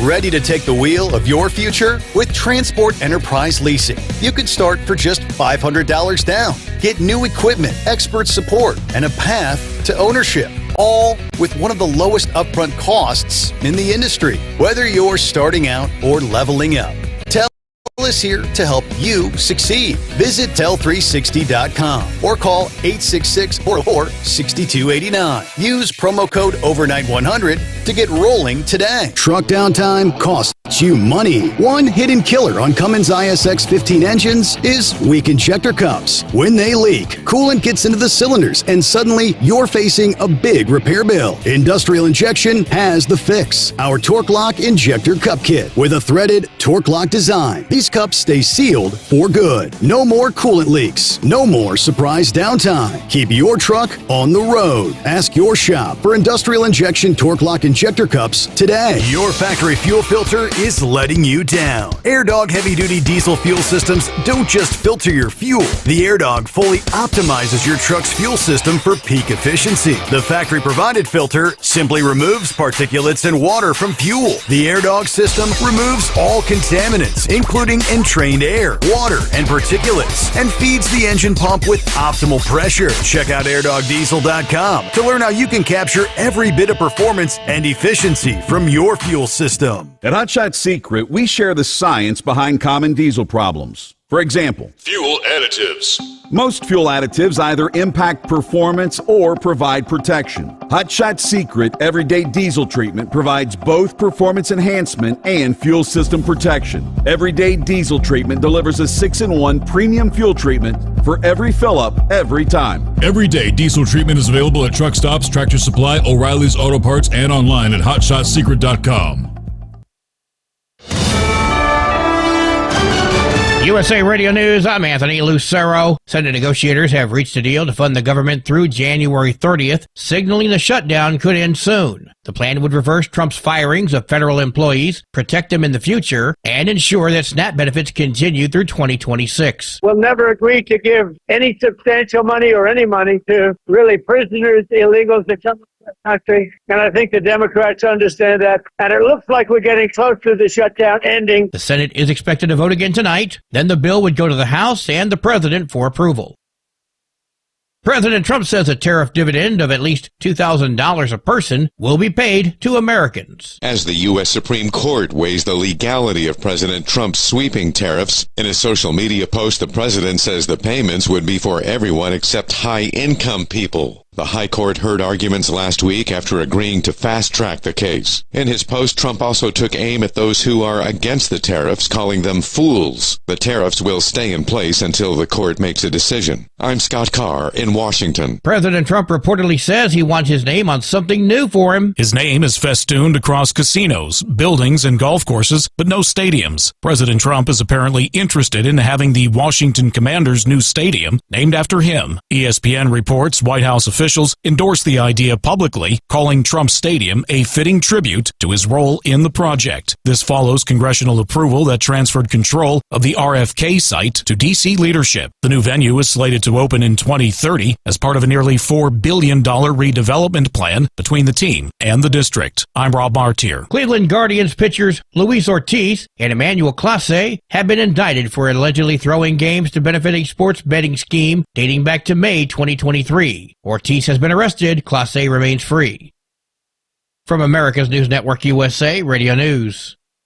Business owners, are you paying high phone bills for old school systems and lousy service? StrongTel cuts your phone bills in half and turns every phone you own into a feature-rich business system. Sean Roddy, CEO of Hennings Brothers Drilling, had this to say: "We've been a StrongTel customer for over 10 years. It's great. It even includes an intercom with video to our equipment yard. I can watch live from anywhere with my smartphone. I'd recommend StrongTel to anyone. Never miss a customer call again with your StrongTel business system. StrongTel is a proud iTex partner and always welcomes your iTex dollars. You'll get award-winning StrongTel service, a business-class phone system, and cut your phone bill in half. So visit StrongTel.com right now. That's StrongTel, StrongTel.com. StrongTel. Chris Hansen's To Catch a Predator spin-off, Takedown, helped police nab 9 suspected pedophiles across Maryland, Pennsylvania, and Virginia. In one sting, Gaithersburg man Tyler DeVault showed up to meet a decoy teen and was arrested for soliciting a minor. Another suspect, Nicholas Fountain, runs daycare centers. Arrests will air this winter on True Blue. Fire officials say a veteran FDNY member suffered a medical episode and died on Saturday while fighting a fire at a Brooklyn apartment building. Firefighter Patrick Brady was on the building's roof when officials say he went into cardiac arrest. He died a short time later at Brookdale Hospital. FDNY Chief John Esposito spoke at a news conference about Brady and his sacrifice. His loss, it's a tremendous loss, obviously, for his fire company, the fire department, and the city as a whole. Please pray for Patrick Brady's family. Purple and black bunting was put up in Brady's honor outside the Brooklyn Firehouse, where he'd served since 2022. I'm Larry Kofsky. Virginia Governor-elect Abigail Spangberger says her state is headed towards an energy crisis without major policy change. She appeared on CBS's Face the Nation. It's the chaos coming out of Washington that has been impacting Virginians so severely, beginning with the DOGE efforts, of course, continuing with chaotic trade policies, and now in this government shutdown. Spangberger says data centers are driving up power costs and must pay their fair share, while she pushes to boost Virginia's own energy production. For USA Radio News, I'm Anthony Lucero. What if the music stopped? If the familiar voices were silenced? If there were no breaking news updates? What if your companion and connection to your community came with a monthly fee? Don't worry, we're free local radio with you wherever you go, celebrating 100 years and looking forward to the next 100. We are broadcasters. Text radio to 52886 and let Congress know you depend on your local radio stations. By the National Association of Broadcasters. Don't get stuck buying, or worse, leasing a used truck that's just going to break down. At TEL, we help owner-operators succeed with a new truck for as low as $500 down and affordable weekly payments with 24/7 support, plus access a network of top carriers. Choose an industry leader that has your back. Call TEL at 866-404-6289 or visit tel360.com. Use promo code overnight100. Increase fuel economy up to 7.9% with Hot Shot Secret Gasoline Extreme, the solution to maximize your engine's performance and fuel economy. Whether you're driving a sports car or a daily commuter, Gasoline Extreme is specially formulated with PEA to deep clean. Don't settle for an average driving experience. Upgrade to Hot Shot Secret Gasoline Extreme and go further on each tank. Order now on Amazon or HotShotSecret.com. Hot Shot Secret, powered by science. Don't get because Channel 19's a little congested. Call Steve now at 844-844-3388. The Overnight Drive.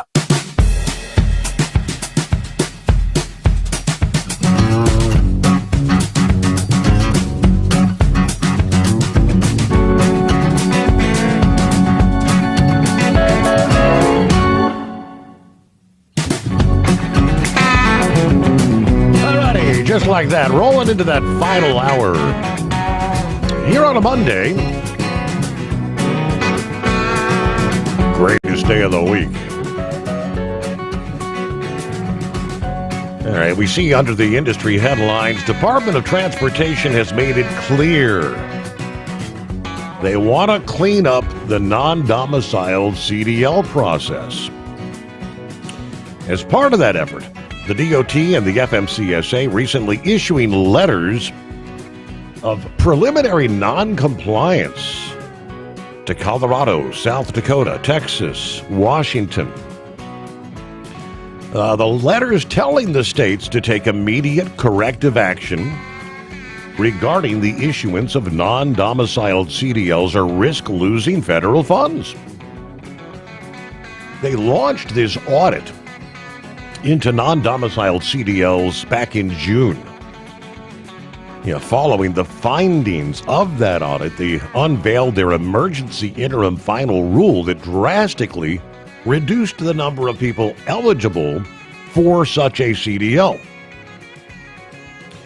In plain English, this is a license to operate a massive 80,000-pound truck that's being issued to foreign drivers who are not U.S. citizens or lawful permanent residents, says Sean Duffy.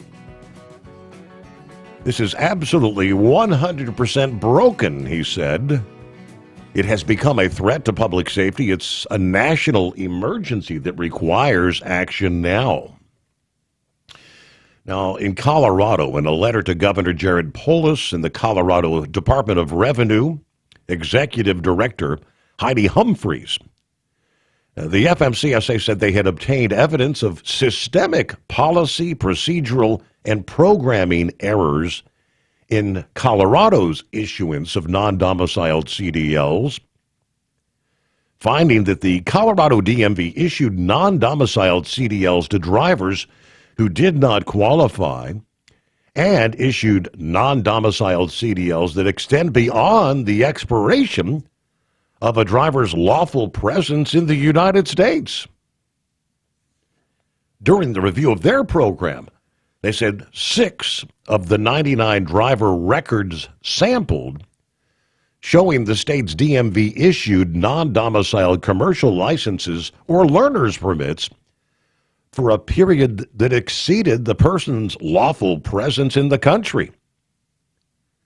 An example, May of 2024, indicating the state issued a non-domiciled CDL with an expiration date of January 1, 2028. However, the driver presented an employment authorization document that had expired nearly 2 months earlier.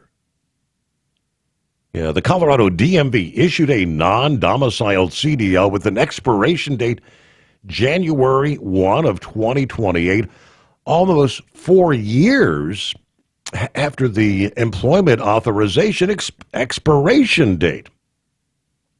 They also cited 18 instances of Colorado issuing non-domiciled CDLs to citizens of Mexico. Now, September 29, Colorado DMV announced they had paused the issuance and renewal of non-domiciled CDLs until further notice. South Dakota. What do we see? The agency review of 51 driver records discovered 3 instances of the CDL exceeding the amount of time the individual was legally allowed to work in the U.S. Also, 3 instances of South Dakota issuing a non-domiciled CDL to a citizen of Canada. According to the letter, South Dakota issued a non-domiciled CDL with a 2029 expiration date this past June to a Canadian citizen, despite confirming the individual's ineligibility for a non-domiciled CDL as a citizen of Canada. They issued it anyway. South Dakota then announced in October they were also temporarily halting the issuance of non-domiciled CDLs. As far as Texas is concerned, they told the governor and Department of Public Safety director that nearly half of the driver records they reviewed granted non-domiciled CDLs for a time period beyond their lawful status to work in the U.S. 60 of the 123 driver records they reviewed, an example from June of last year, showed a citizen from El Salvador was given a non-domiciled CDL, expiration date July 24 of 2032. That driver's employment authorization was set to expire in March of this year. So that's 7 years extra. They also indicated Texas improperly issued a regular CDL to an ineligible driver who was later involved in a crash that claimed 5 lives. Department of Public Safety personnel erroneously determined that the individual's indefinite employment authorization associated with the driver's refugee status entitled the driver to a regular CDL rather than a non-domiciled. Texas has also suspended the issuance of non-domiciled CDLs and all CDLs to non-citizens who are refugees, asylees, or DACA recipients. Pretty much the same when it comes to the state of Washington. Of course, in California, the DOT's concerns with their lack of compliance, well documented, already having withheld about $41 million for not complying with the English proficiency standards. Later last month, Duffy said California could have prevented a fatal crash in that state if they had followed the emergency interim final rule. Of course, California pushing back, posting on social media that the state does not decide whether a CDL applicant is eligible. To which they said the state, they tried to say it's misinformation. The federal government approves and renews all federal employment authorization documents. Governor Newsom has said California CDL holders possess a fatal crash rate nearly 40% lower than the national average. All right. The FMCSA did not immediately respond to Landline's request about the letters, including whether one was sent to the state of Pennsylvania as well there. But looking to the crackdown continues all around the country. Meanwhile, 844-844-3388. I heard in the news break there, I guess, some sort of the latest in what has been a trend of sports gambling, sports betting, and illegalities taking place. And in this case, it goes to Major League Baseball and pitchers apparently throwing games, or I don't know. Eagle, you wanted to touch on that this morning. What the heck's going on in the baseball world? Yeah, I tried to get back in on Thursday night, but I fell asleep. They had controversy going on with this situation last week and over into the weekend, and how this correlates to Pete Rose. Now, I told you last year, Steve, during the Pete Rose situation, when they said that they weren't going to put the man in the Hall of Fame due to the fact that he was gambling on sports. But before I get to that, I want to say this, Steve. For years, for a long time, and I knew this was going to lead to nothing but trouble when they decided to make this move. For years in sports, there was never a team in Las Vegas, never no sports team, and they did that for a reason, because they didn't want people gambling, spending players getting involved with sports in Las Vegas. And now they have two teams. They have the Las Vegas Raiders, a football team, and they're building a brand new baseball stadium for the Oakland A's, which will now be moving to Las Vegas as soon as they get that stadium built. And I knew there was going to be trouble when you got teams involved in sports in Las Vegas. They don't call that place Sin City for nothing. And when you put it, it's going to get even worse than that in the future with sports betting, with the athletes and teams getting involved. Like I said, when you got Las Vegas involved in sports, that was a bad move when they decided to do that, Steve. A very bad move when they decided to put sports teams in Las Vegas. Now, as far as these Cleveland players go, and they even had controversy with the NBA earlier in the year, right when the season started, with players taking themselves out of games and players saying that they were hurt. And what? Mm-hmm. Same thing with baseball.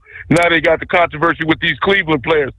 As far as I'm concerned, Steve, if they want to play that game with Pete Rose, they want to say Pete Rose got a lifetime ban. He could never be involved in baseball. These same things. If it's proven that these players are betting on games, if they're throwing ball games, there should be a lifetime ban. They treat these guys the same way they treated Pete Rose. It's the same way they need to be treated. I don't want to hear no sympathy for these guys talking about they made a mistake. It's their first offense.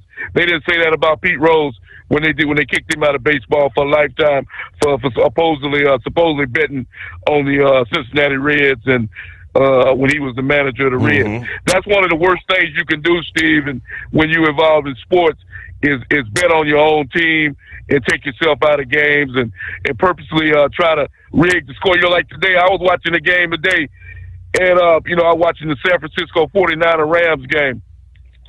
And the Rams, they scored a touchdown on the first three times they got the ball. They scored three straight. It went up to 21-0. And then going into halftime, it was like, I think it was still 21-0. And then all of a sudden, it seemed like a different team came out of the locker room at halftime. San Francisco 49ers started scoring touchdowns and made it a pretty one-score game. And it looked like it was going to be a good game. You ask yourself, how can a team play so good at the start of a game and then come out after halftime and look like a totally different team? Something real suspicious is going on, and then you see these bogus calls by the referees and all that.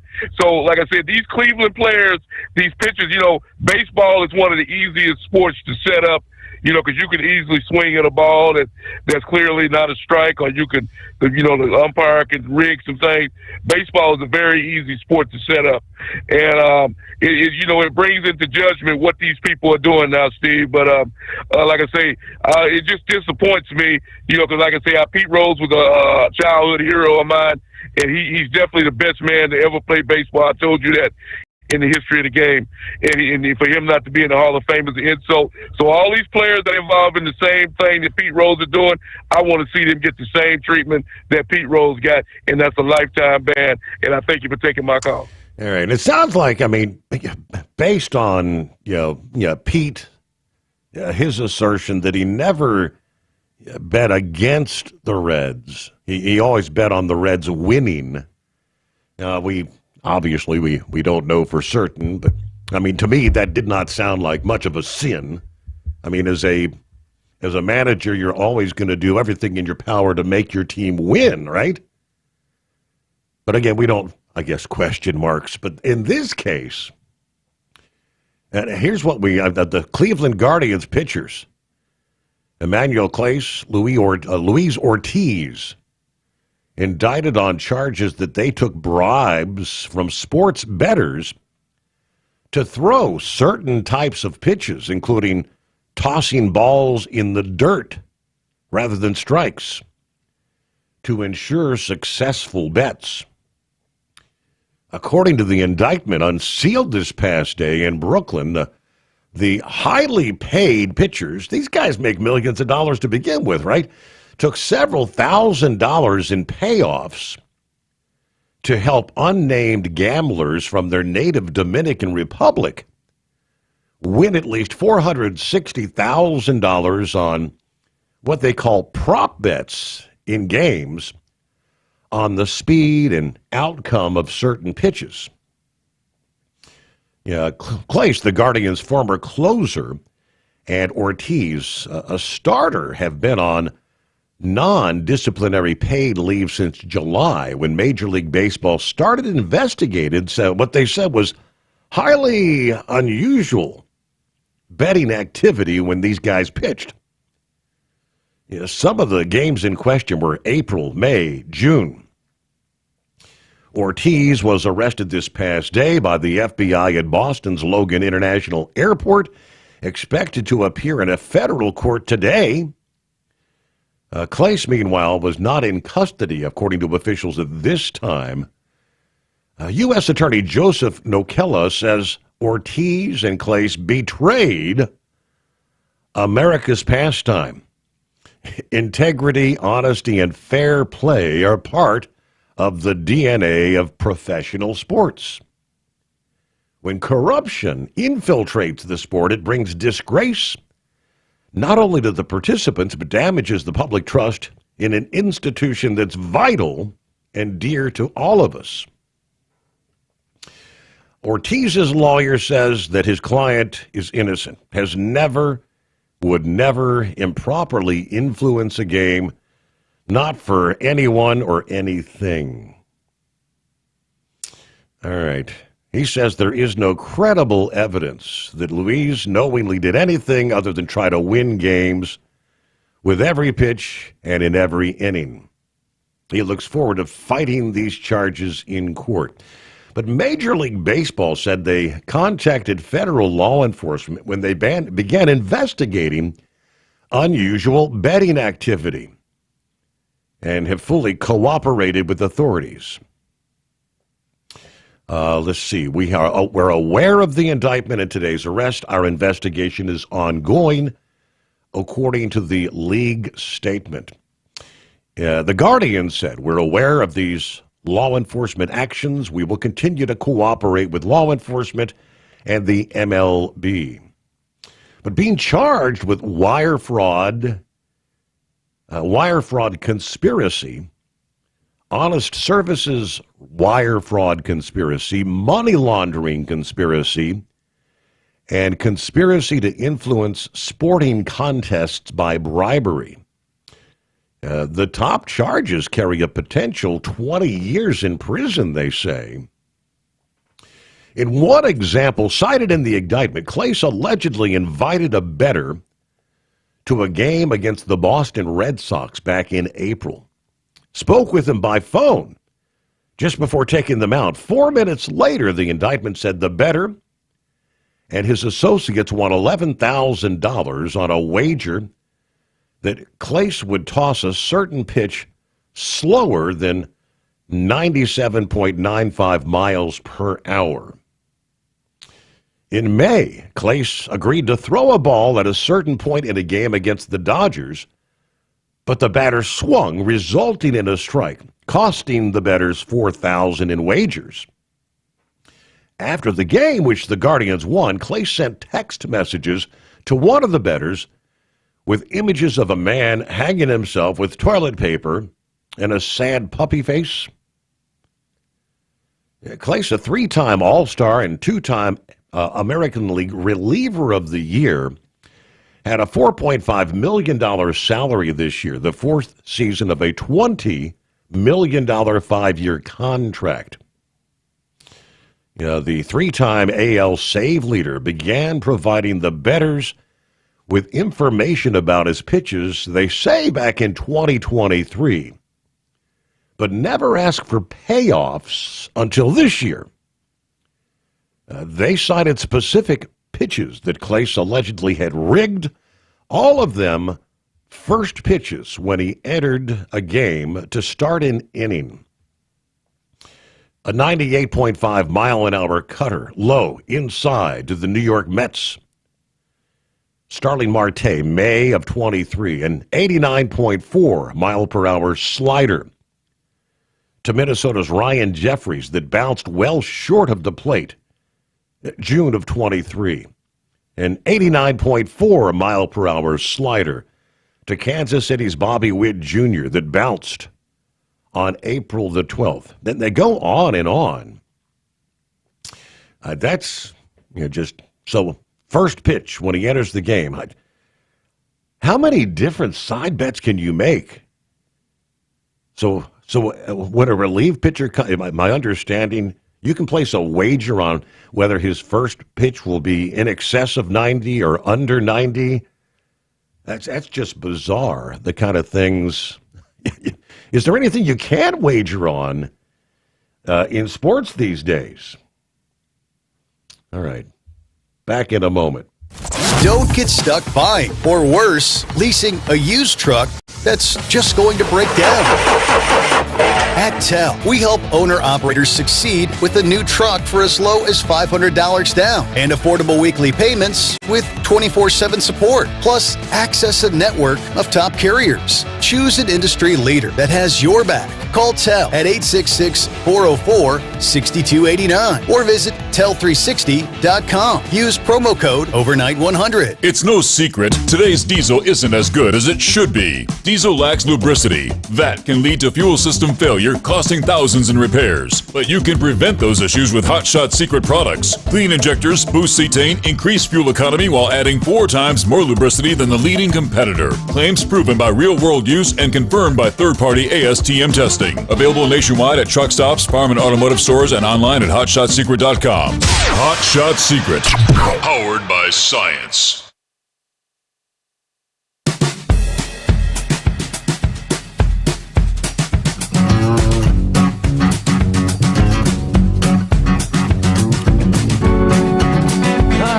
A couple from the email bag here. Let me see. First of all, yes, Steve, you are correct.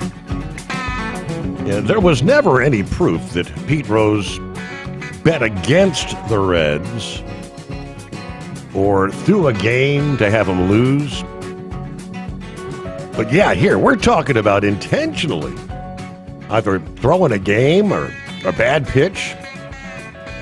There should be major felonies for this. The money these guys are making. And to fall into this stuff, wow. You gotta be kidding me. All right, and real quick, hello, Truck and Phil. Happy Monday. Start off the week. Coffee up. Good morning, Mr. Sommers, the Hot Shot Secretation, and the great product of Staybill. Winter is back. 28 to start. High of only 33 today. Fort Wayne, lake effect snow off and on all day. We're down to 20 with a high of 33, Newaygo, Michigan. Roll on, Knucklebuster. Hey, big 250-year happy birthday to the United States Marine Corps. USA Radio News, I'm Chuck Brady. It looks like the government shutdown may finally be coming to an end. A procedural Senate vote is underway, with CNN reporting that Senate negotiators have reached an agreement to fund the government through January 30th of next year. The news would mark a key indication that the government shutdown may soon come to an end. A source tells CNN the Senate is expected to vote tonight and that there are enough Democrat votes to move the plan forward. The deal reportedly will include a reversal of President Donald Trump's firings of federal employees, as well as provisions to prevent such actions in the future. It also will ensure that food stamps are funded through the fiscal year 2026. Again, reporting tonight, a procedural Senate vote underway. CNN says there are enough Democrat votes to bring the shutdown to an end. America's News Network, USA Radio News.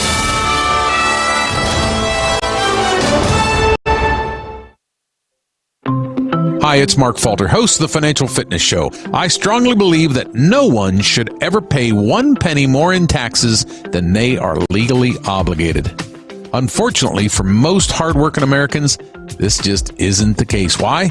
Because most people spend more time planning next weekend's getaway than trying to ensure they're going to pay less in taxes. My financial fitness team has put together some materials that I know are going to help you. It's the Tax Savings Kit. Tax Savings Kit includes 3 things: free tax analysis, top 10 ways to pay less in taxes, and an investor's guide to taxes. Now, how do you get it? Simple. 866-764-2635. Again, 866-764-2635. I'm Mark Falter. This is Financial Fitness, making personal finance profitable. Transport Enterprise Leasing, founded by U.S. Army veteran, proudly supports those who've served. Veterans receive a $750 discount on their lease deposit with 24/7 maintenance support, national parts discounts, and interest-free financing. TEL is committed to your success. Call 866-404-6289 and use promo code overnight100 or visit tel360.com. Your factory fuel filter is letting you down. AirDog heavy-duty diesel fuel systems don't just filter your fuel. The AirDog fully optimizes your truck's fuel system for peak efficiency. The factory-provided filter simply removes particulates and water from fuel. The AirDog system removes all contaminants, including entrained air, water, and particulates, and feeds the engine pump with optimal pressure. Check out airdogdiesel.com to learn how you can capture every bit of performance and efficiency from your fuel system.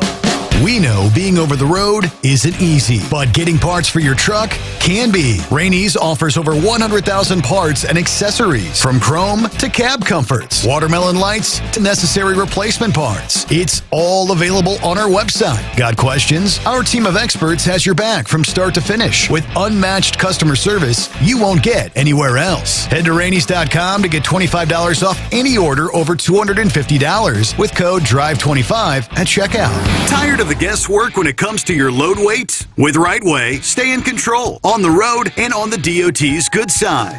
From onboard load scales to Bluetooth-enabled monitoring, RightWay helps truckers and fleets cut down on time, fines, and fuel waste, all without hitting the scale.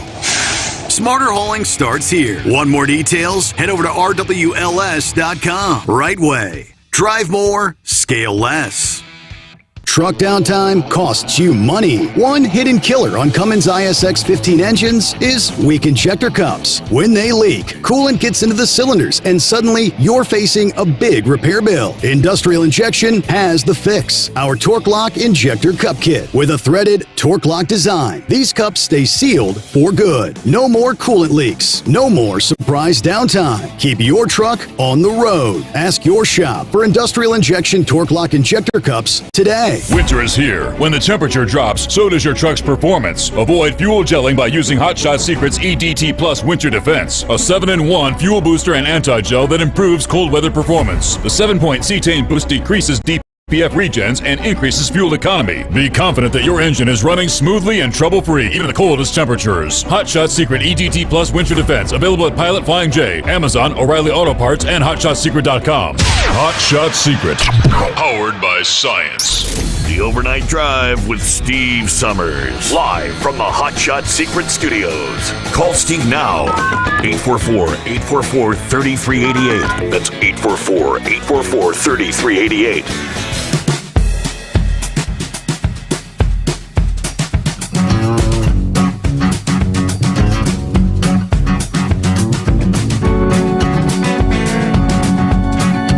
Whatever time that vote came down last evening, somewhere at 8 o'clock, 9 o'clock, I don't know what, after the vote, that was trying to understand cloture, as they call it, where they had to have 60 votes. Which final vote, 60-40. So that's success after, 15 failed attempts? So they adjourned until 11 o'clock this morning. If I understand correctly now, that now leads to a simple thumbs up or thumbs down vote that only needs a simple majority. 50 votes, which they shouldn't have any difficulty with that, right? To move it on over, then it goes to the House, and then to the president's desk. There are no Affordable Care Act subsidy extensions involved in this. Pretty much the only thing Republicans conceded was allowing hiring back workers that had been, rather than furloughed, placed on leave. They're fired. They're going to bring them back. And I guess their jobs are secure until the end of this. January 30th, can't make any changes in that category, but really didn't give in on much. This is pretty much the terms the president had suggested, the clean continuing resolution for all practical purposes. Now, there is an agreement to hold a vote on a separate piece of legislation involving extension of the Affordable Care Act subsidies. Sometime in December, they'll vote on that. There's no guarantees where that's going to go. I do not see the Republicans caving in and giving those extensions, though, without major changes as to where they stand right now. President even suggested over the weekend, how did he put it? He said we should let's stop sending these billions of dollars to the insurance companies. Here's what he posted on Truth Social. I'm recommending to Senate Republicans that the hundreds of billions of dollars currently being sent to the money-sucking insurance companies in order to save the bad health care provided by Obamacare, that money be sent directly to the people so they can purchase their own much better health care and have money left over. In other words, take from the big bad insurance companies and give it to the people and terminate per dollar spent the worst health care anywhere in the world, Obamacare. Unrelated, we still must terminate the filibuster. Now, that was his post. I don't know if that was Saturday, Sunday, at some point in time over the weekend he had posted that. So after all this time, it was pretty much for naught. And obviously it serves to reason the likes that Chuck Schumer, Jeffries, AOC, the far left wing of the Democrat Party are very angered that the needed Democrats, call them moderates, whatever you want, broke ranks with them. What kind of punishment do they get now? Do they all get primaried? All right, as it turns out, of course, I think most of us have been saying this for the last several years. Americans are not ready to embrace electric vehicles with the kind of energy manufacturers and Democrats had hoped they would. Ford Motor Company's electric F-150 Lightning is not selling. A matter of fact, the demand, they say, is so low that Ford has considered actually just getting rid of it altogether. According to the Wall Street Journal, a final decision has not been made, but the situation is not hopeful. Ford has accumulated $13 billion with a B in electric vehicle losses over the past 2 years. Electric vehicle sales for October down 24% compared to last year's numbers. The Lightning is the lowest selling vehicle of any series at $1,500. Affordability was not on the menu, as the Journal notes. Ford pitched the Lightning at $40,000. But standard models were closer to $50,000. The higher end versions were as much as $90,000. An aluminum shortage causing production to stop. Companies not sure that they're going to keep trudging on with this electric pickup, or just maybe focus their effort on the smaller electric vehicles. Mind you, this is a vehicle once touted for its performance by President Joe Biden. Back in 2021, Joe drove the EV for reporters in Dearborn, Michigan, when he seemed to enthusiastically take off, telling them, "This sucker's quick." A reporter that day asked him, "Would you buy one of those?" To which Biden said, "I would." Obviously, the general public is not feeling the same way. The owner of Lester Glenn Auto Group in New Jersey put it bluntly when he said, "The demand is just not there. We don't order a lot of them because we don't sell them." Government coercion will not change the market. Biden pushed for electric vehicles to make up half the market by 2030 via executive order back in 21. Now, this is something Car and Driver magazine reported President Trump reversed on his first day back in office. Per the Journal, Stellantis, General Motors, Ram, Tesla are all walking back or are in talks to walk back electric trucks as well. It is time to let the market decide the future of these vehicles based on demand. If electric vehicles are the future, the consumer will make it the reality. Joe Biden or any other president or government official can bear down on the car buyers or manufacturers, as this experience has clearly shown. Hopefully, the manufacturers will start listening to the buyers and not the politicians. Of course, then you have the likes of California and Gavin Newsom, where they're still, time and time again, despite the demand not being there, hell-bent and determined on trying to force everyone into an electric vehicle there.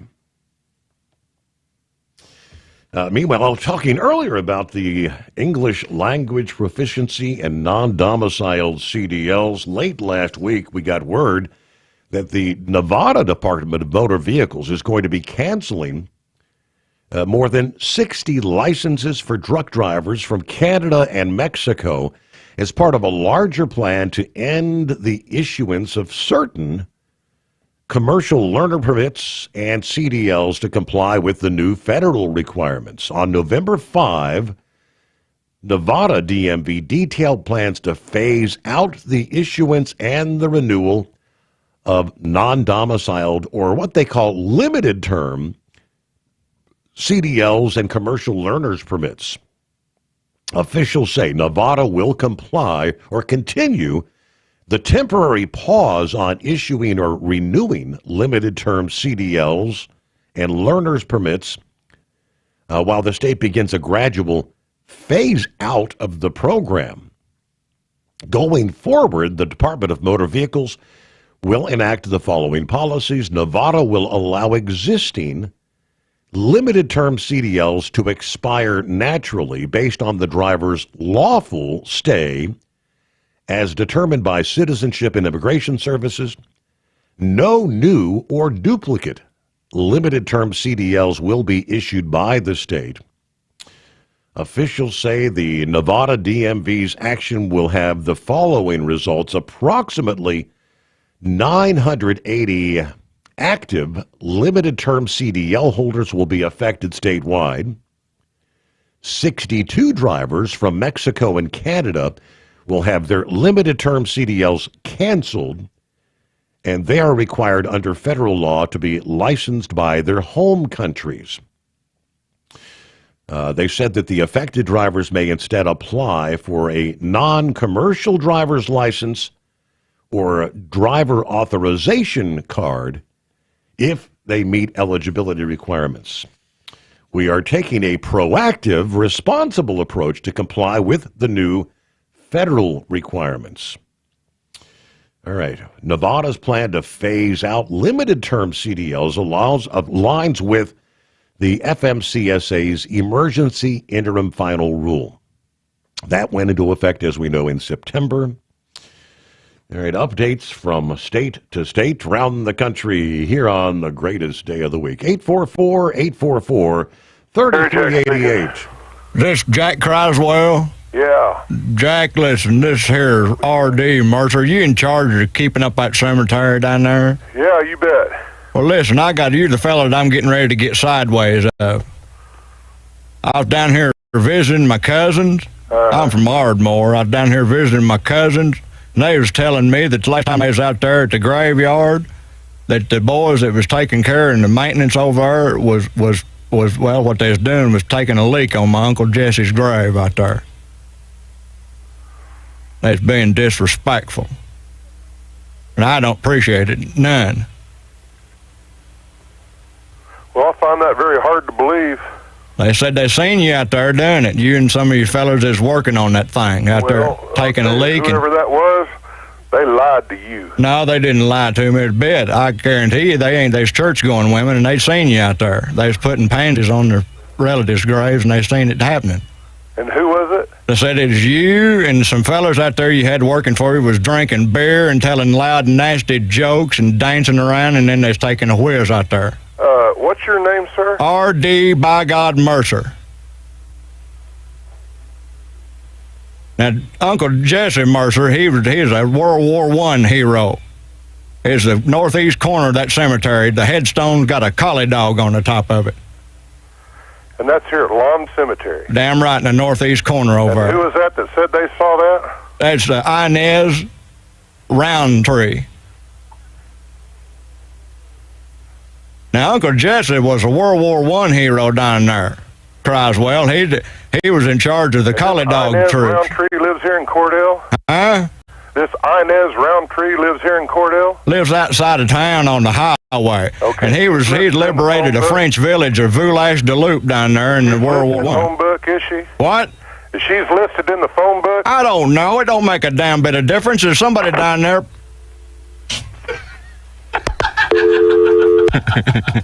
Oh, boy. Yep.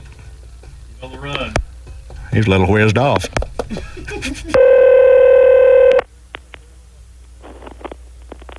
Cemetery, Jack speaking. How'd you like a country ass whooping? Why don't you just come on out and we'll talk about it? I guarantee you, it ain't nobody going to take a lick on my great Uncle Jesse's grave and then hang up on me. That hasn't happened, sir. I guarantee it done. Inez ain't a liar. That has not happened. Well, she's seen it. That has not happened. Do you hear me? How big an old boy are you? That has not happened. Where are you at right now? That has not happened. I guarantee you, I'm getting ready to plant somebody back 6 foot under. I got me a pine box full of ass whoop. I'm getting ready to. Well, you just bring it on out here. I guarantee you, I'll cart it right with me.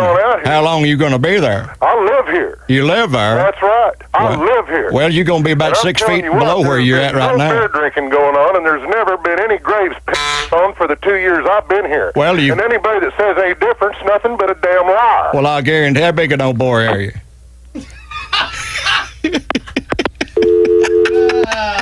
We're going to need us a plot before this is over with. You know that, don't you? Cemetery, Jack speaking. Listen, I'll tell you what, I'm going to come by there this afternoon. Are you down there all day? Yes, sir. All righty. Well, I'm coming down there today, and I'm getting ready to take care of this one way or the other.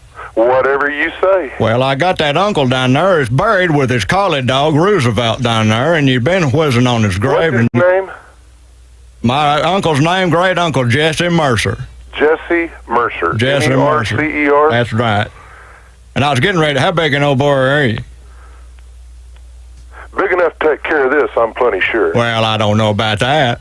Well, we'll see when you get here. Yeah. You got the to show up. Well, I don't. And we're going to have to get him back on the phone again.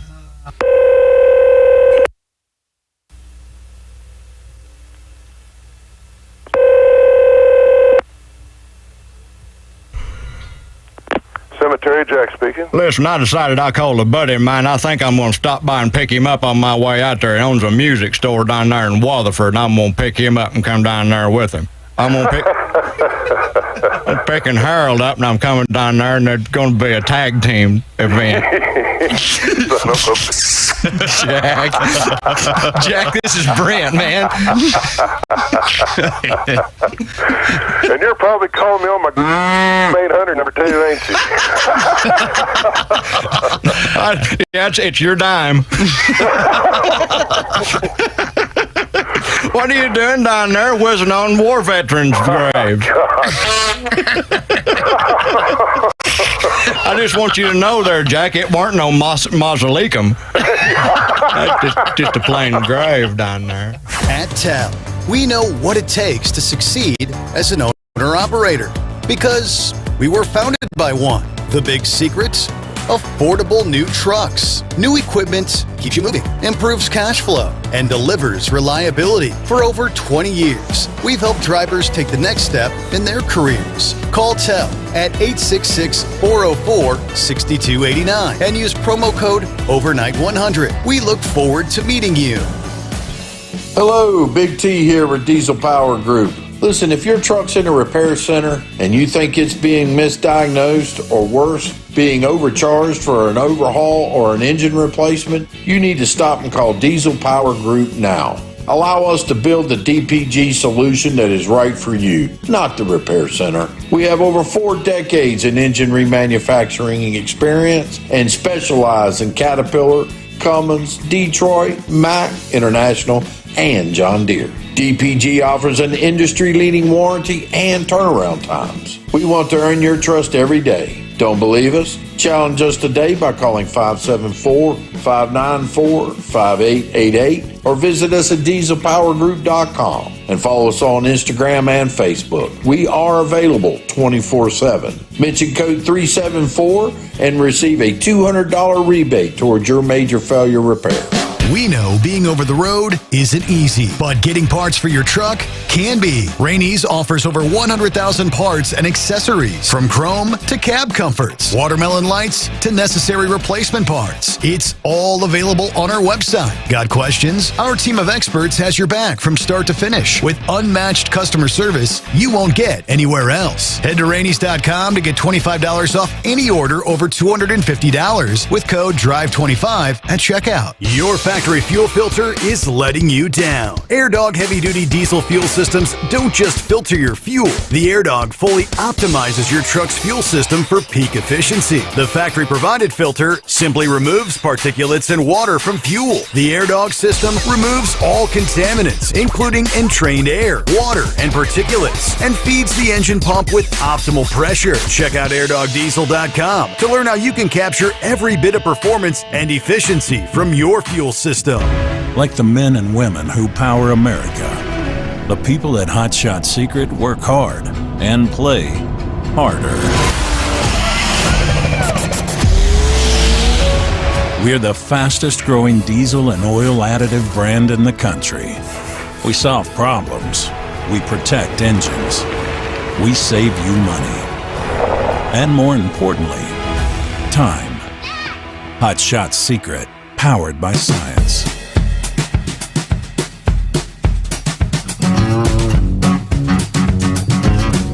All right, a lot of folks in northern Illinois, Indiana, Ohio, eventually New York,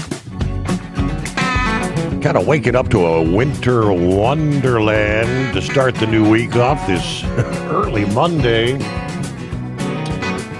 And then it's the cold sinking very deep, all the way down to nearly the Gulf Coast over the next 24 hours or so. Here this morning and then again Monday night, very low overnight temperatures continue creeping southward through the Mississippi Valley and the southeast. Even portions of the Florida Panhandle and the coastlines projected to see temperatures in the 30s and 40s. Widespread lows in the 20s, spreading as far south as the interior southeast by Tuesday morning. As that cold air sets in early this week, some of the coldest nighttime temperatures we've seen since last winter. Jacksonville, Florida, for example, forecast to approach the freezing mark here Monday night and Tuesday night. Yeah, we're talking 20, 25 degrees below where you would normally be this time of year. Last time Jacksonville saw temperatures around the freezing mark was back in late February of this year, the heart of winter time. Now, for many areas, the dramatically lower temperatures do begin to rebound by a few degrees headed into midweek. But the conditions right on into late week, everybody's going to be generally on the cool side compared to what most of us saw last week for sure. AccuWeather experts say that the temperatures are expected to continue to bounce back as the month goes on, but we'll have waves of cold air on the docket again for early December. This is just, I guess, a true taste of old man winter. Only about 10, 11 days away from the official winter arrival. All right, 27 outside the secret bunker at this hour. Roki did the research for us. The question earlier, how many individuals are receiving SNAP benefits or food stamps that are like working age, physically able-bodied individuals that just, refuse to get a job. So I guess he did a bit of research. Able-bodied SNAP recipients not working. We have some 1.4 million under the age of 55. And another 1.4 million ages 55 and over. Statistics from the U.S. Gov website, according to us. Now, with 42 million people on food assistance of some form, I would have thought the numbers would have been maybe a bit higher than that, actually. That's pretty small compared to what I would have assumed it to be. All right, Scrapyard. He said, well, I'm on vacation, if you want to call it that. I mean, here we go. Early on, got a bit of a run of bad luck. Nearly got bit by a cottonmouth Saturday morning. Deer hunting. Look out. Sunday morning, my rifle's firing pin breaks while I'm trying to take down the big buck. Not the way you wanted to start off. You're deer hunting there, right?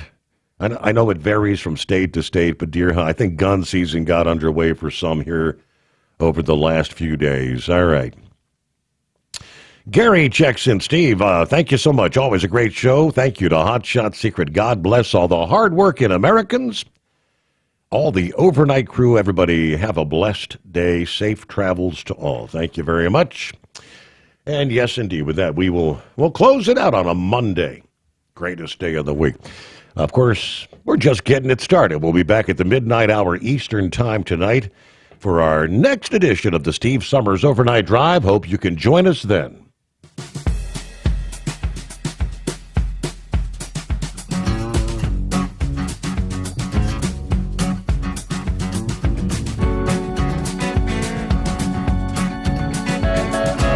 You'll never guess the places that I've been.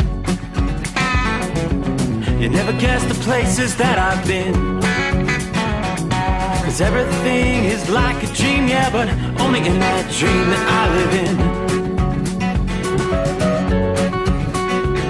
I'm never gonna let the day begin. Never gonna let the day begin. 'Cause everything is like a dream, yeah, but only in that dream that I live in. Oh, don't wake me up before you go, and I'll just make this bed my home. Oh, darling, please just let me sleep. Give me my dreams.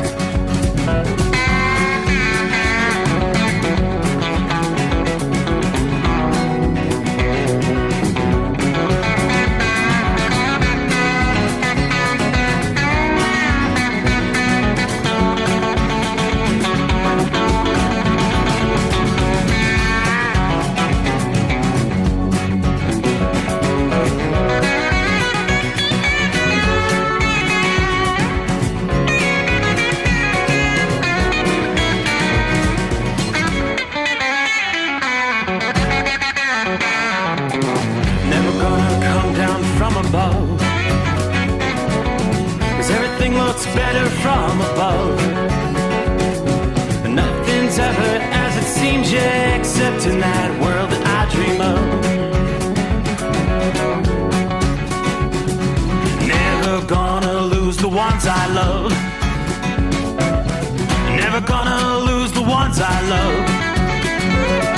'Cause everything is like a dream, yeah, but only in that world that I dream of. Oh, don't wake me up before you go.